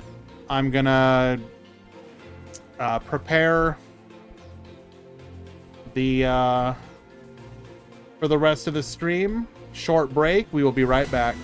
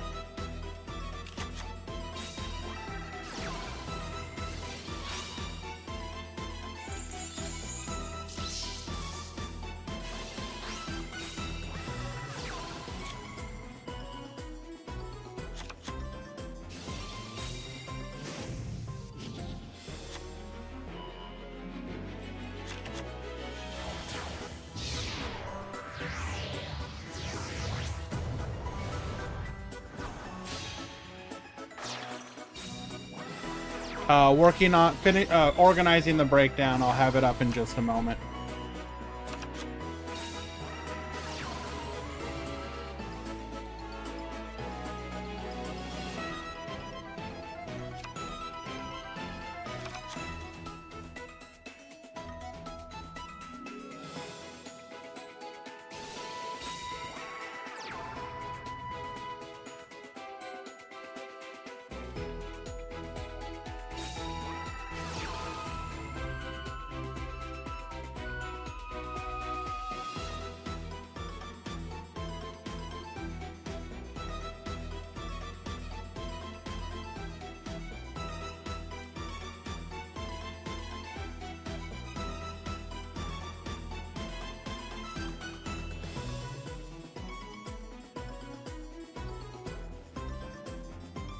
Okay.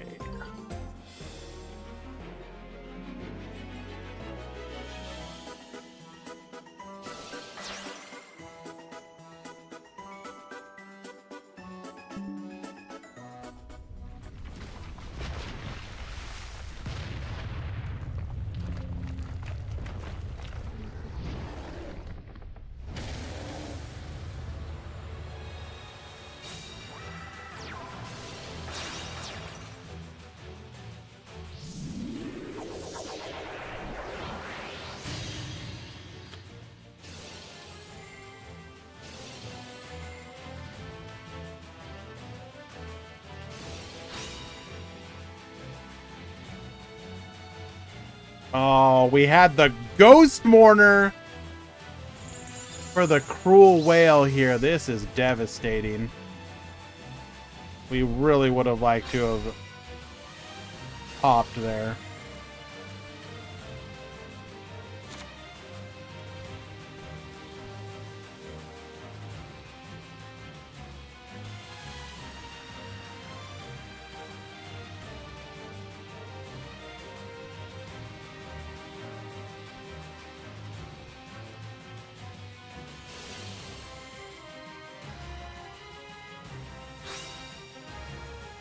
In today's tournament, after reaching the top 32, Sacred Beast with 6, Borrowlink with 5, Unchained with 4, Fluffles with 2, alongside Necroz Defleur, Performage, and Shadal.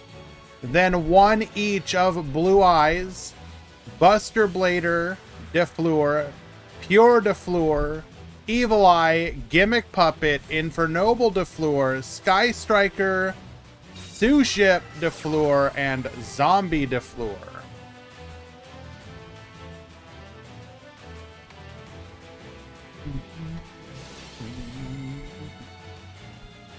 It should also be noted, both of the Fluffles are in fact undefeated. Take that for what you will, but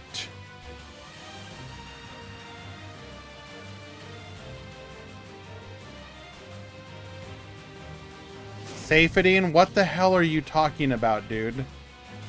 Are you literally blind? My dude.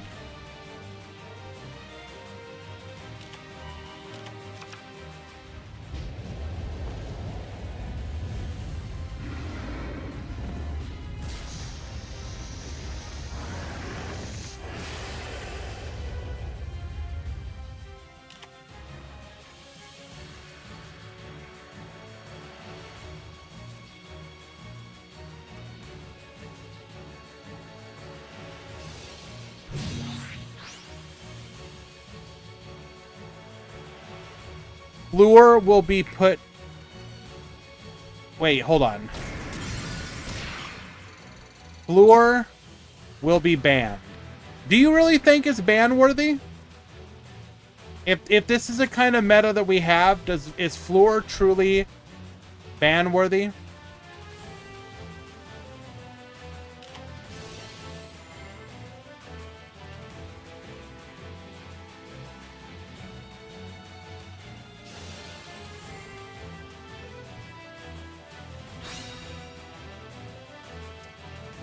Activates Toy Vendor here. We draw the Doge.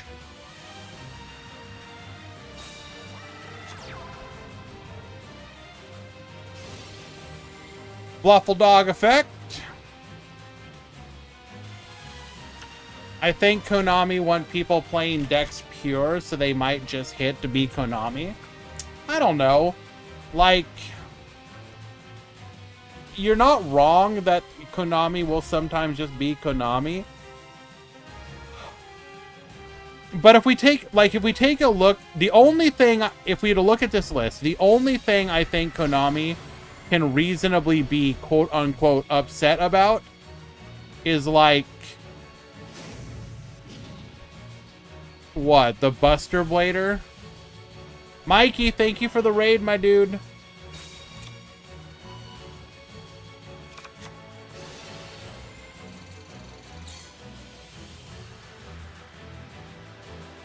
Because, like, Suship, does that matter? No. Zombie, does that matter? No. Infernoble doesn't have a skill.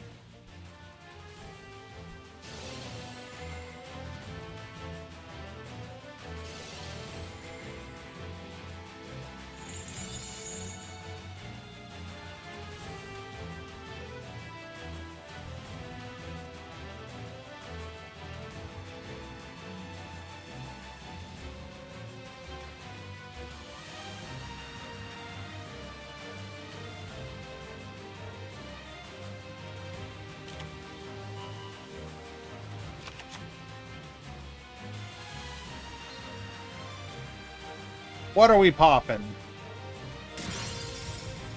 Takes out the Skyfire. Okay.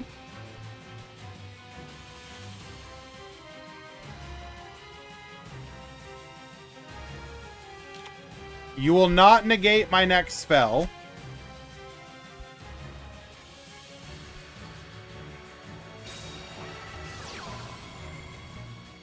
Activates polymerization.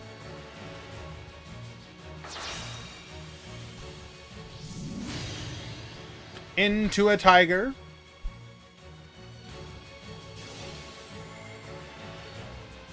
Tiger effect. Get poppin'.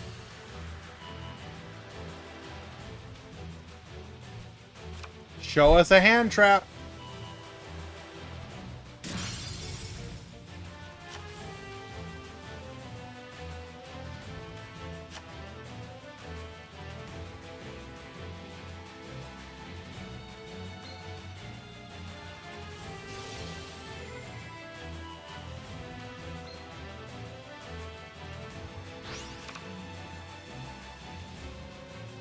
Uh-oh. Did we mess up here?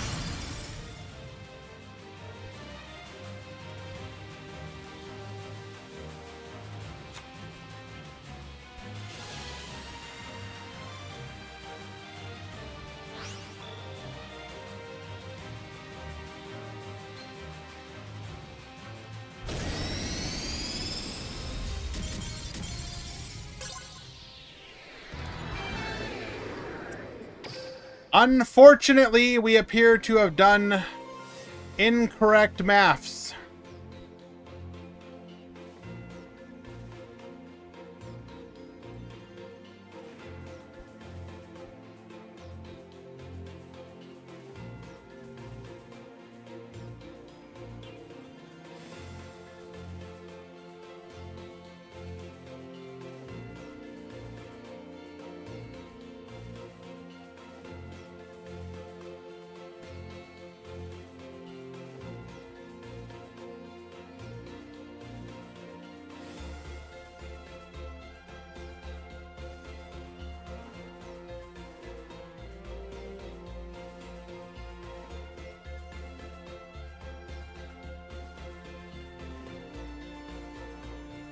Hello, Mr. Clapper. Would he win if he made bear? Could he have made bear?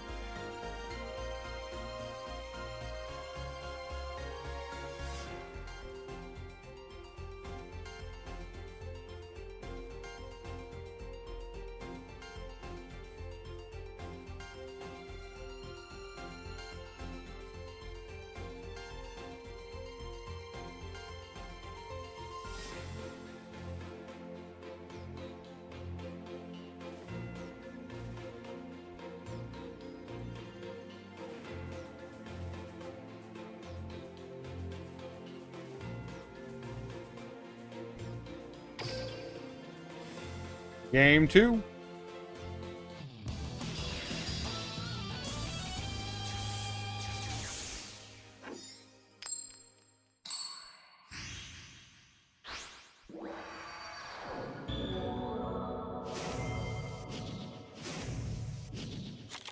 Let's duel.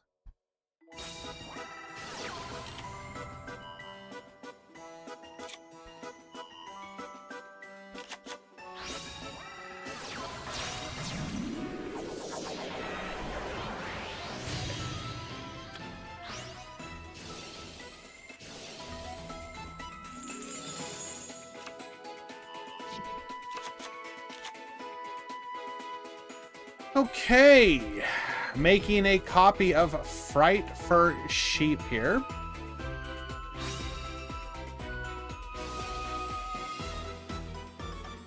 Sending the toy vendor to the graveyard. Adds a copy of Dolphin.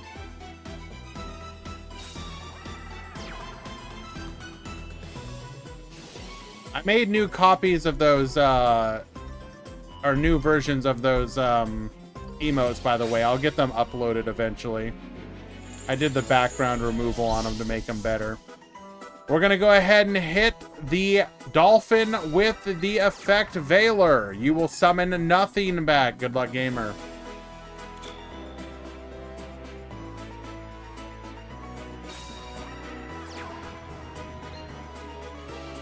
Normal summons Dark Beckoning Beast.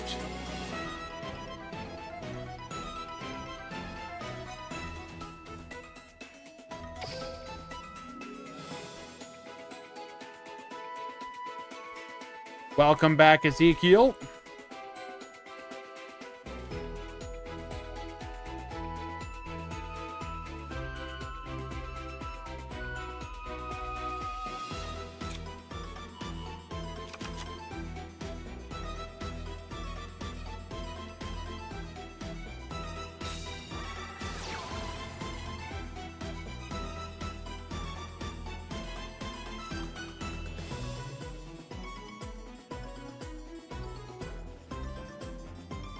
Opening of the Spirit Gates. What are we adding? Ooh, goes for the Shimmering Scraper. Oh no.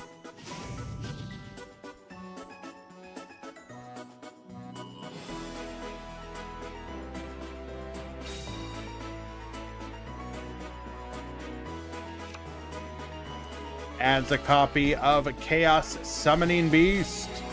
Additionally, normal summoning.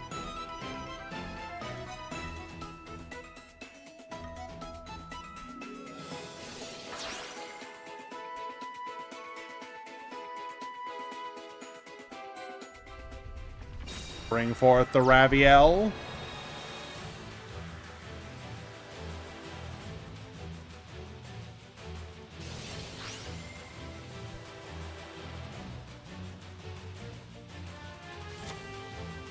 As a copy of Fallen of Paradise.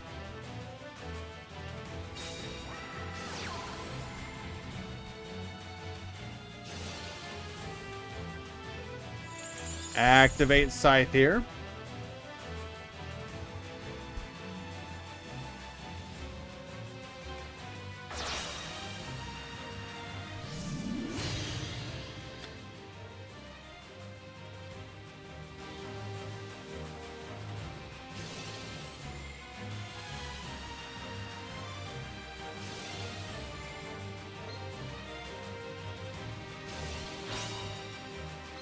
Mourner effect. Negate. He can't get Pierce. Yes, he can. Wait. He can, but he can't lethal if he does that. Well, actually, no, he can. Wait, no, hold. Never mind, you're right.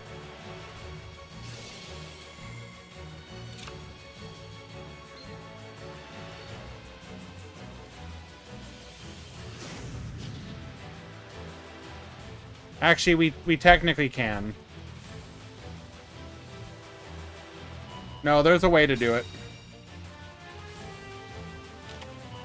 Okay, now, never mind. We can, there's multiple ways we can do it now.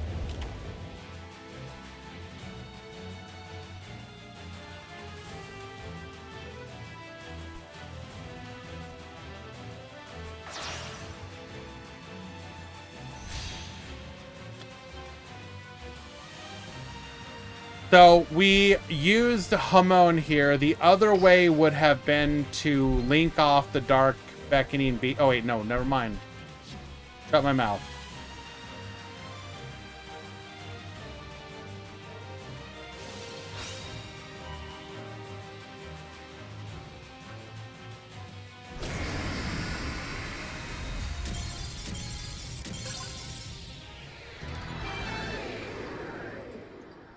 Unfortunate.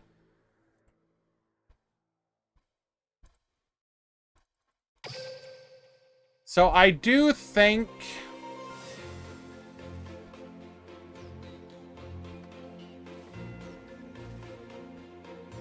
EM me your deck list. I will add you as a special edition for going 5-0 in Swiss.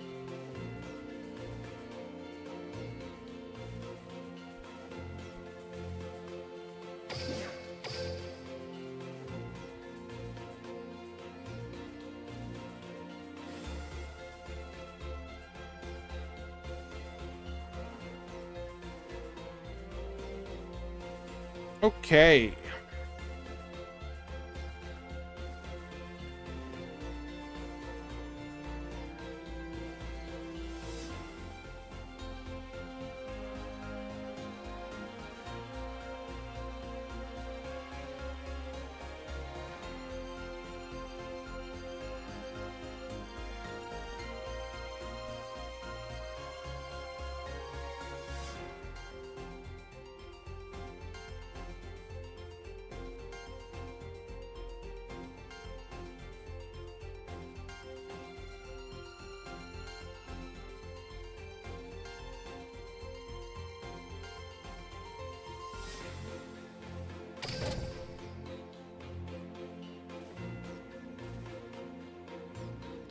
Realistically speaking, I think the main thing is just put the field spell to 1.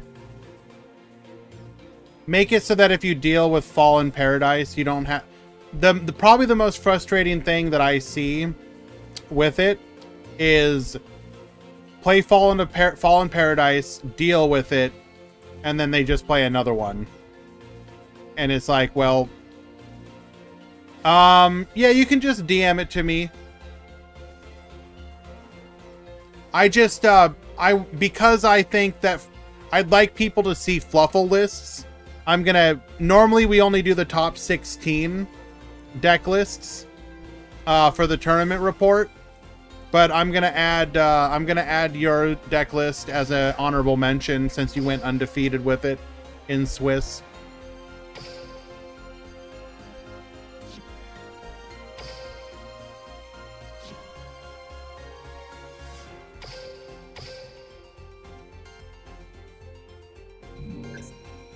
It was very fun to watch you play it.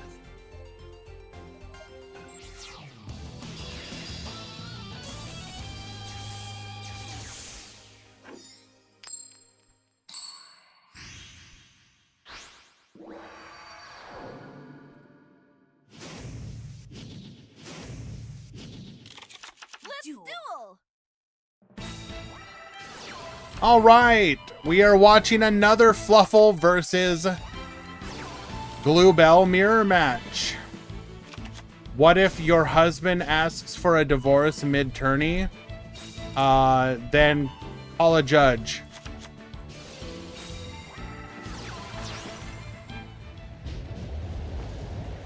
Let them handle it.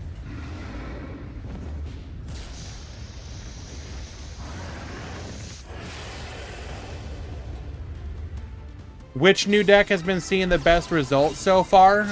Sacred Beast.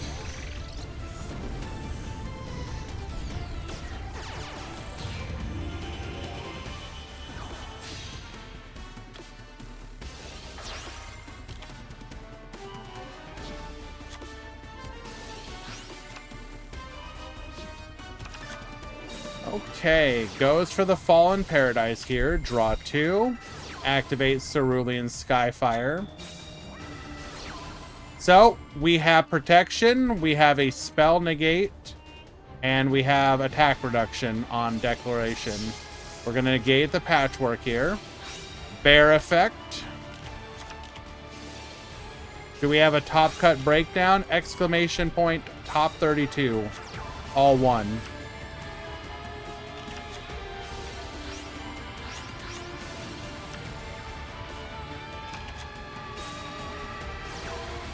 Goes for the Fluffle Owl here.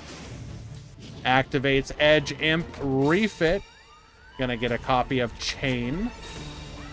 Polymerization. Into the Cruel Whale. Penguin effect. Chain effect. Cruel Whale effect. Popping the Fallen Paradise. Draw 2, discard 1. We're going to go Fright for Fusion, banish 1 and 2 into another copy of Cruel Whale. We're going to go Repair into a Fluffle Dog, get Baboostin.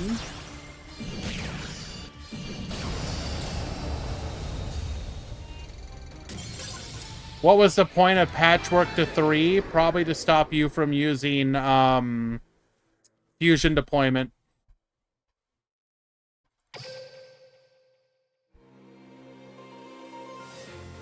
I'm not saying it's a good reason, I'm just saying it's probably why.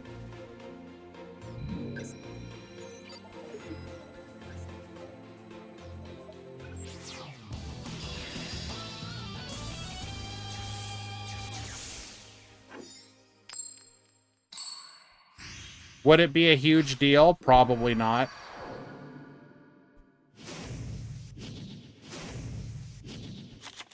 But sometimes Konami will do something like that where they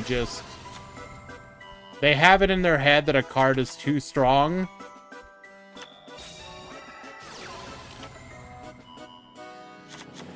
Brand, I am from the future. Quick, you have to stop Konami. Blue Eyes White Dragon wasn't the worst glue. You have to stop the true glue lords before it's too late. And we all drown in glue. Stop Haman, Lord of Striking Glue, Raviel, Lord of Saki Glue, and Uriah, Lord of Searing Glue.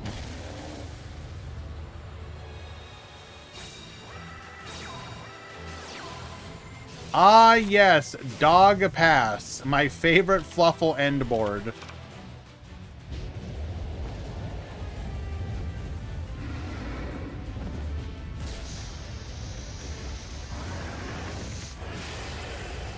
Don't stop the glue. I want to get commissioned for another glue emote.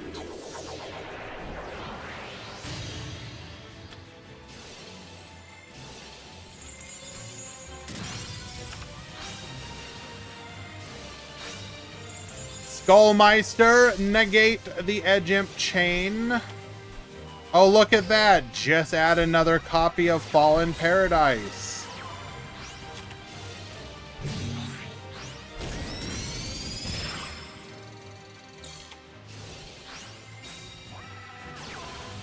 We're gonna go Dog Effect here. Effect Veiler. Negate. Into a Cruel Whale. Cruel Whale, get popping. Hallowed Life Barrier. Protect.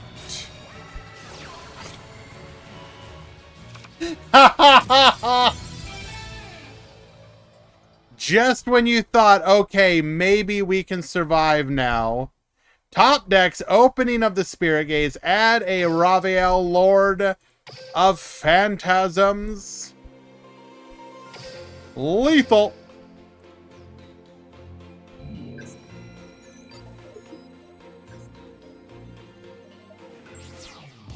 Yes, the deck is very simple. It's very basic. It works.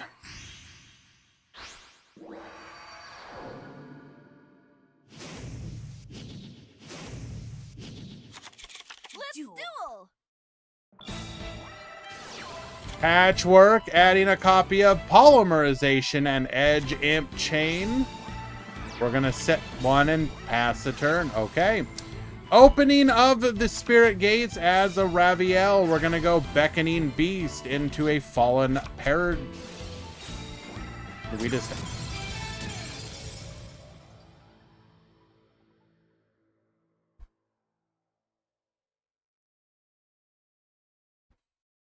We take those.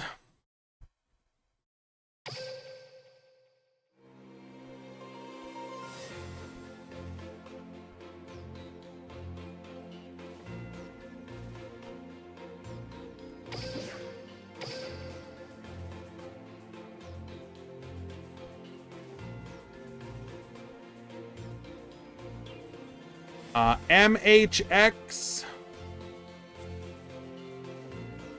and Sanji, you need to check in.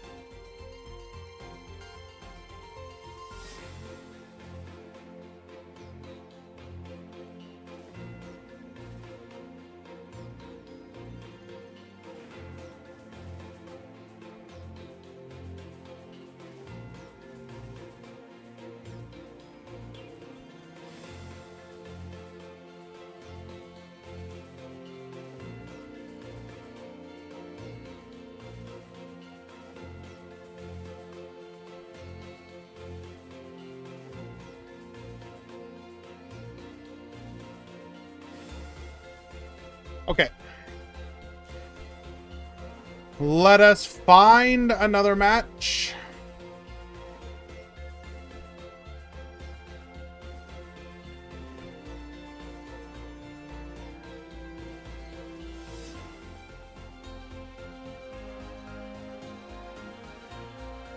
And also, we are fully in the top 16. So we can see how things have shaken out as far as that is concerned.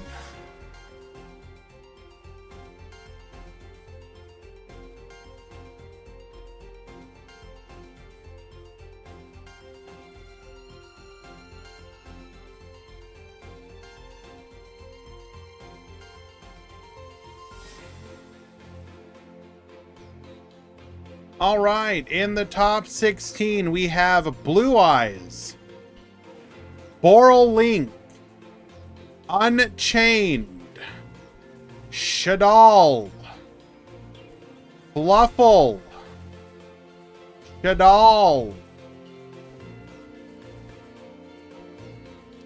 Boral Link, Infernoble, Defleur, Sacred Beast, Zombie OnlyFans, Sacred Beast, Necroz Defleur, Suship Defleur, Unchained, Performage, and Borolink. Zombie OnlyFans. Zombie Orcus Defleur.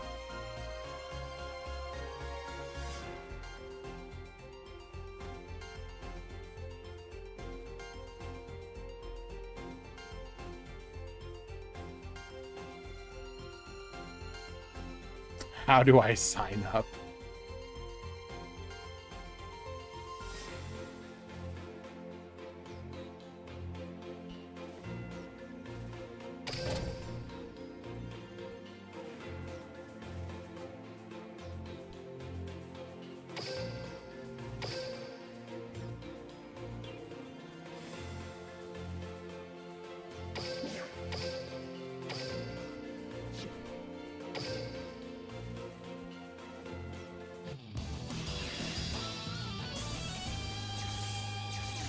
Where is my cat? Oh, probably in one of the cooler rooms. It's been pretty miserable in here. Duel.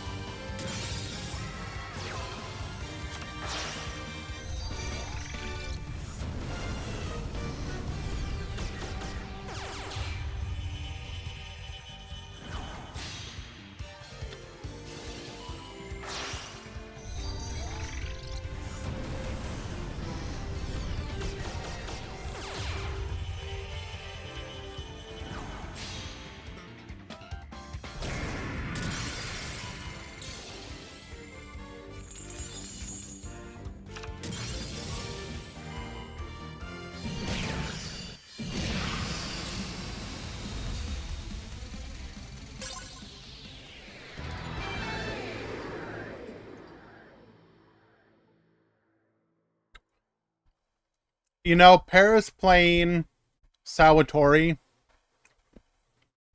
is somehow appropriate.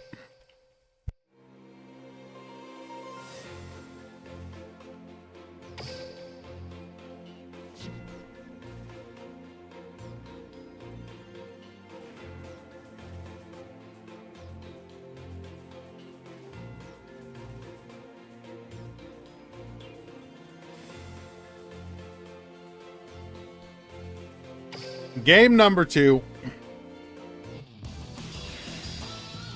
I'm sorry about that. Took a small break.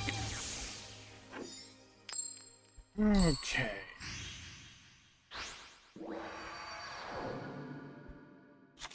Duel.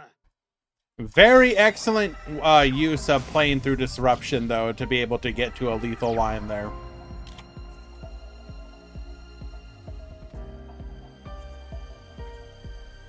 Harris is really good, but he's not quite there yet. True!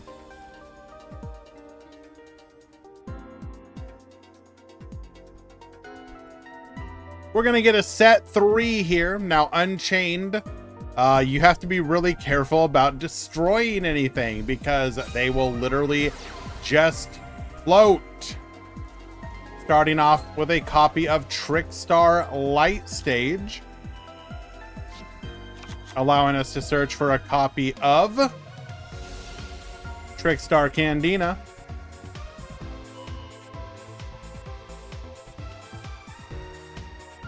We're going to lock down that back row.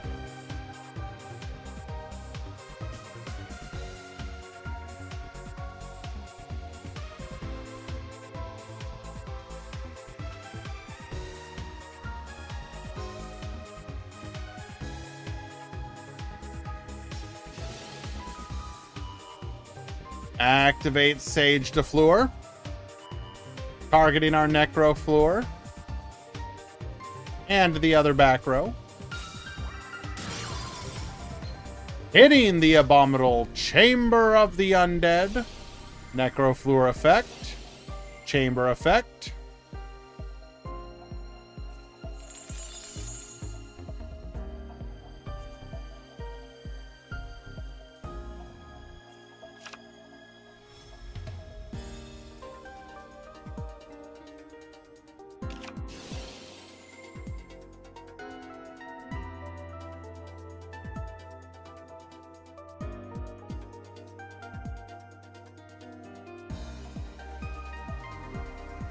We're gonna float into a Rakea. Rakea can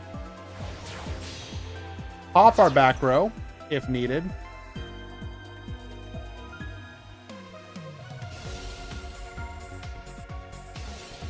Effect Veiler. Negate.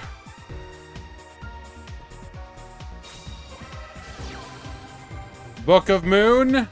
Negate the negate. Rakea. Pop the back row.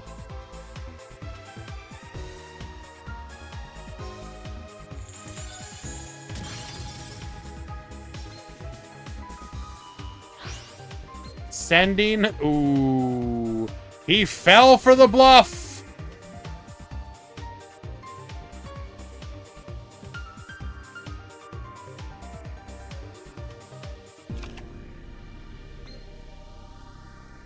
Sarama to the field.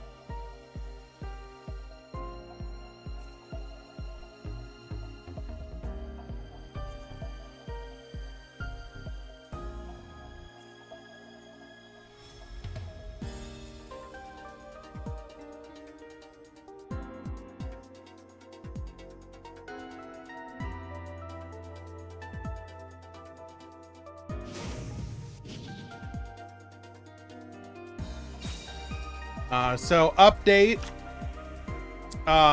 Cole, who was the Sacred Beast player who defeated the Fluffle player, has fallen to Zombie OnlyFans. Sorry, not Zombie OnlyFans. It's Zombie to floor.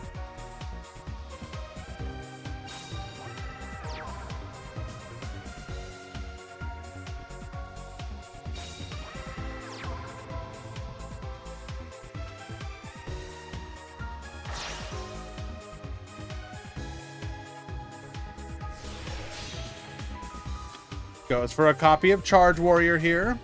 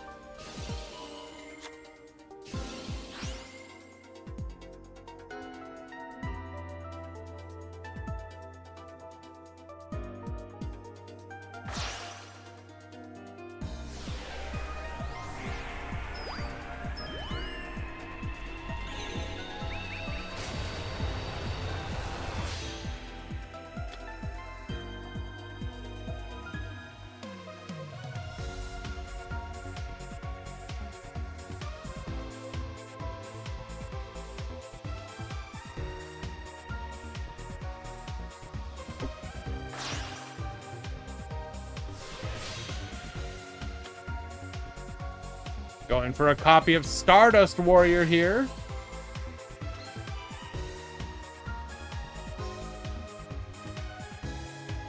Bring back the Sorrow Cat. What do we do here again?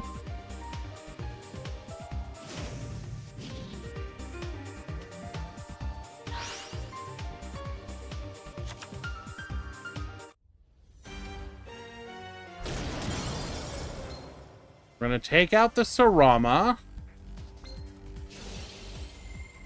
Now we can just counter that.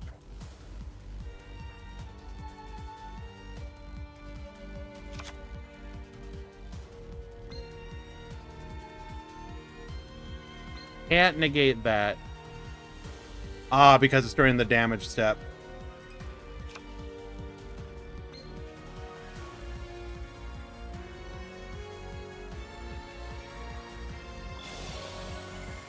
Only negates inherent summons. Got it.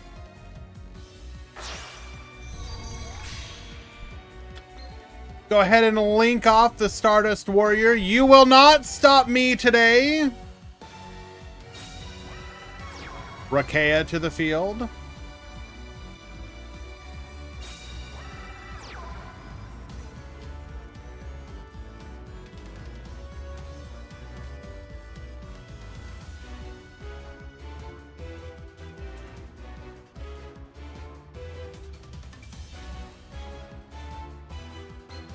Hacking into the Chamisian Samsara Sorrow Cat. We will successfully destroy it.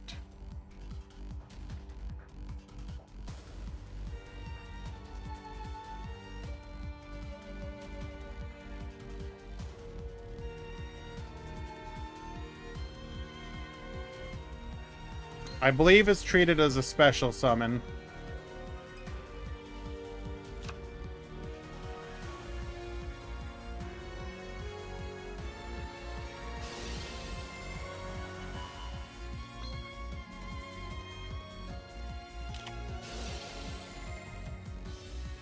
Activate chamber here in response to the light stage effect.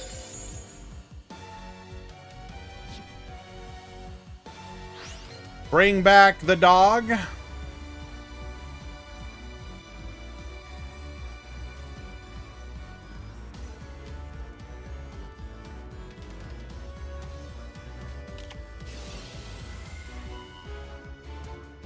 Activates Book of Moon here.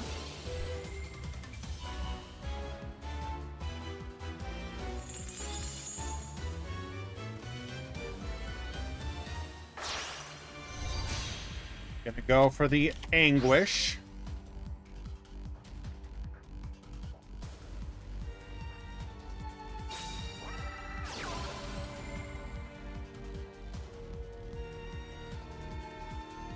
Normal summoning the Sorcerer. We're gonna be able to yoink one of our... Wait. Yeah, we can yoink one of them. Takes our opponent's Unchained Soul of Rage. Successfully destroying the Anguished. Anguished effect activates here, returning the Sarama to hand.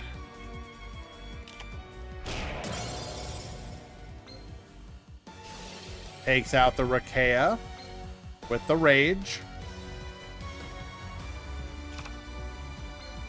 We're going to go ahead and float into an Aruha here.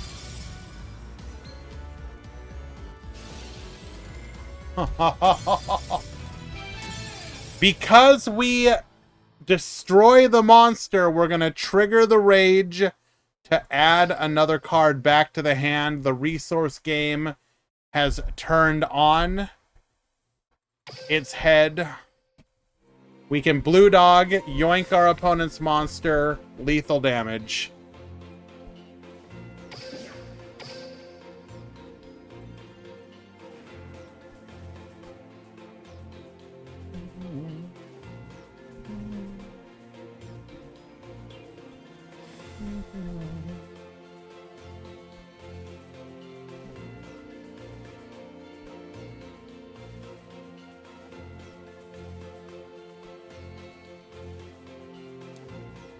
All right, who to watch now?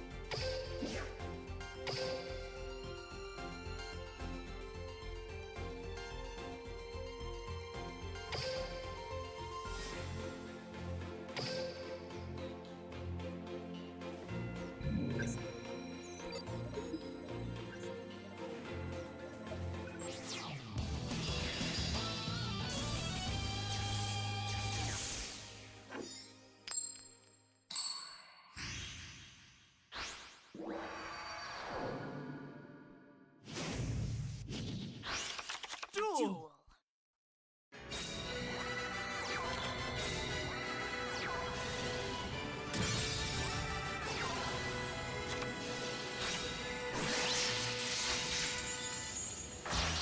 Alrighty.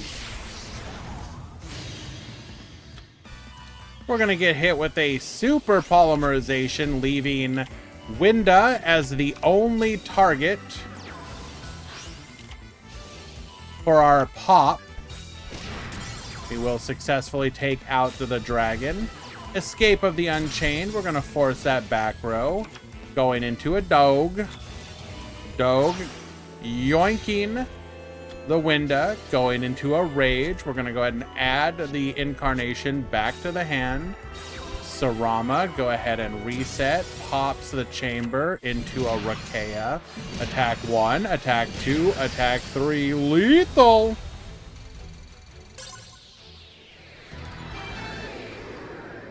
I'm the only one triggered about the face cam not being censored. Well, you have to understand the reason that I have it like this is because normally we'll have cats. People like seeing the cats. Don't know what to tell you, my dude. Also, not a professional.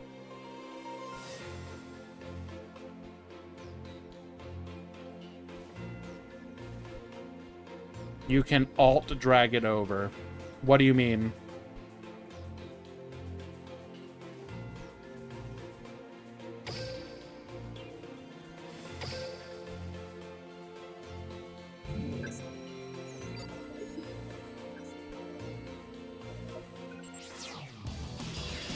You can drag the edges bigger. What?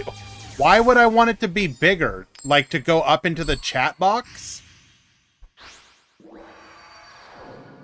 Do you guys not notice, like, Duel. chat box?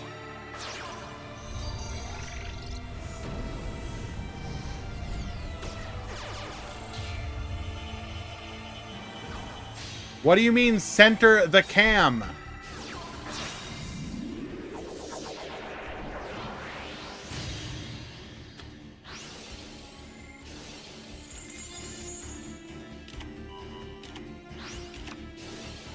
Okay, but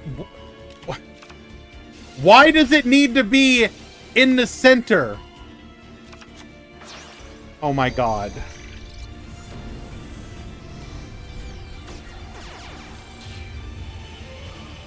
Okay, I hit Alt, and it does... Whoever said if you hit Alt, it just moved... Alt did absolutely nothing. You are literally lying. I'm holding Alt.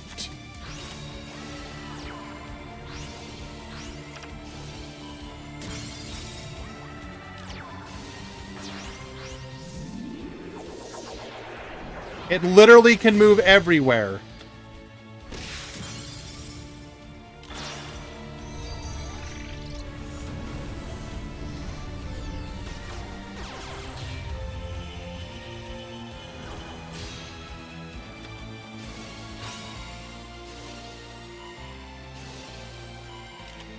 Is that good?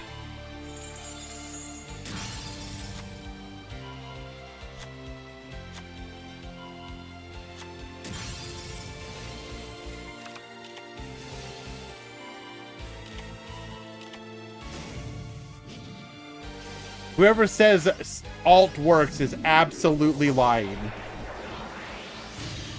Just swipe it to the left. Okay, but you can't just swipe it to the left.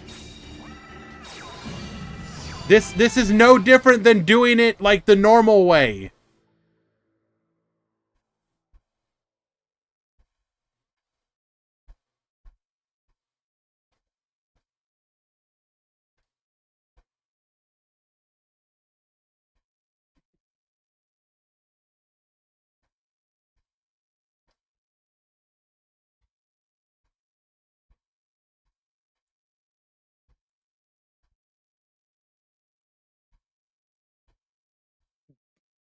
Why does it matter, by the way?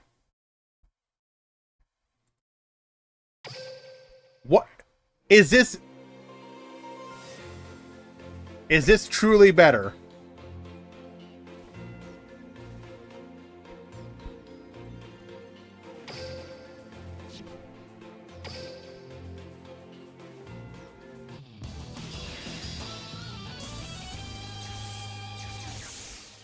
a tad bit to the right. Oh my fucking god. What is a tad bit? Duel. Like that?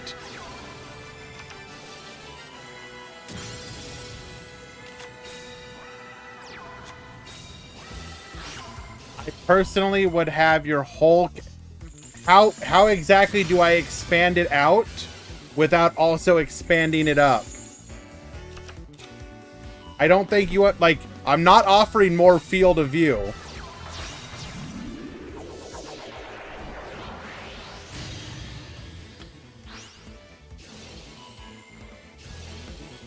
I don't want you to see more than this.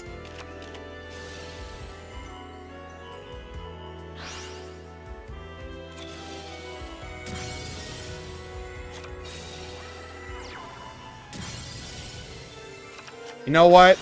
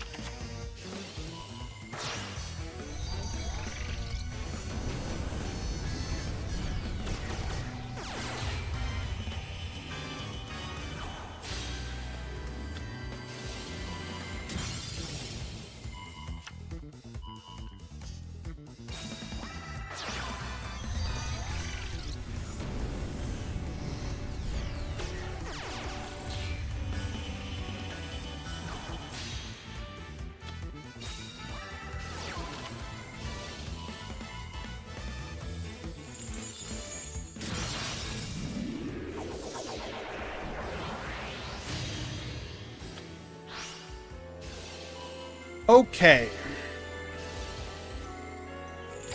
Triggering the dragon, triggering the Wendy, and triggering the Rakea here. We're going to activate Fiend Exchange, send the Abominable Unchained Soul back. Goes for the Sarama. We're going to go reset here. Gets popping. Attack 1. It is a Squamata. Why would we not take out the window? Making a copy of Dingirsu, gets sending. Winda effect. Returns the Shadal fusion to hand. Gets in for 2600. Abominable Chamber. And that'll be lethal.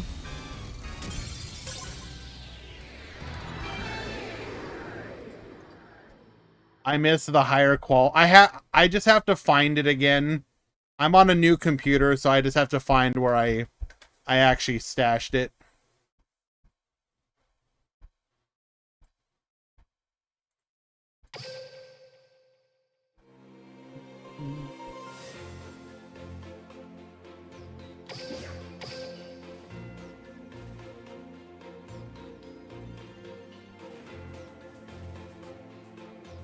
Solomon, you need to check in.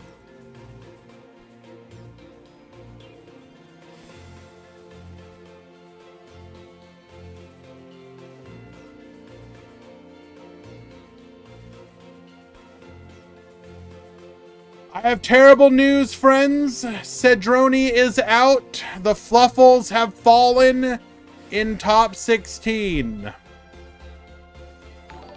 Defeated by Borrelink. Leonard, thank you so much for the follow.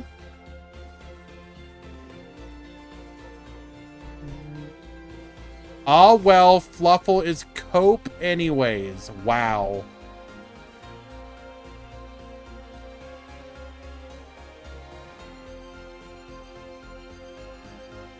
That's your Starry Cat streamer, everyone.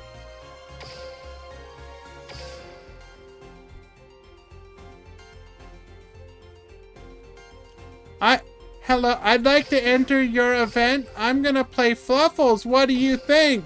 Well, little Timmy, I think your deck is ass and you are coping.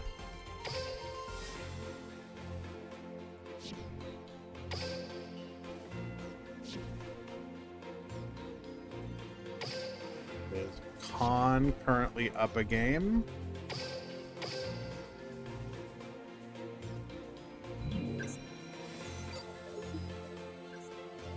To be honest, I'd probably tell kids the truth if I made a tournament.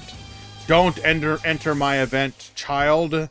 Your ass is gonna get beat.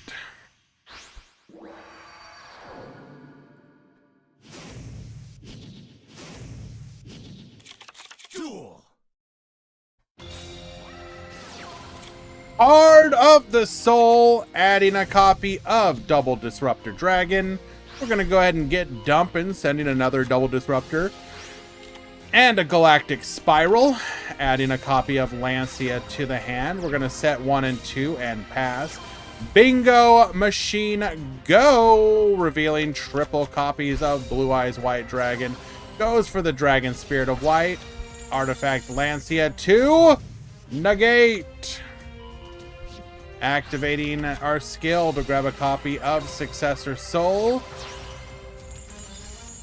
Get sending into a copy of Blue Eyes White Dragon, which cannot attack, as we already have Quad Boral Dragon poppin'. But we will go ahead and activate Ultimate Fusion. Gets poppin' here. DD Crow Banish. You will not go for a copy. Oh. Hold. Double Crow here. We are forced to end the turn. Attack 1. Attack 2. Book of Moon. Flip it down. Magna Rocket Dragon will float into a Rocket Tracer here. Spiral to the field. And we will get a concession scoop. Game number 1. Game 2.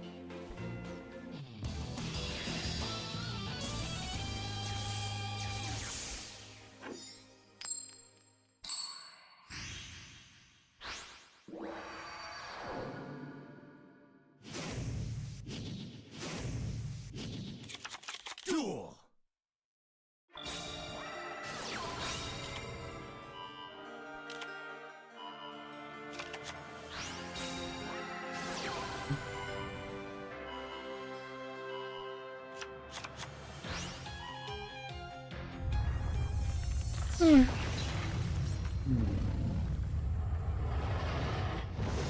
Okay.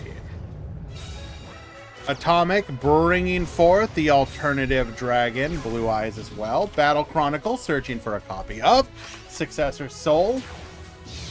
We will then rank up into a Dingirsu, set 2, pass the turn.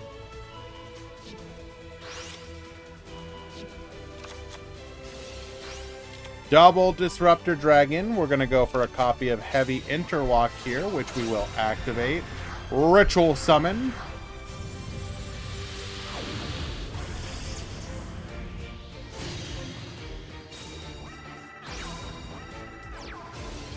Galactic Spiral to the field as well. Dingirsu 2, Protect.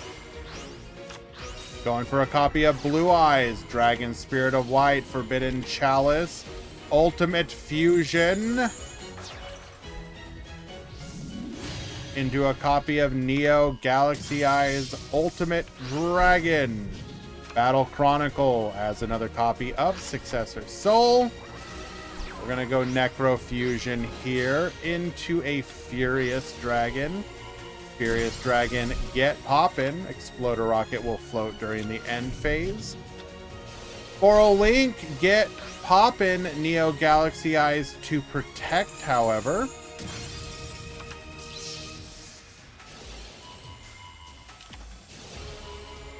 We're going to crack down, get yoinkin'.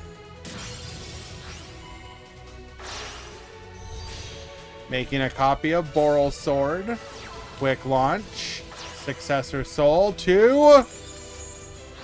Get sending.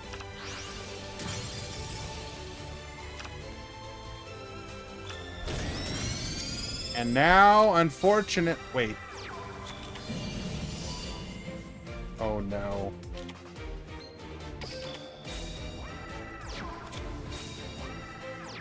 We're in top decking mode. We're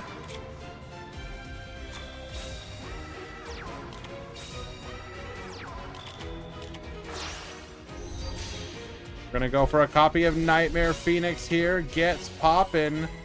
Book of Moon. Flipping it down so we get to keep it.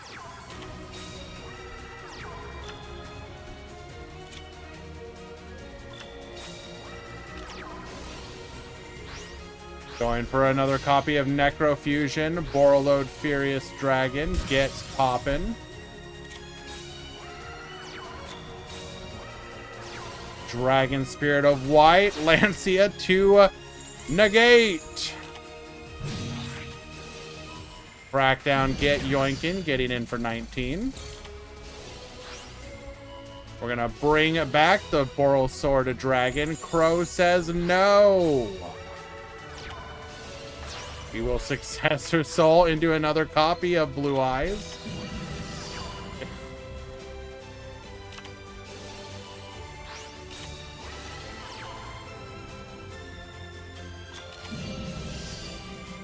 Quick launch. Gonna stop this attack here. Double Disruptor for the crash. Dragon Spirit of White. It is a Book of Moon.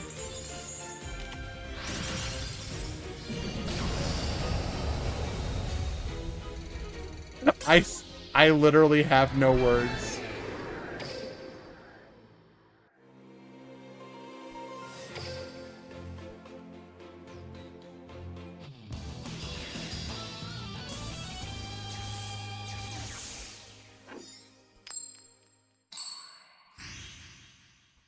Game 3.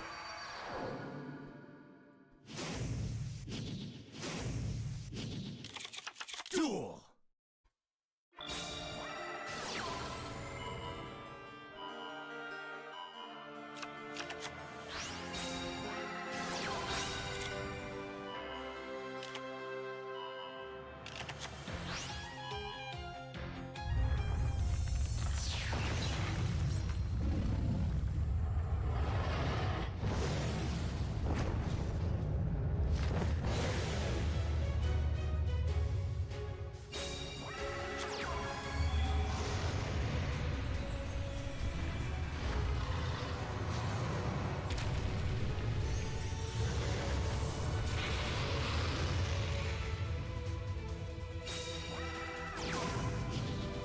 Alright, Battle Chronicle, we're going to add a copy of Successor Soul. Goes for the Dingirsu once again.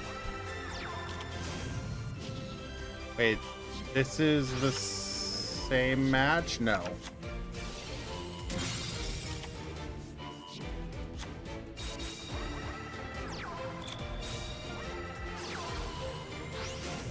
Dragon Spirit of White, we hit the Bluffed Heavy Interlock. Book of Moon, flip it down. We will successfully take out the Exploder Rocket Dragon, Necrofusion, into a copy of the Furious. Furious gets poppin'. Rocket Tracer effect to dodge and float.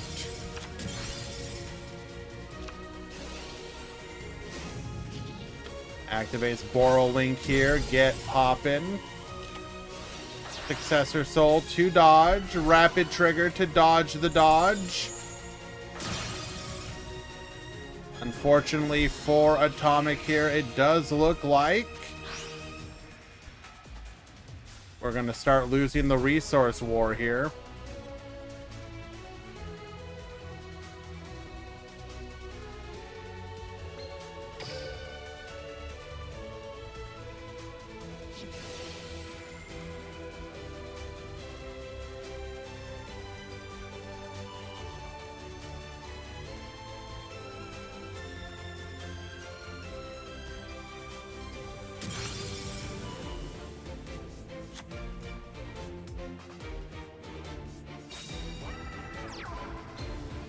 A normal summon Rocket Tracer here. Potentially threatening lethal.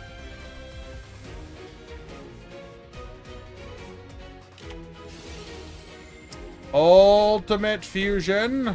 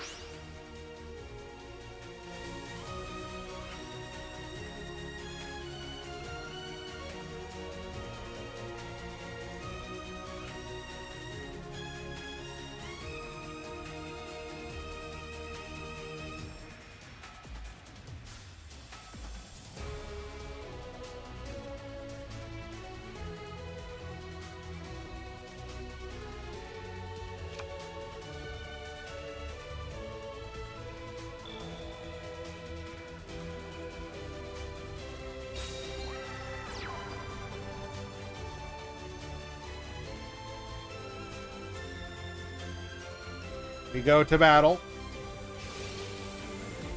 Overload Furious Dragon.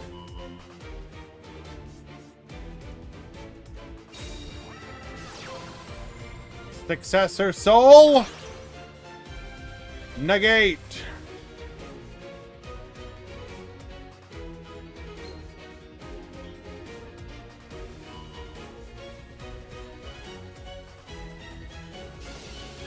Rocket Tracer.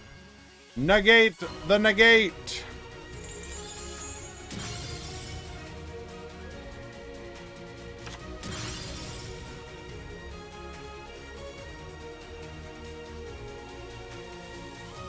And that will end the turn.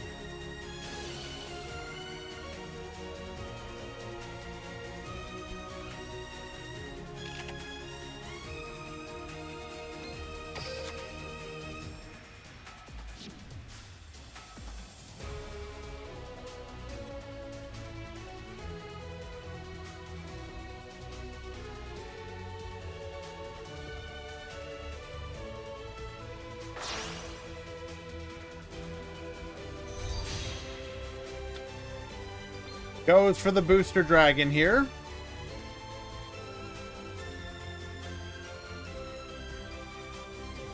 But why then?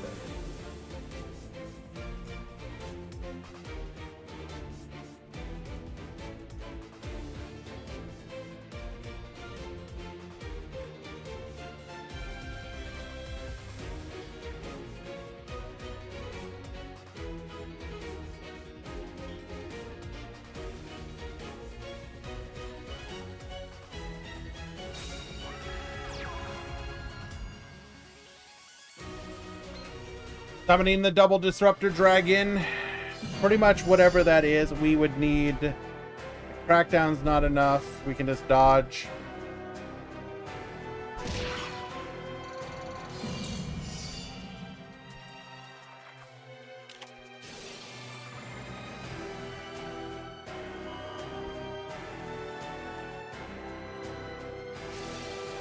Rocket Tracer. Hop. And that will be lethal. Good try, Atomic. But unfortunately, we will fall here in game number 3. And Boral will move on. A valiant attempt and a heck of a run with Blue Eyes, making it to the top 16 with an undefeated record, mind you.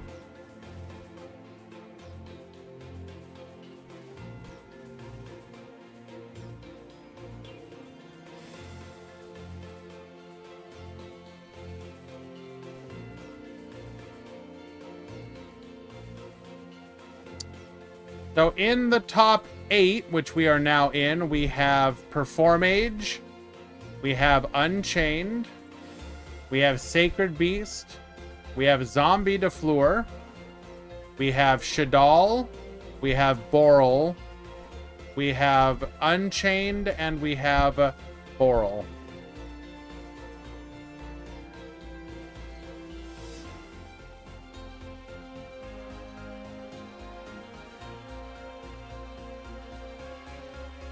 So all, and also the Sacred Beast player was defeated, which means no Sacred Beast going to the finals.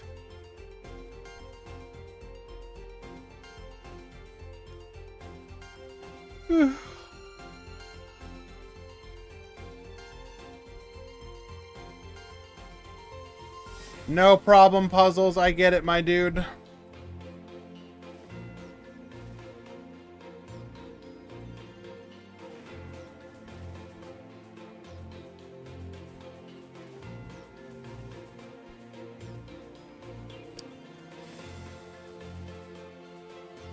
That said, Puzzles, if you want to send me your deck list, I will also add you as a special mention, even though you didn't make top 16.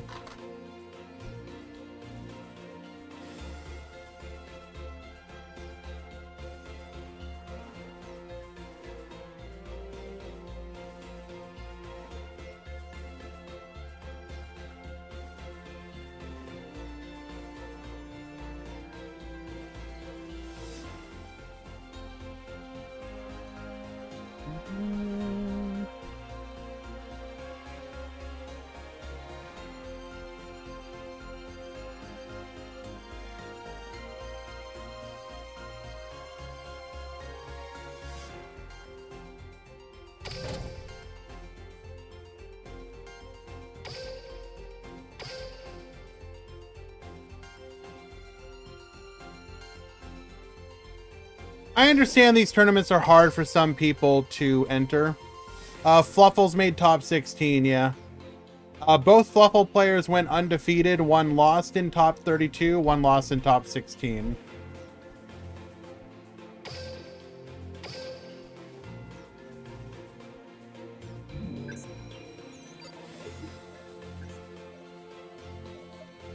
The problem is trying to find a time zone that works for both me and everyone else. It's rough. It's rough.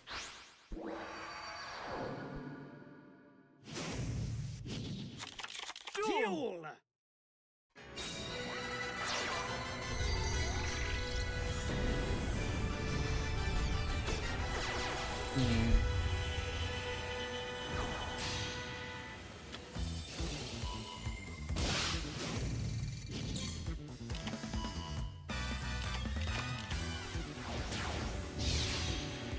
Because, like, the thing is, too, I have tried starting the tournament earlier, and we actually get less turnout.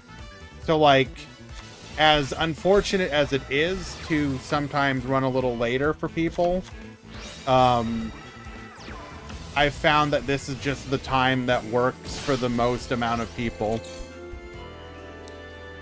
All right, Paris at the bottom.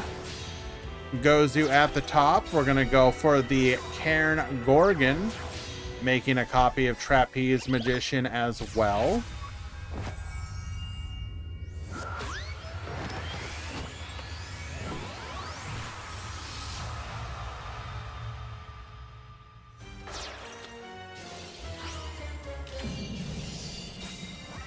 We're going to go with the Dog. Dog is able to wall off here. Yoinking into the Unchained Soul of Rage, goes for the Trick Clown. Summons a Sarama. Sarama bring back the Chamber. Chamber effect negate by the Skullmeister. Links off into the Anguish. Anguish into the Abomination. We attack in. Get in for another 3k and lethal. Nah, Trick Clown wins. Really? Would you like to explain what just happened then? Did you not see the lines? Like, can't you see the matrix, the code?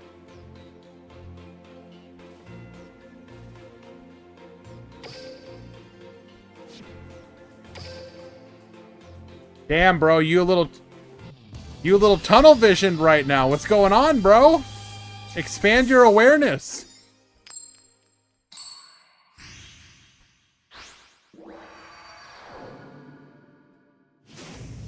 Puzzles, I know you know better than this.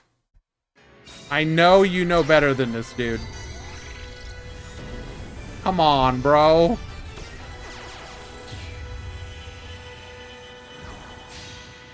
Sending me a picture of your deck list does nothing. Please.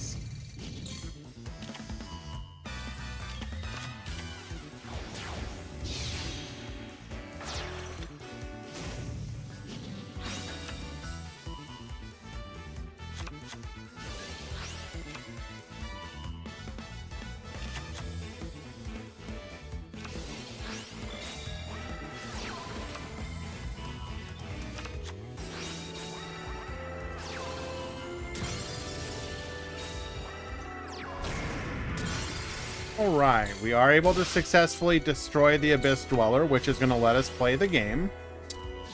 Adds a copy of Hat Tricker here.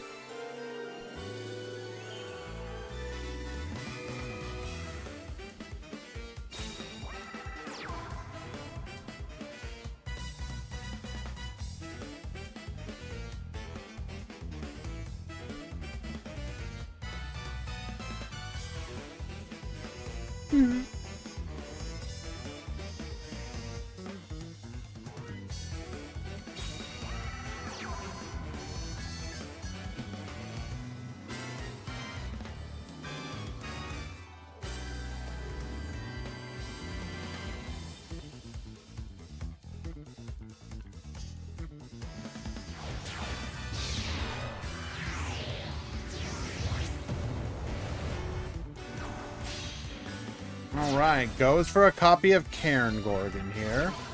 Mind control to get Yoinkin. Activating Escaped of the Unchained.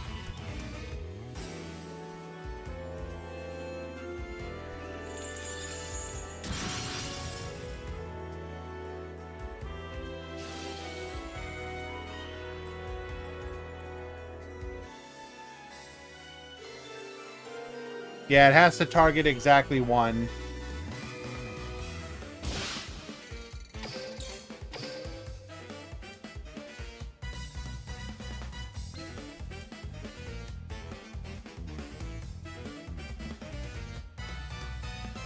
How would he revive?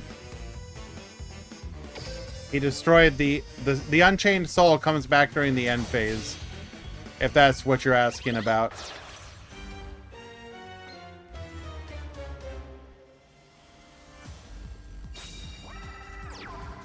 Alright, we are representing lethal damage.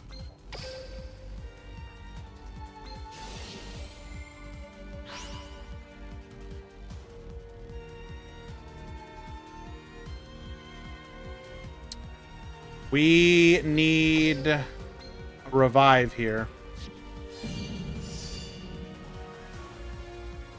Show us chamber. There it is.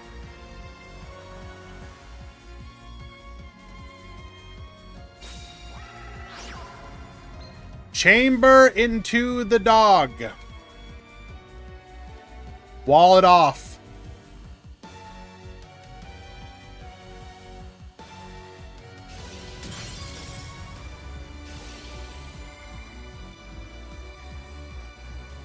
We do have the Skullmeister to stop the revive.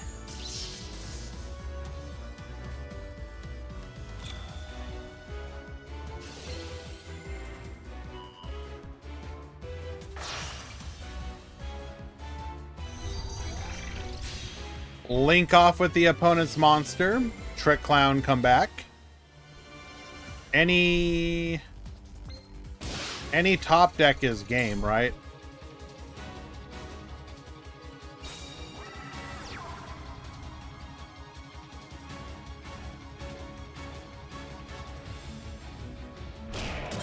So we did not top a monster.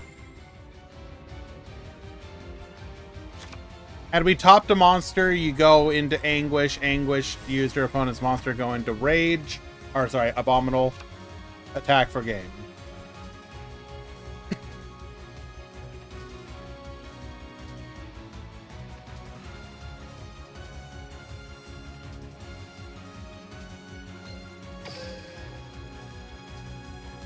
We have access to one Hat Tricker.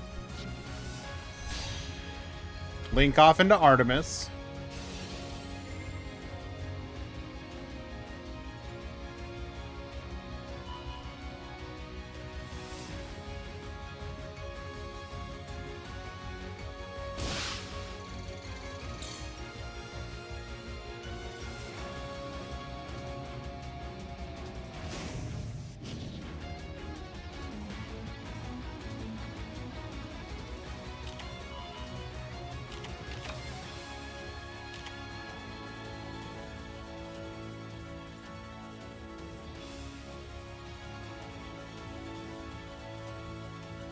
Easy, could you time BMAT out for the rest of the stream?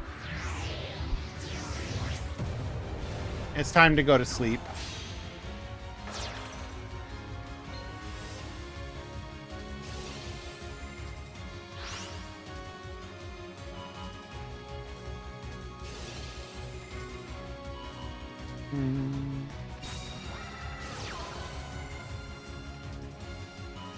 Ooh, Forbidden Chalice here is a very good counter. We will be able to shuffle back. Goes for the Vespinato.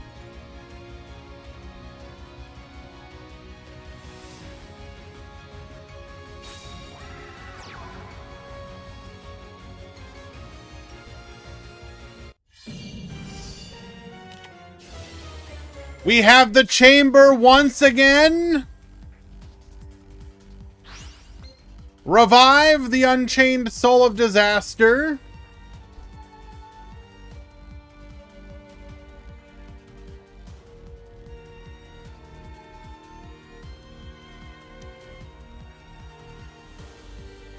Yes, Guy Bassis, unfortunately we are.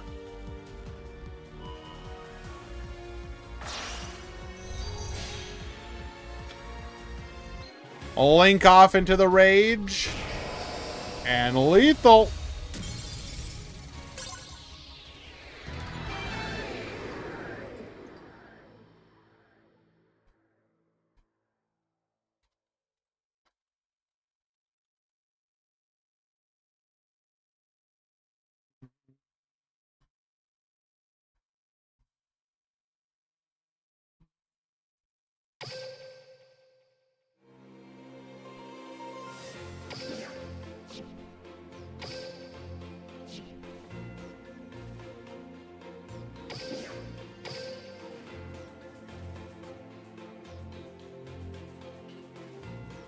Solomon has defeated Becerro, or Becerro, however you pronounce it. I apologize.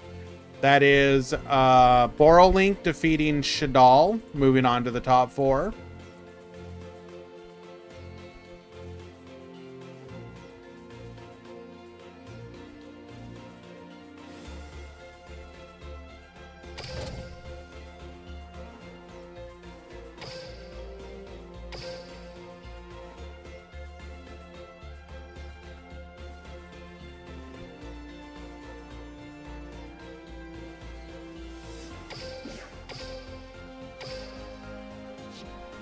Wait for ads to finish. Oh, hello, Moo. Hi, baby.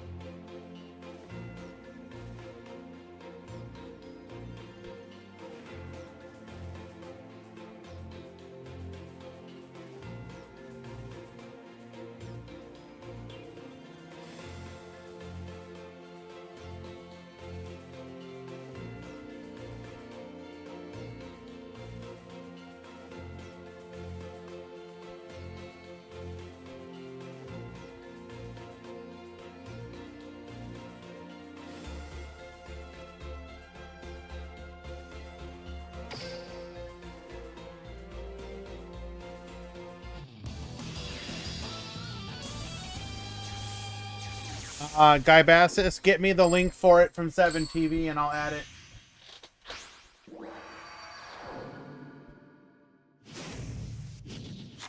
Duel.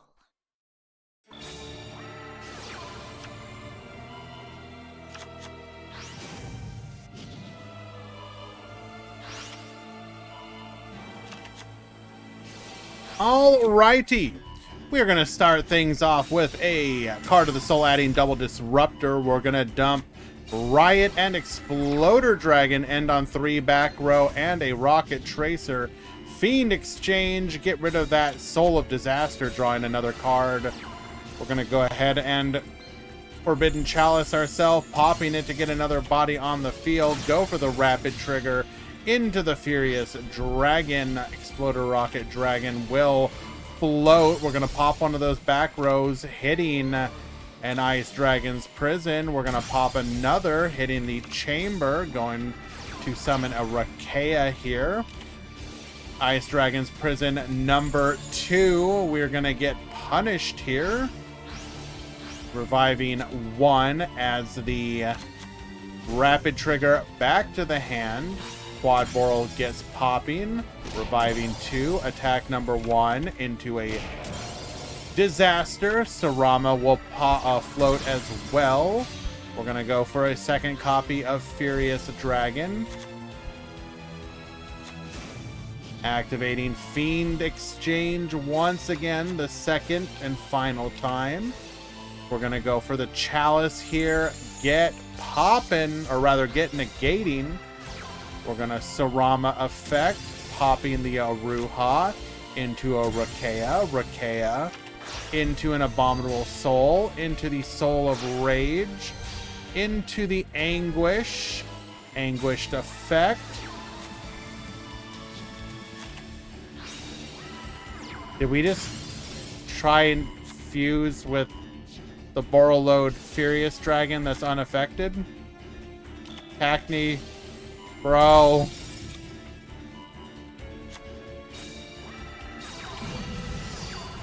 Chamber, we're gonna wall off here, popping the Disaster into the Rakea, into the Aruha, into the Abominable Soul, popping the back row, not the Furious Dragon.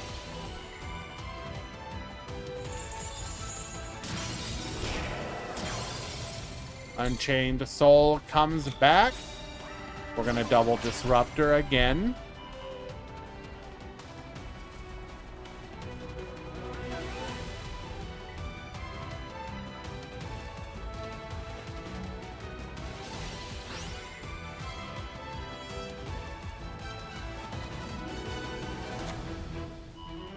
Adding a copy of Heavy Interlock here.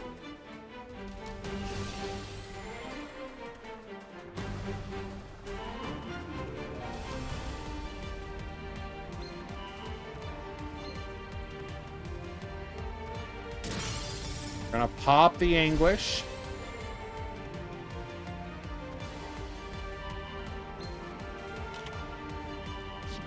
Return the Unchained Soul.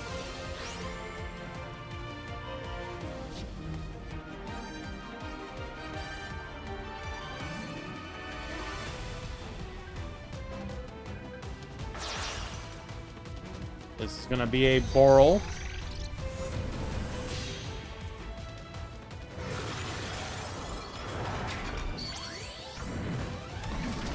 Maybe he feels no timing.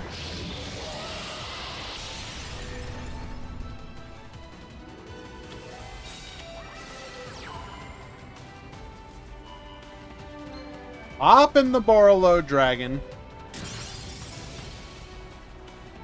We did not need to do this here, by the way. The one in the graveyard would have returned.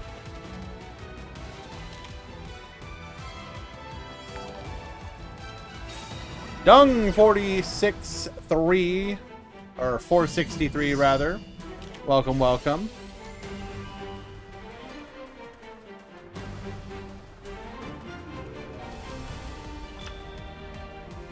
Add emote.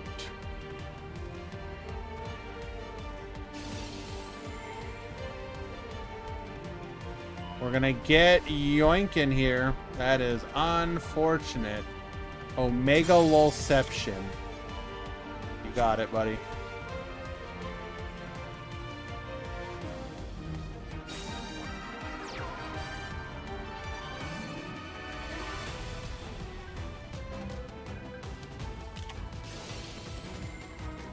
At least he is out of revive traps as we go for a revive trap.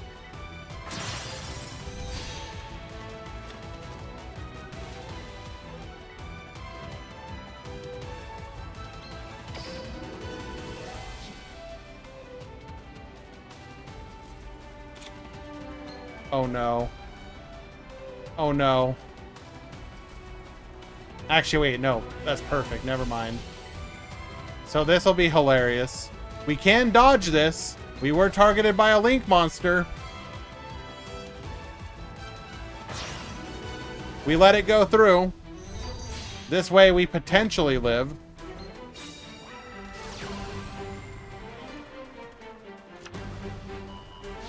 Adds a Sarama. That's just going to be lethal damage.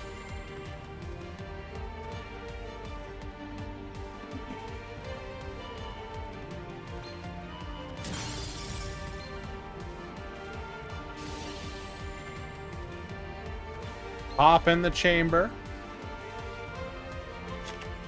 Bring forth the Aruha. We go to battle.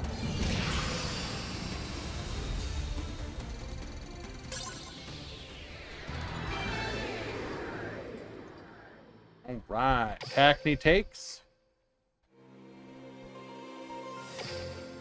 Game number 1.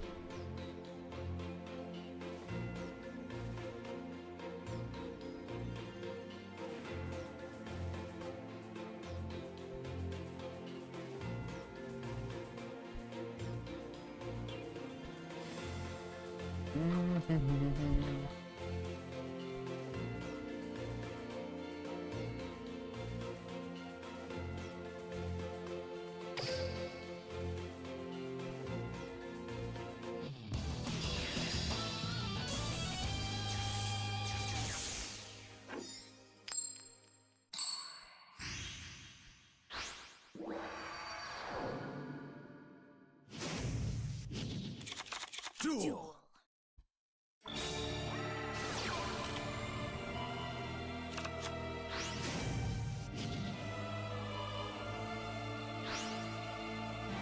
Be right back.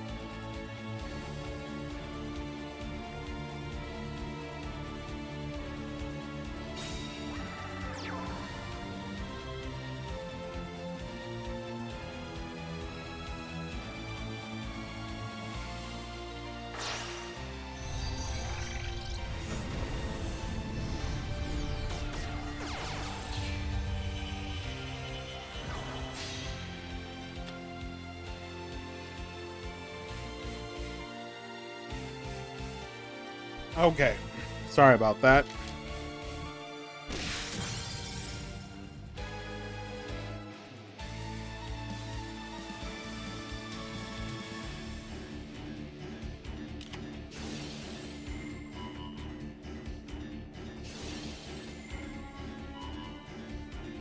We are going to go ahead and dodge the attempt to get Yoinkin. Rage effect.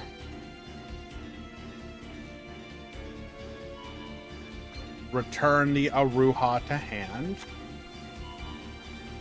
You made a good breakdown. I do not believe you, but I will look at it.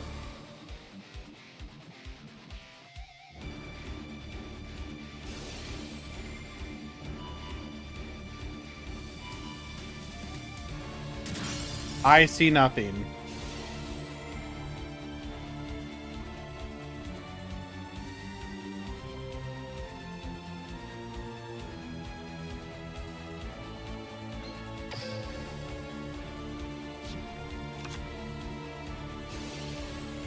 Unchained Soul effect, get poppin'.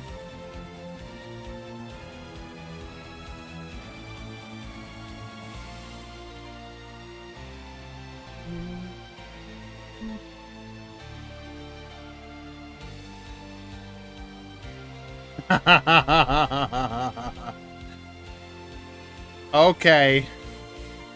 That's pretty good, to be fair.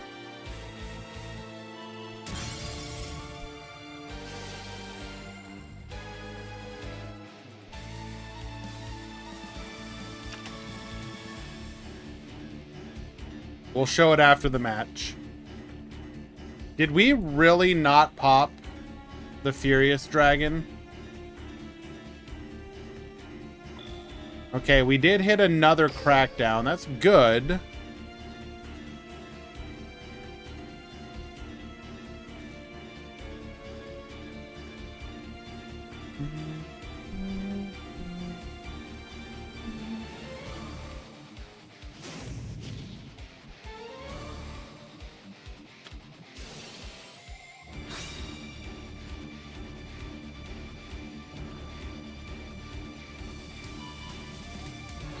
We will pop the Unchained Soul here.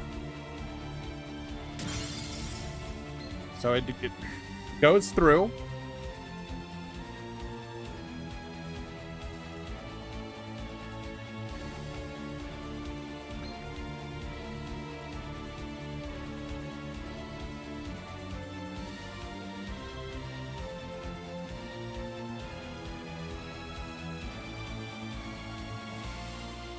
What's the game plan?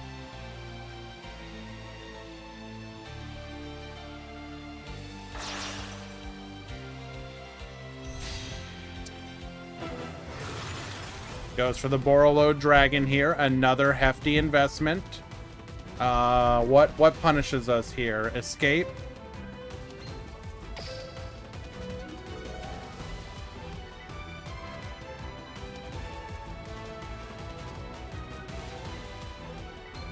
We've already used one escape.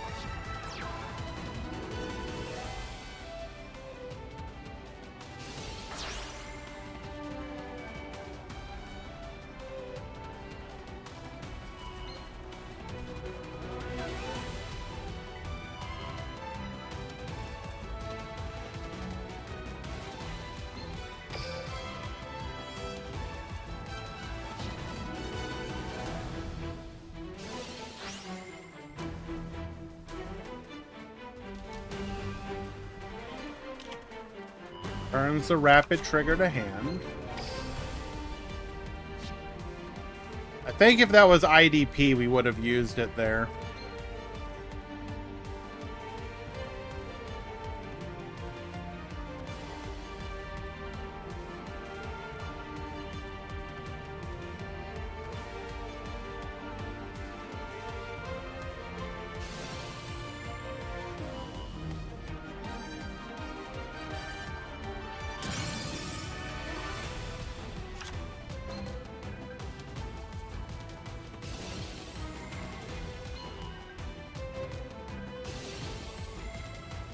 Agna Rocket Dragon effect.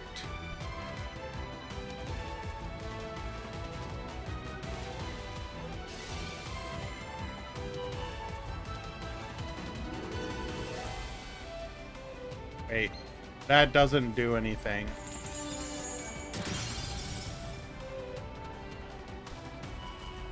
Oh, that's very smart. Okay.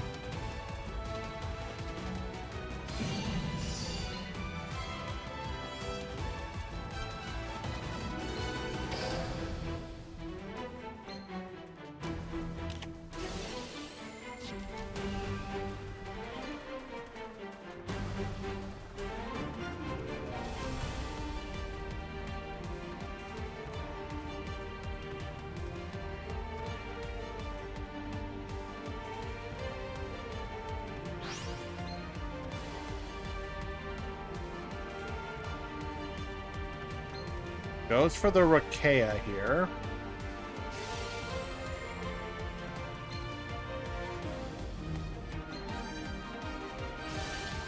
Unchained Soul returns to the field.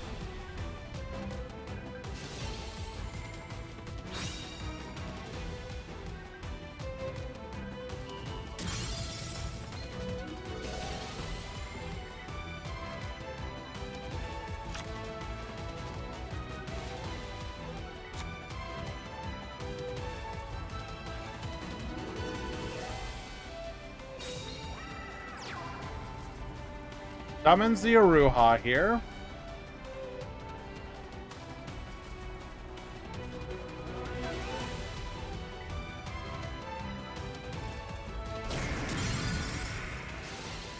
Destroys the Aruha.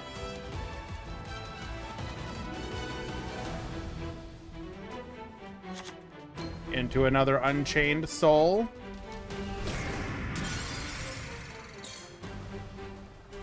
Alright, pass the turn.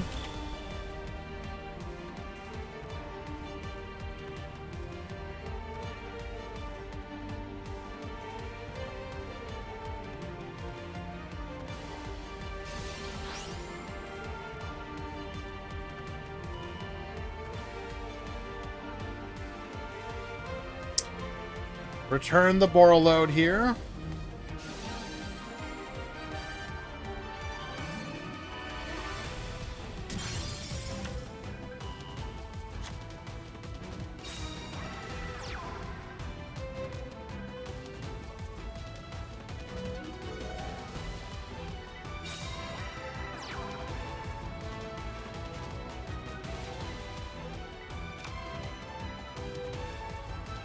We may be low on time.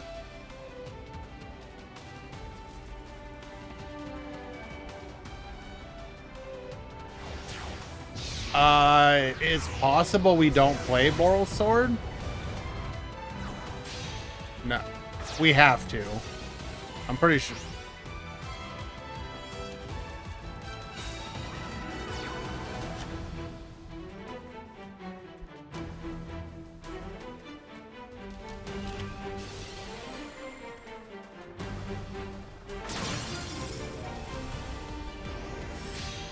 Rapid trigger into Furious.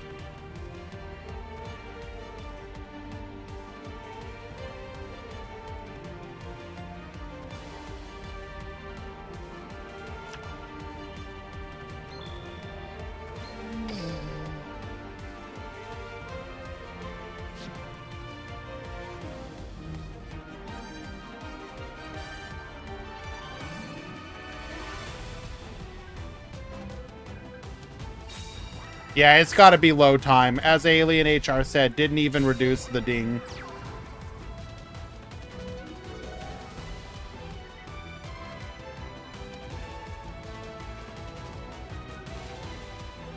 Thank you, Miguel. Appreciate it.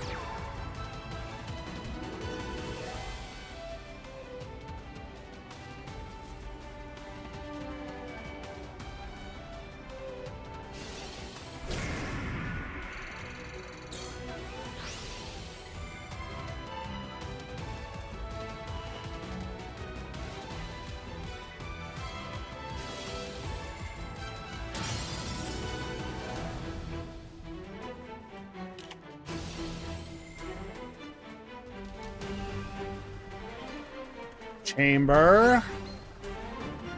Revive the Unchained Soul of Disaster, which is a freaking 3K attack now.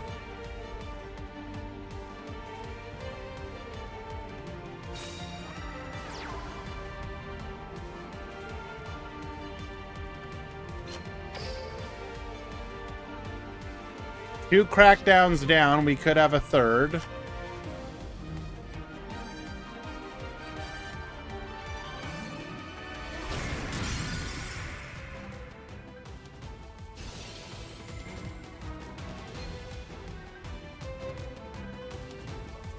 Successfully crashing into the Furious Dragon.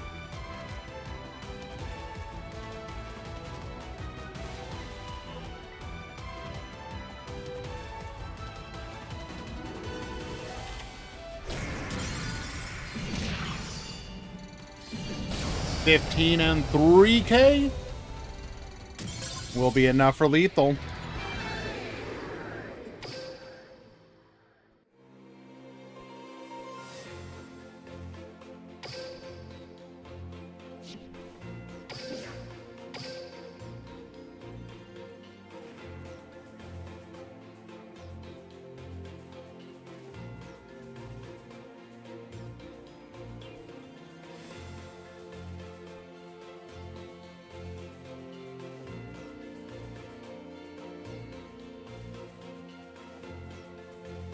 Alrighty.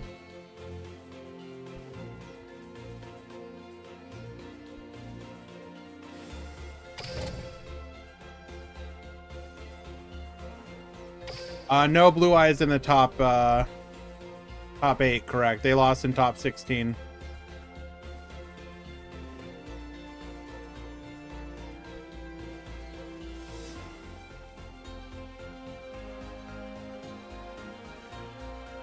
What decks are left? Well, you have Unchained waiting in the grand finals.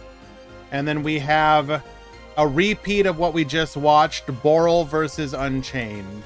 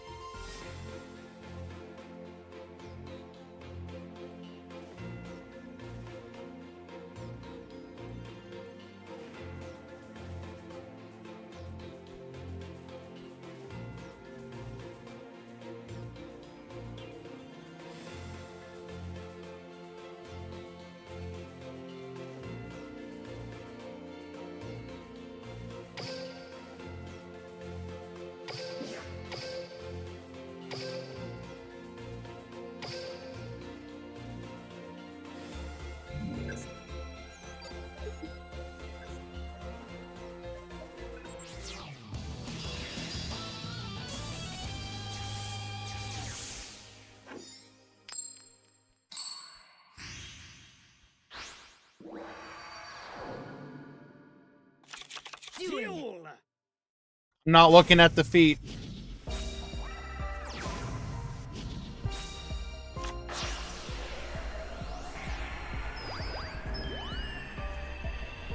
I refuse.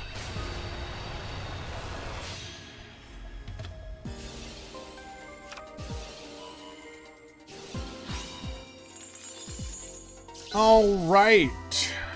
We are going to bring our opponent's plays to a stop after we hit the copy plant with a copy of Effect Veiler. Unchained Soul here to the field. Bring out the dog. Dog is going to go ahead and link. Goes into the Rage.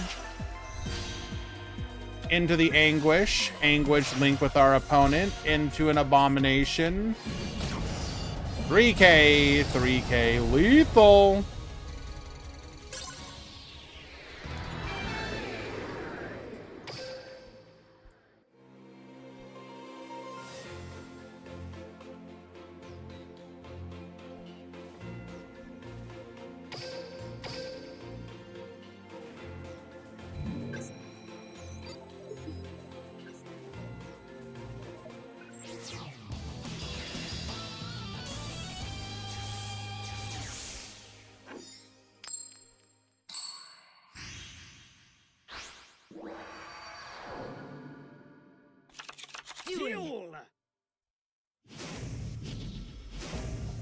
Game number 2.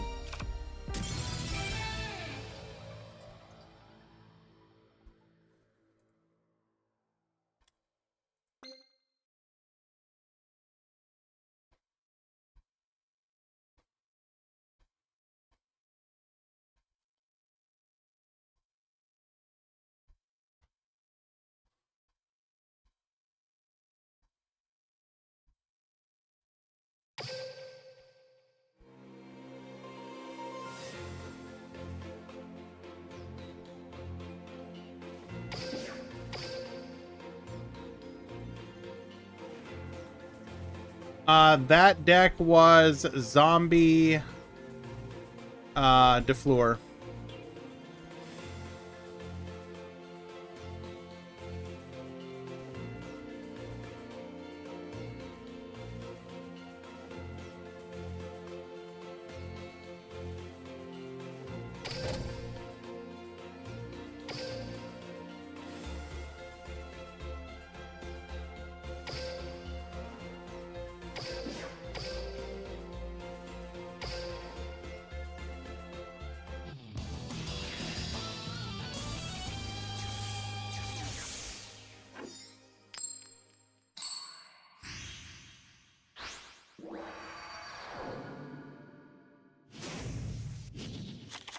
Duel.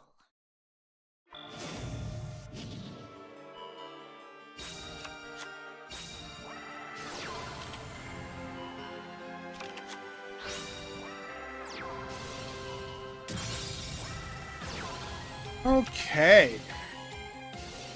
Effect Veiler, targeting the Sarama. Negate the reset here. We're gonna go Rakea. Rakea pop the Sarama.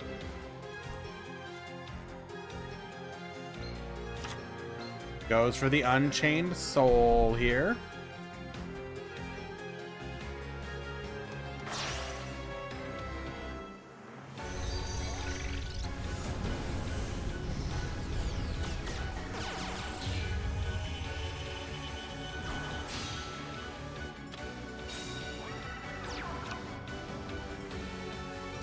Set a back row into an Unchained Soul of Rage and pass the turn.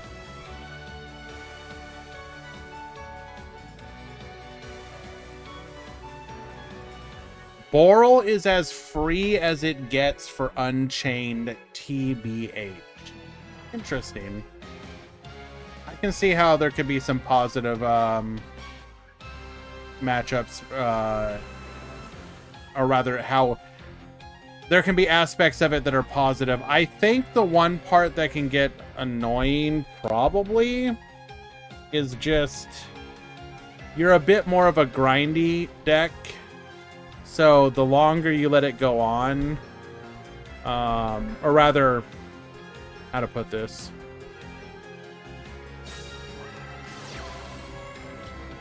I could see potentially getting overwhelmed. You need to be able to force it into a bit longer of a game. I don't know. Maybe I'm misreading it. The part that I just feel like is that if they get to Borreload Furious Dragon, yes, destroying is something you don't mind happening, but they can just be... It's still an incredibly disruptive monster to have to deal with.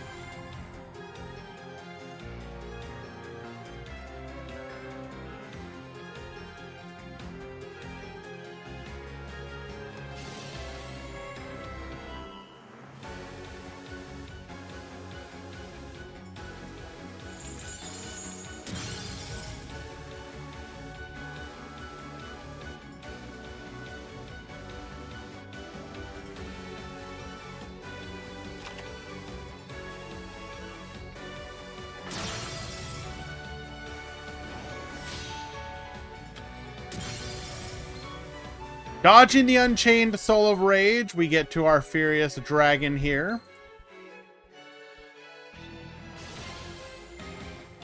Rage effect will allow us to recycle. Add the Sarama back to hand.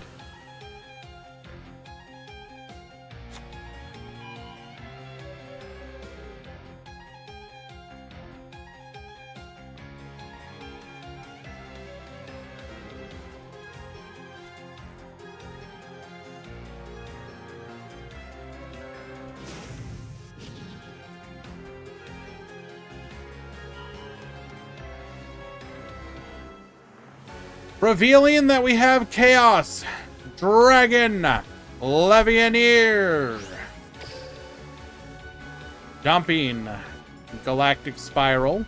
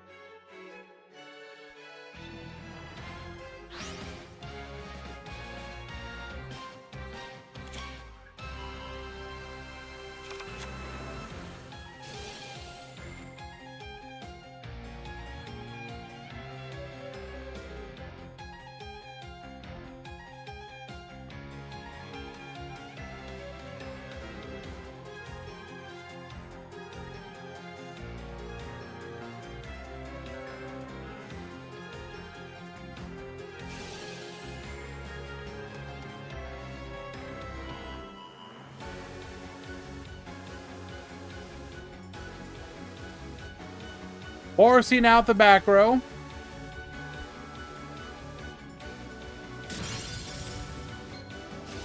It is an escape of the Unchained.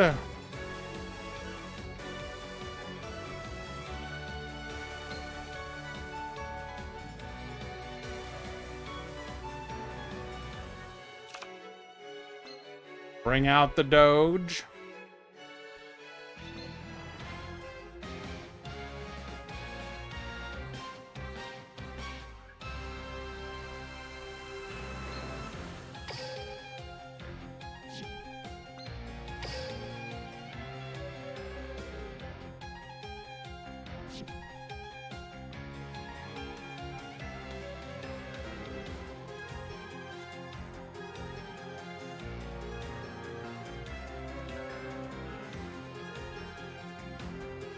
What's next?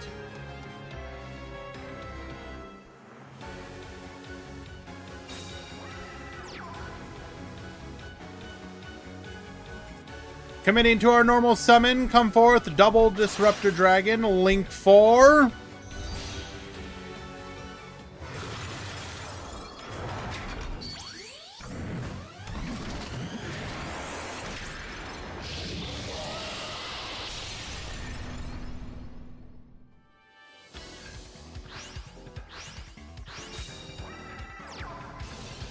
Chaos Dragon Levianeer, get poppin'.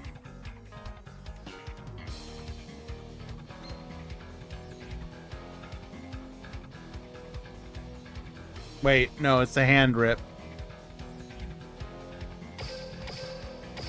Never mind.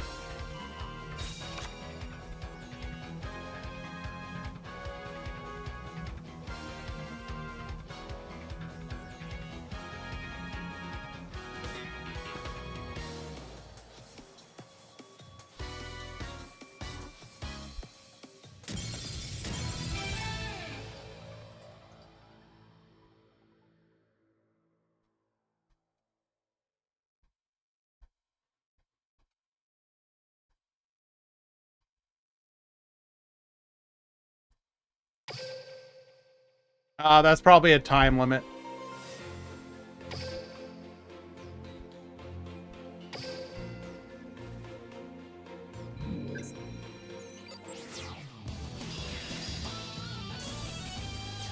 There were some pretty long delays there during the match. We'll just speed through it really quickly. Duel.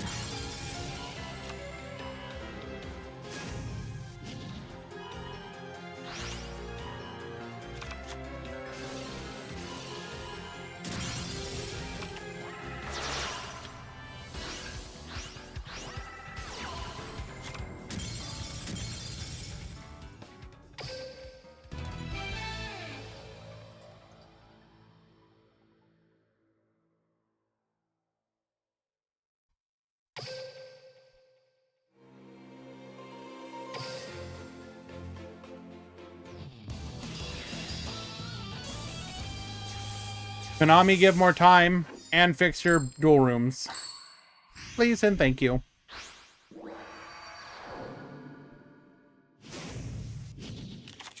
Duel.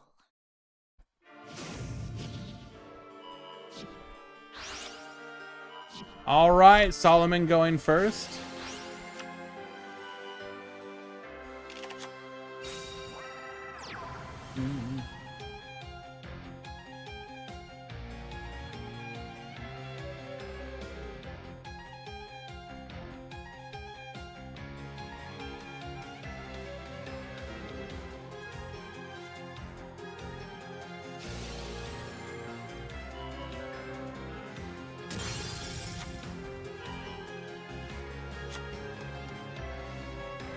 I mean, Garen, you're not wrong, but it'd be nice.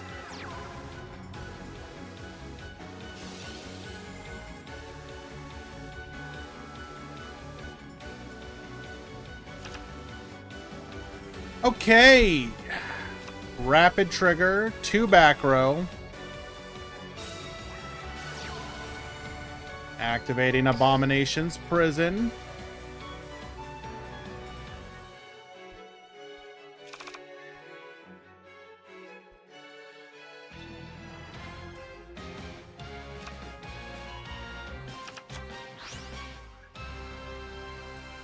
Electing to add Escape of the Unchained.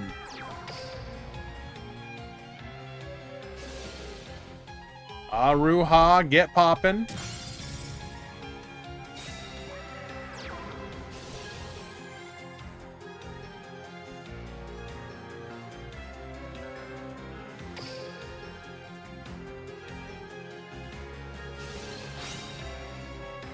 Goalmeister. Negate.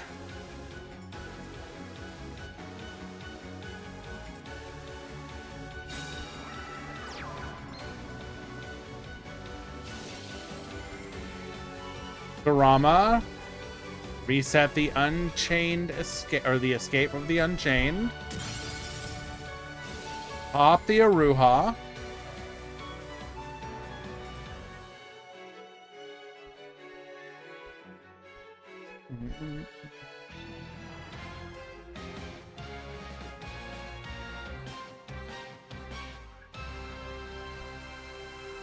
What do you go here? Electing to go for the soul. Get poppin'. Non-targeting. What do you pop? Do you respond with Tracer? Do you activate any back row?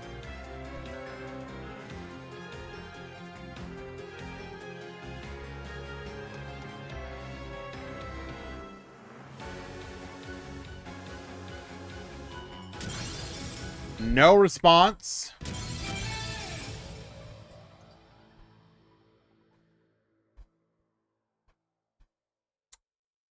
Okay. That's unfortunate. Bit of a brick.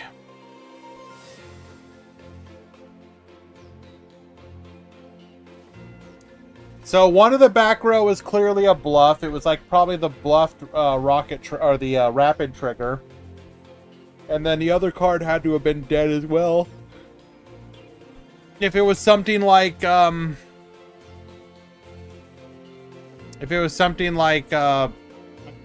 or whatnot, we would have been able to be still live.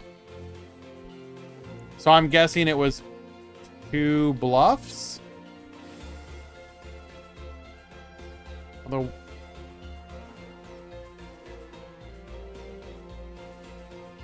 why Tracer and pass? Don't know what the hand was, so can't really evaluate that. It was not setting up for the fusion because you need 2 on the field. Rapid trigger pops 2 on the field for its effect, so you need 2 on the field to potentially pop. You can't even... Like, yes, I understand that Tracer pop the rapid trigger is a play they do'd, but you need an initial 2 on the field to activate. So, regardless, well done, Solomon, for making it to top 4. And Hackney will be moving on to the grand finals to face Paris.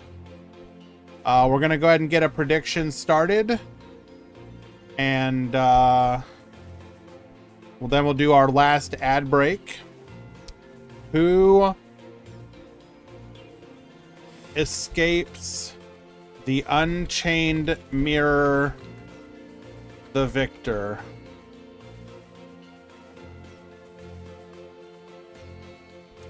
Hackney Frog.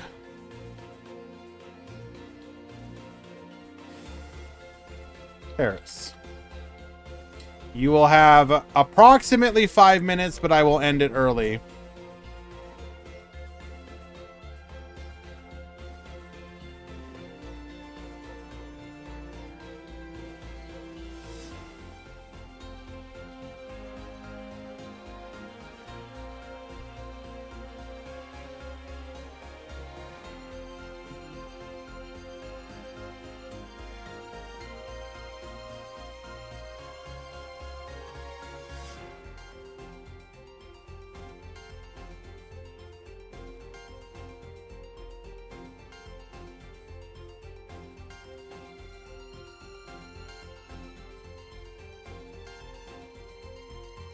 I love making you mad, Muscovy.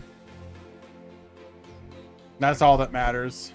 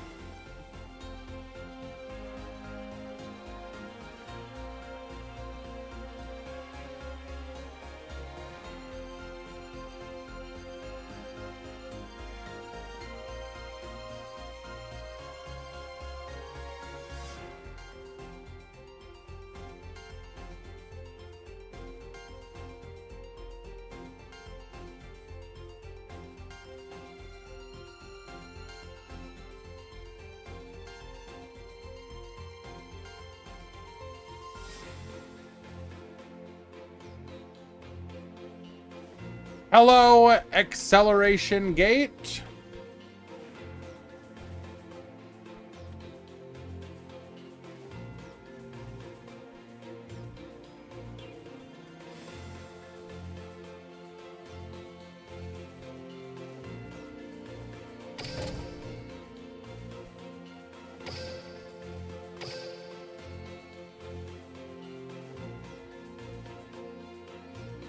I'm gonna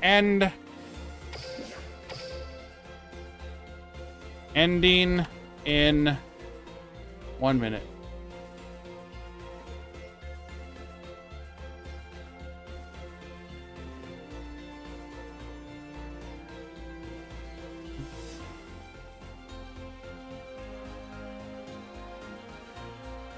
Rand, can you tell Excel to stop posting bald Pikachus? No. Gate, please post more bald Pikachus. Also,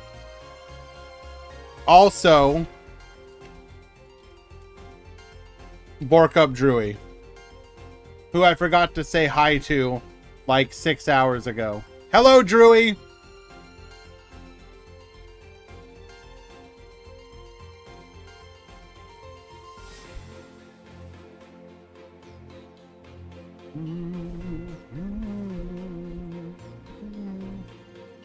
Ending the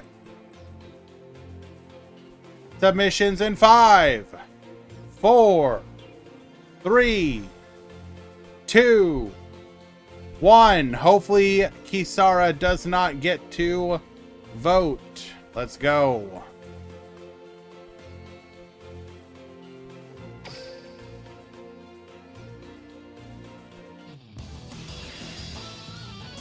I voted get out.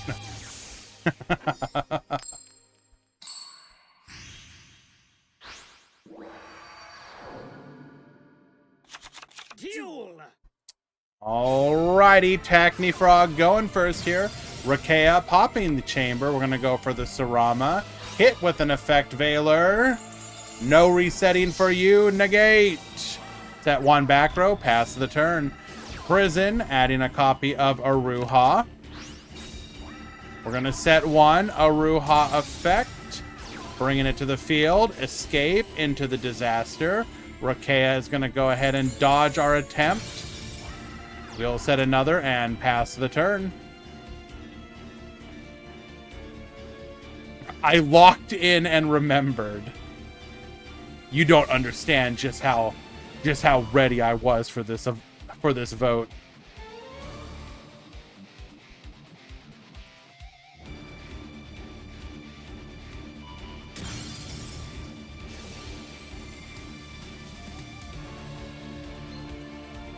Reset the chamber.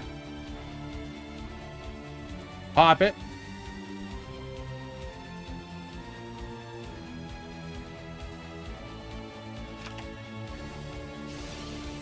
Unchained Soul. Get poppin'.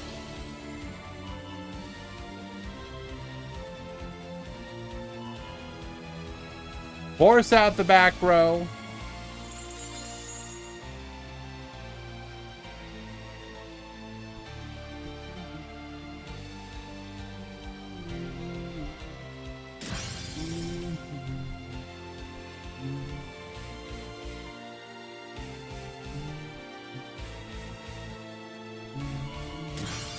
Hop into Blue Dog. Blue Dog into the Aruha. Aruha. Did we not have a better target? I guess we did not.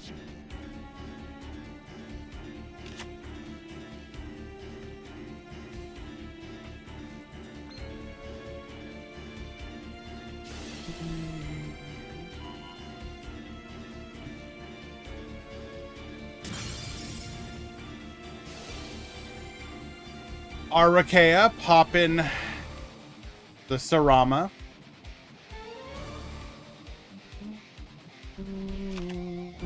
Into our own copy of Blue Dog.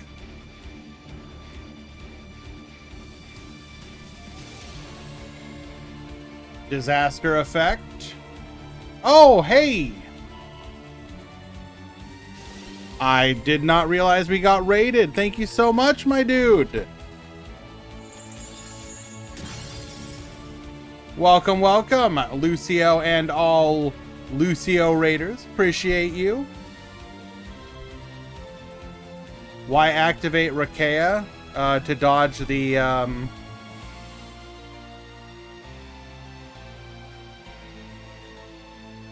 because they would go into a Link 2. So this forces us to use all of our resources if we want to go for a Link 3 as opposed to getting to leave one of them on the board.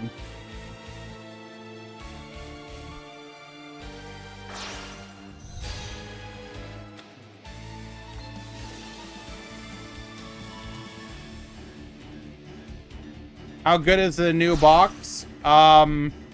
So far, we've seen Unchained progressively doing better. It had poor showing in the first couple tournaments, but now people are learning how to play the deck and it's doing much better. Sacred Beast is doing extremely well because it's like a very straightforward Unga Bunga OTK deck. Unchained is doing well, and we're seeing some decent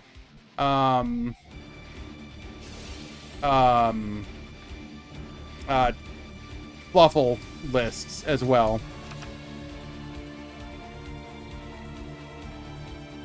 So technically 3 decks are doing either very well or decent. So for a mini box, it's actually pretty solid.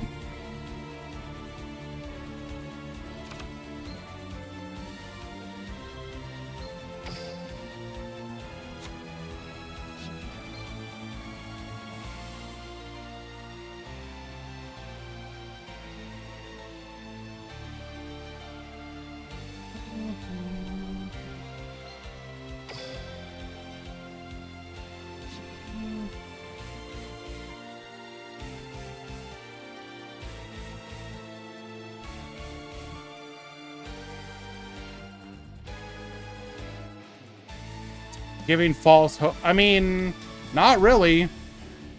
We had 2 Fluffle players go undefeated in Swiss, and both of them then faced a pretty tough matchup.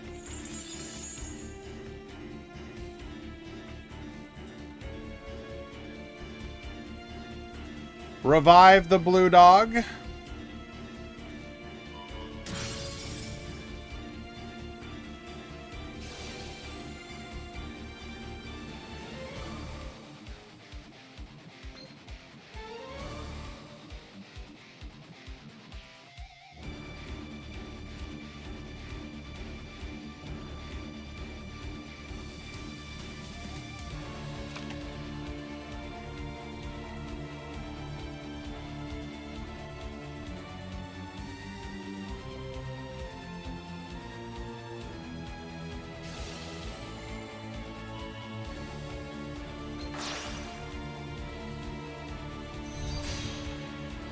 Link off into the Unchained Soul of Anguish. Prison.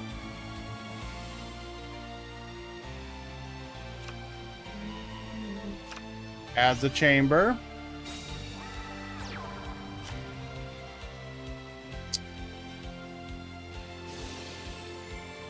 Abomination effect. Pops the chamber. Chamber revive.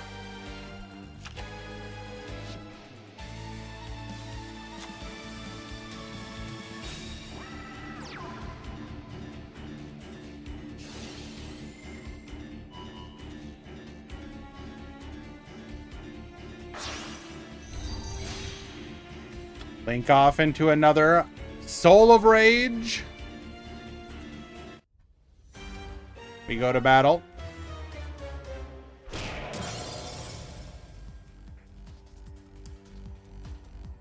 Unfortunately, I just believe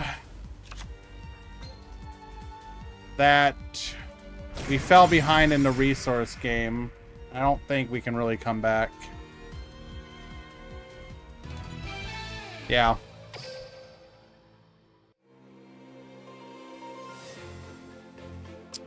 Hackney Frog up a game.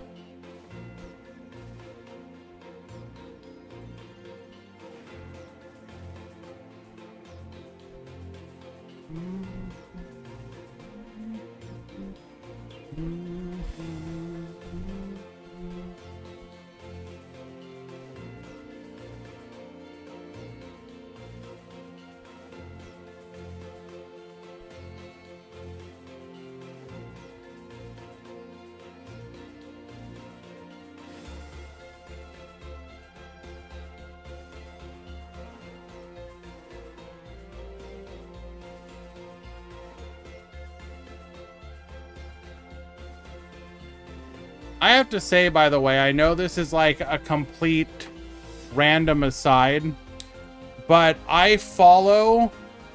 There's an account on Twitter I follow who, a lot of what they do is kind of relate to the Japanese Yu-Gi-Oh! Player base, what's happening in the TCG.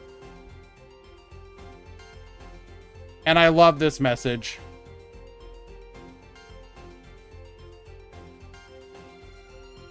So in response to the announcement of the ban list not coming until the end of August, official overseas Yu-Gi-Oh! Accounts have announced that the next restricted revision announcement will be at the end of August. Reactions from overseas fans to this first advance notice in the 25-year history of the event were a mixture of gratitude and confusion. Yeah, that's definitely one way to put it.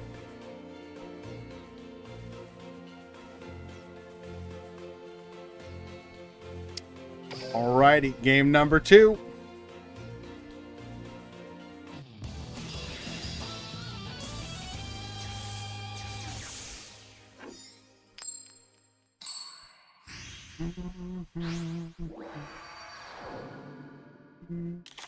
Duel.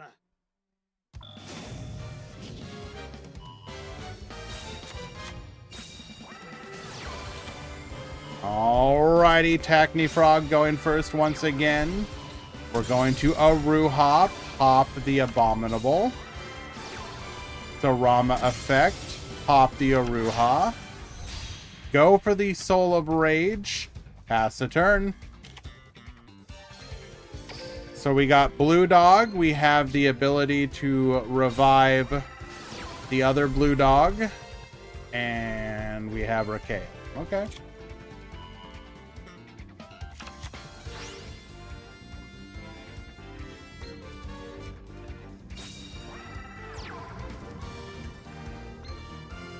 We're going to go ahead and start off with the Rakea. This will allow us to play around Blue Dog.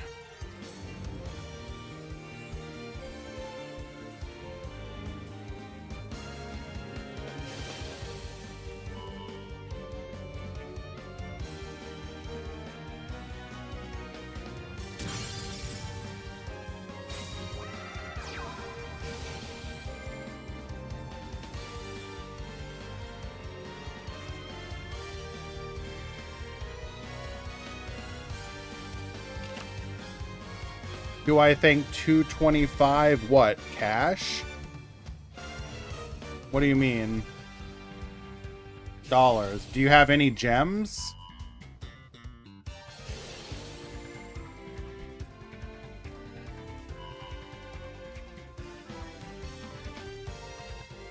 Because yes. Like I did it for like 110 plus gems.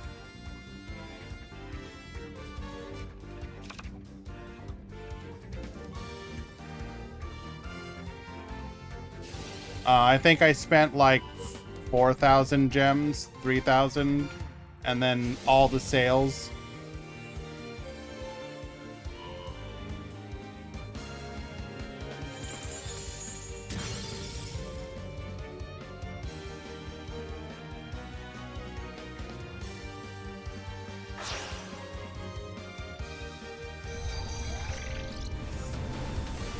Thank you, Easy.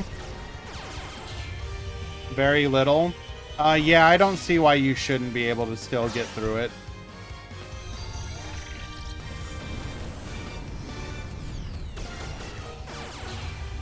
Is this the same duel? No.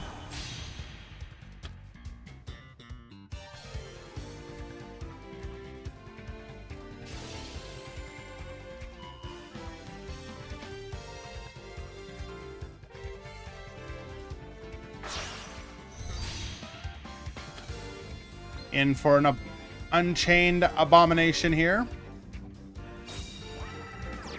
Set a back row.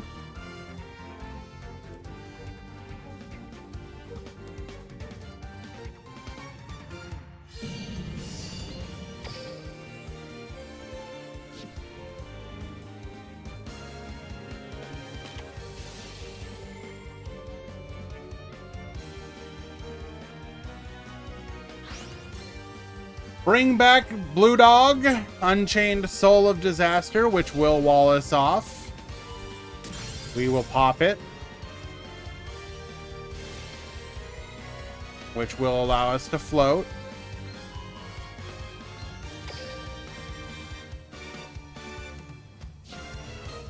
Electing to float into a Sarama.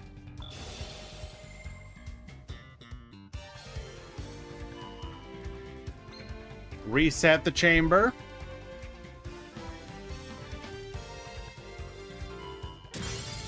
Hop in the chamber.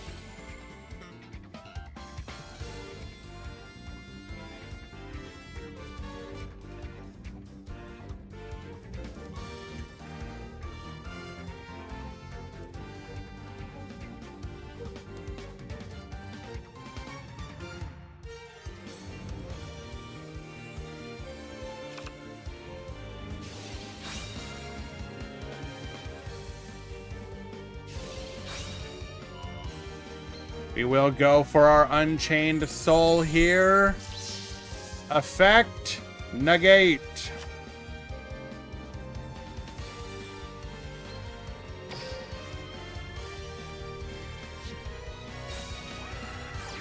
Setting a back row, we go to battle.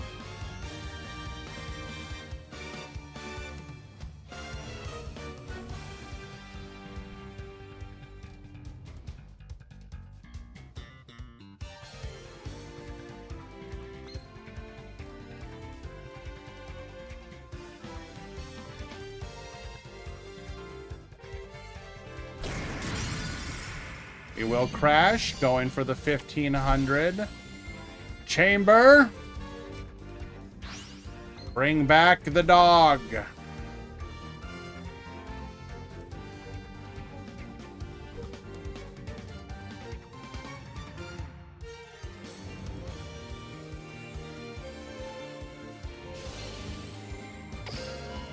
During the end phase, popping the chamber, which cannot activate as we've already used it this turn.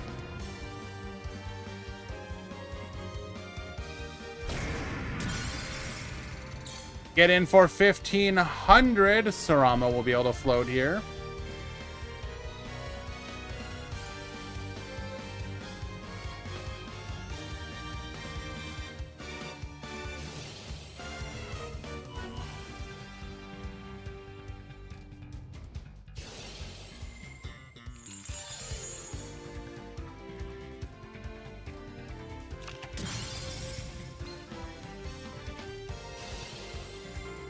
Escape into a Rakea.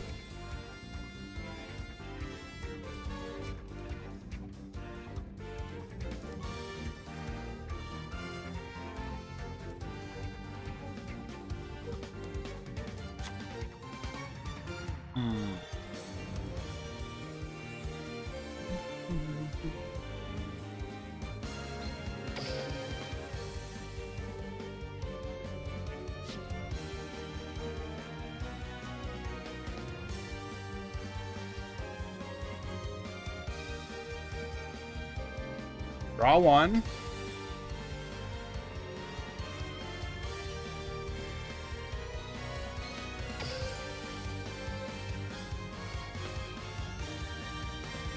What can we even top deck here?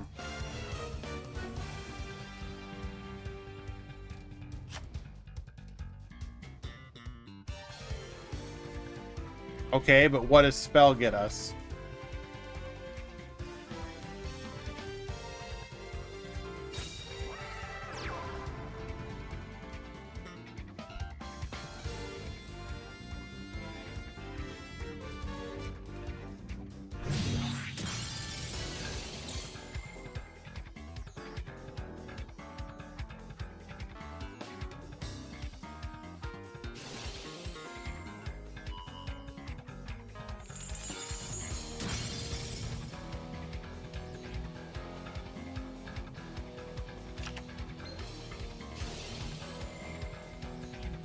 Gonna go for another Unchained Soul here.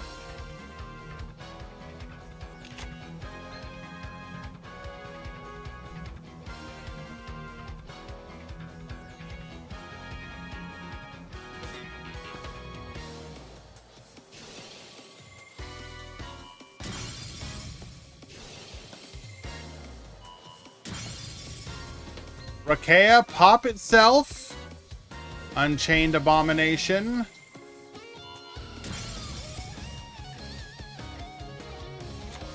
Pop during the end phase.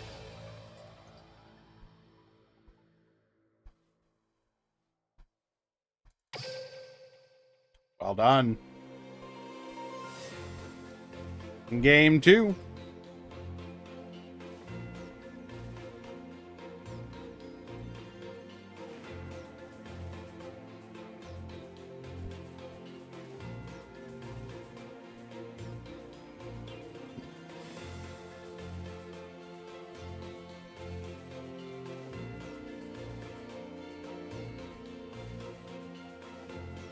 Top 32 breakdown, thanks to Easy. Thank you, my dude. I really do appreciate the excellent work you do. 6 Sacred Beast, 5 Borrowlink, 4 Unchained, 2 Fluffle, 2 Necros, 2 Performage, 2 Shadal, 1 Buster Blader, 1 Pure de Fleur, 1 Evil Eye, 1 Gimmick Puppet, 1 Infernoble, 1 Sky Striker, 1 Sue Ship, 1 Zombie, and 1 Blue Eyes.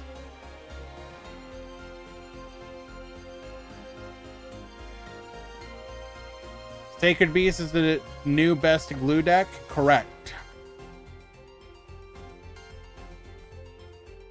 If you heckin' love glue, then Sacred Beast is the deck for you.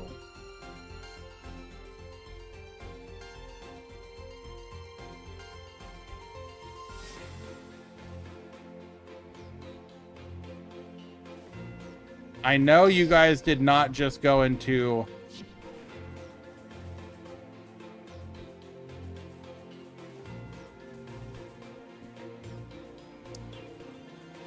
Okay, Easy, I know that your comms are full, but do we need a Glue Beast emote?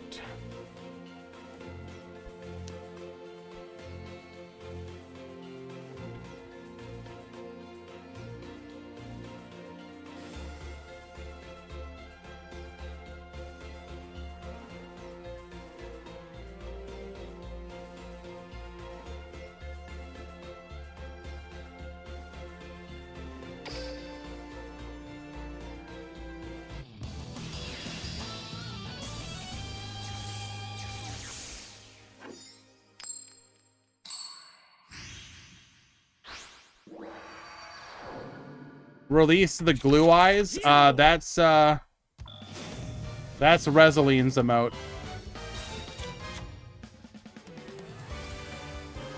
Do I have room? What do you mean in my emotes? You can just, you know, that's your emote. You can just put it on 7TV.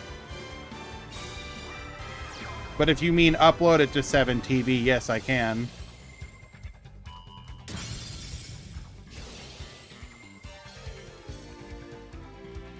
Just let me know what you would want to do with it, and I can hook it up for you.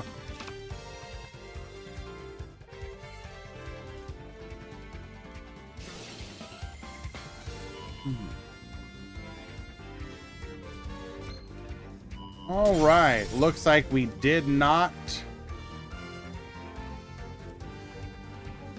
draw a Veiler this time. Wait, did we just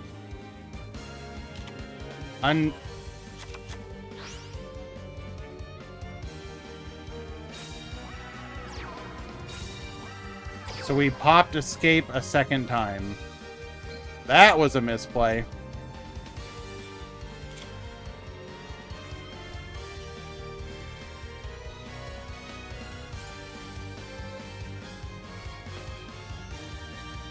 I uploaded the Glue Eyes emote to your Discord.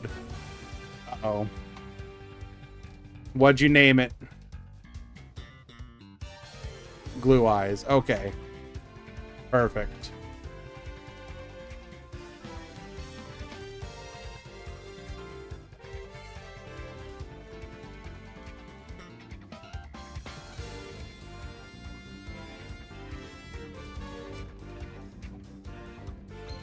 Two back row. We can assume probably one of each trap, which would give us access to a pop and a revive. Take care, by the way, Easy. Thank you so much for all that you do, my dude. Appreciate you.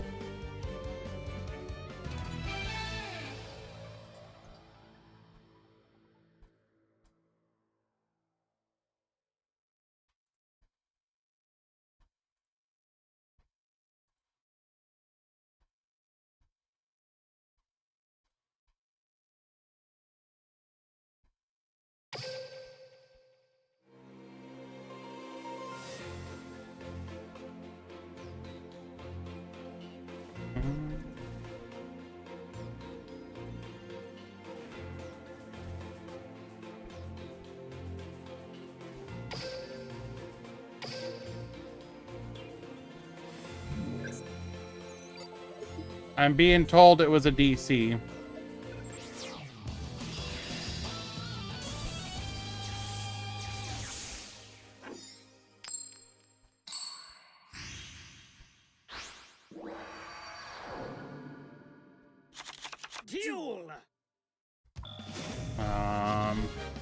DM or post it in help chat, please.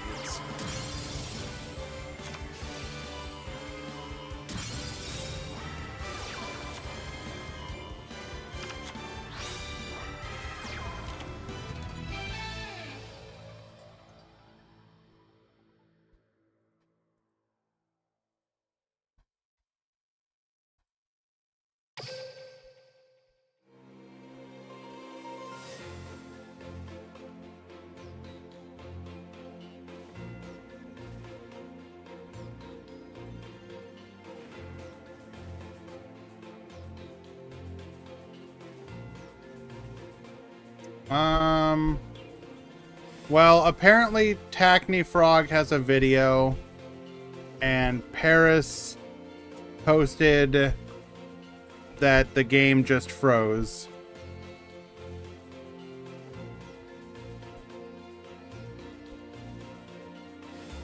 So, most likely it's just going to be a, unfortunately, DC win, but I will review the video footage.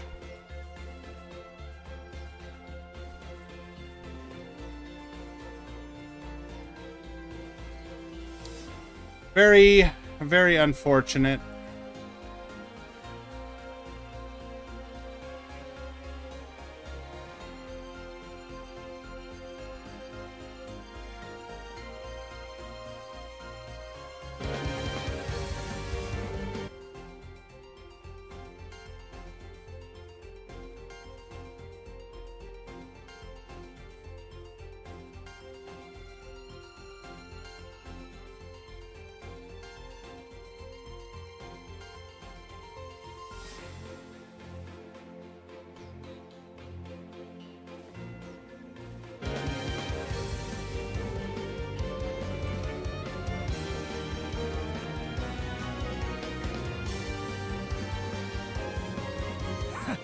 Con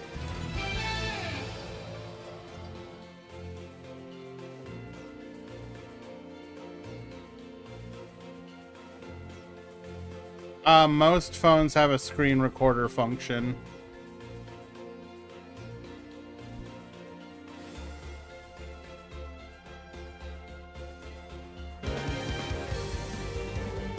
It's not just iPhones, even Androids have it.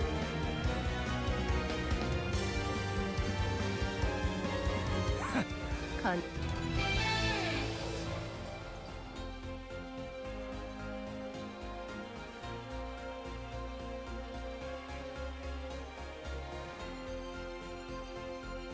It depends on the Android as well then, because like I have an Android.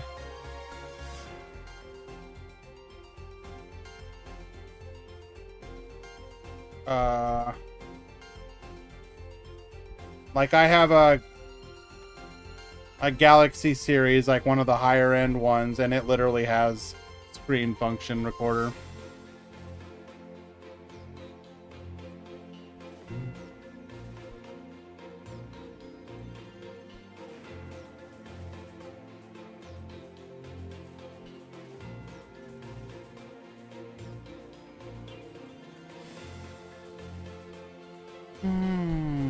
You could, yeah, there's also third-party app recorders. Like there was one called A to Z that I used for the longest time.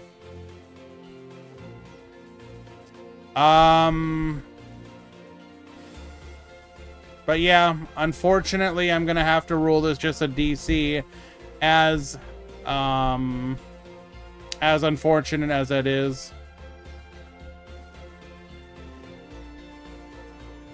Can we rewatch the last game? We already did.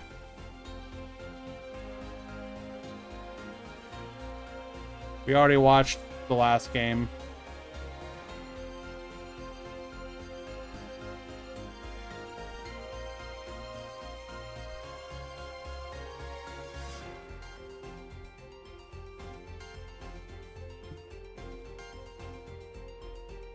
What if they agree to replay? That's not allowed. Just like with DLM, we don't allow people to negotiate that kind of stuff, because that can make a person feel pressured to agree to do it.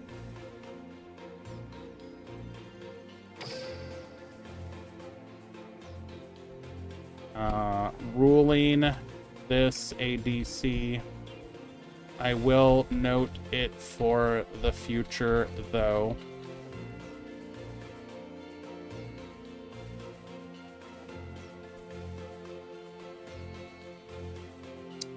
So I will, anytime something like this happens, we will note it just to build a history if it happens to the same people. But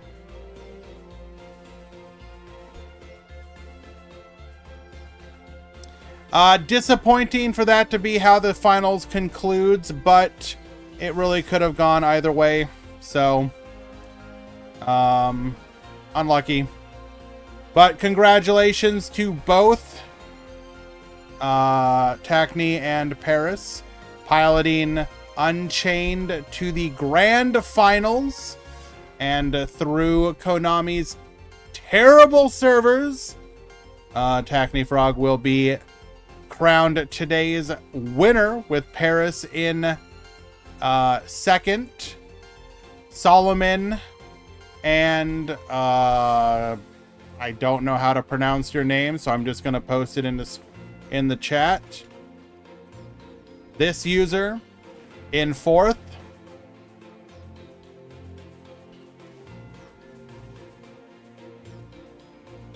We had one last time. We'll also bring up the overall breakdown.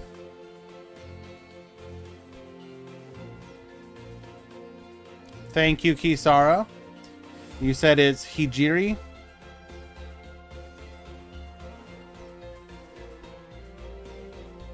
Overall breakdown for today.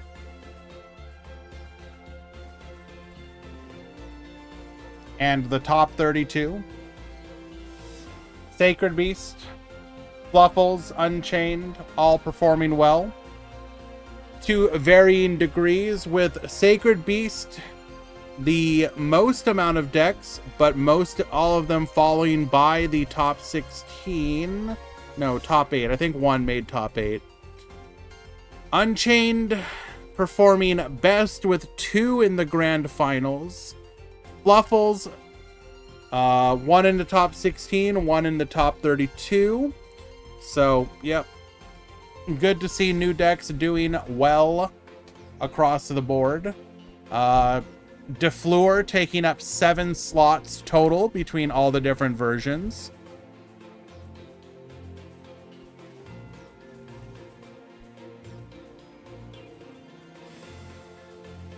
All right. We are going to go ahead and call it. And I am going to cancel the prediction on this one, though. I do agree. I don't like doing a prediction for a DC.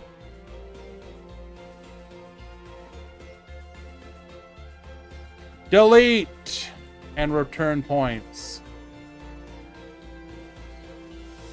We're going to go ahead and find somebody to raid. Thank you, everyone.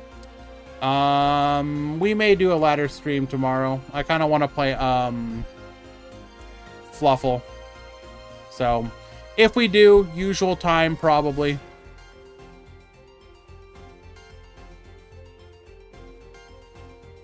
Rest well, everyone. Top 16, I will message you. Let's find someone to raid. Looks like Girin's online. We'll raid him. Looks like they're doing a point battle room. Wait. No. That must have been from before. Why in God's name would... Bro. Come on. Update.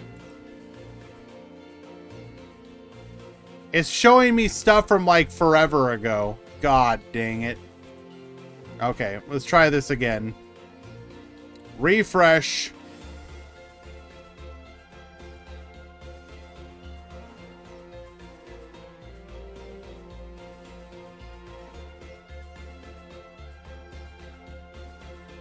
Also, isn't the new Master Duel stuff's coming out tonight too?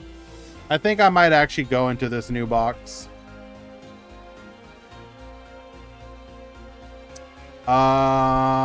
Looks, is K-Brock online?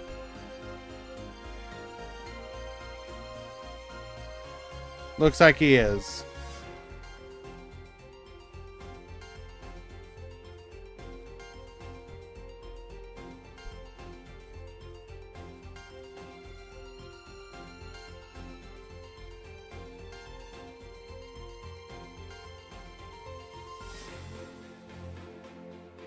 Although it looks like they're away. Oh well. I don't expect people to hang around regardless, but we'll just show K-Brock some love.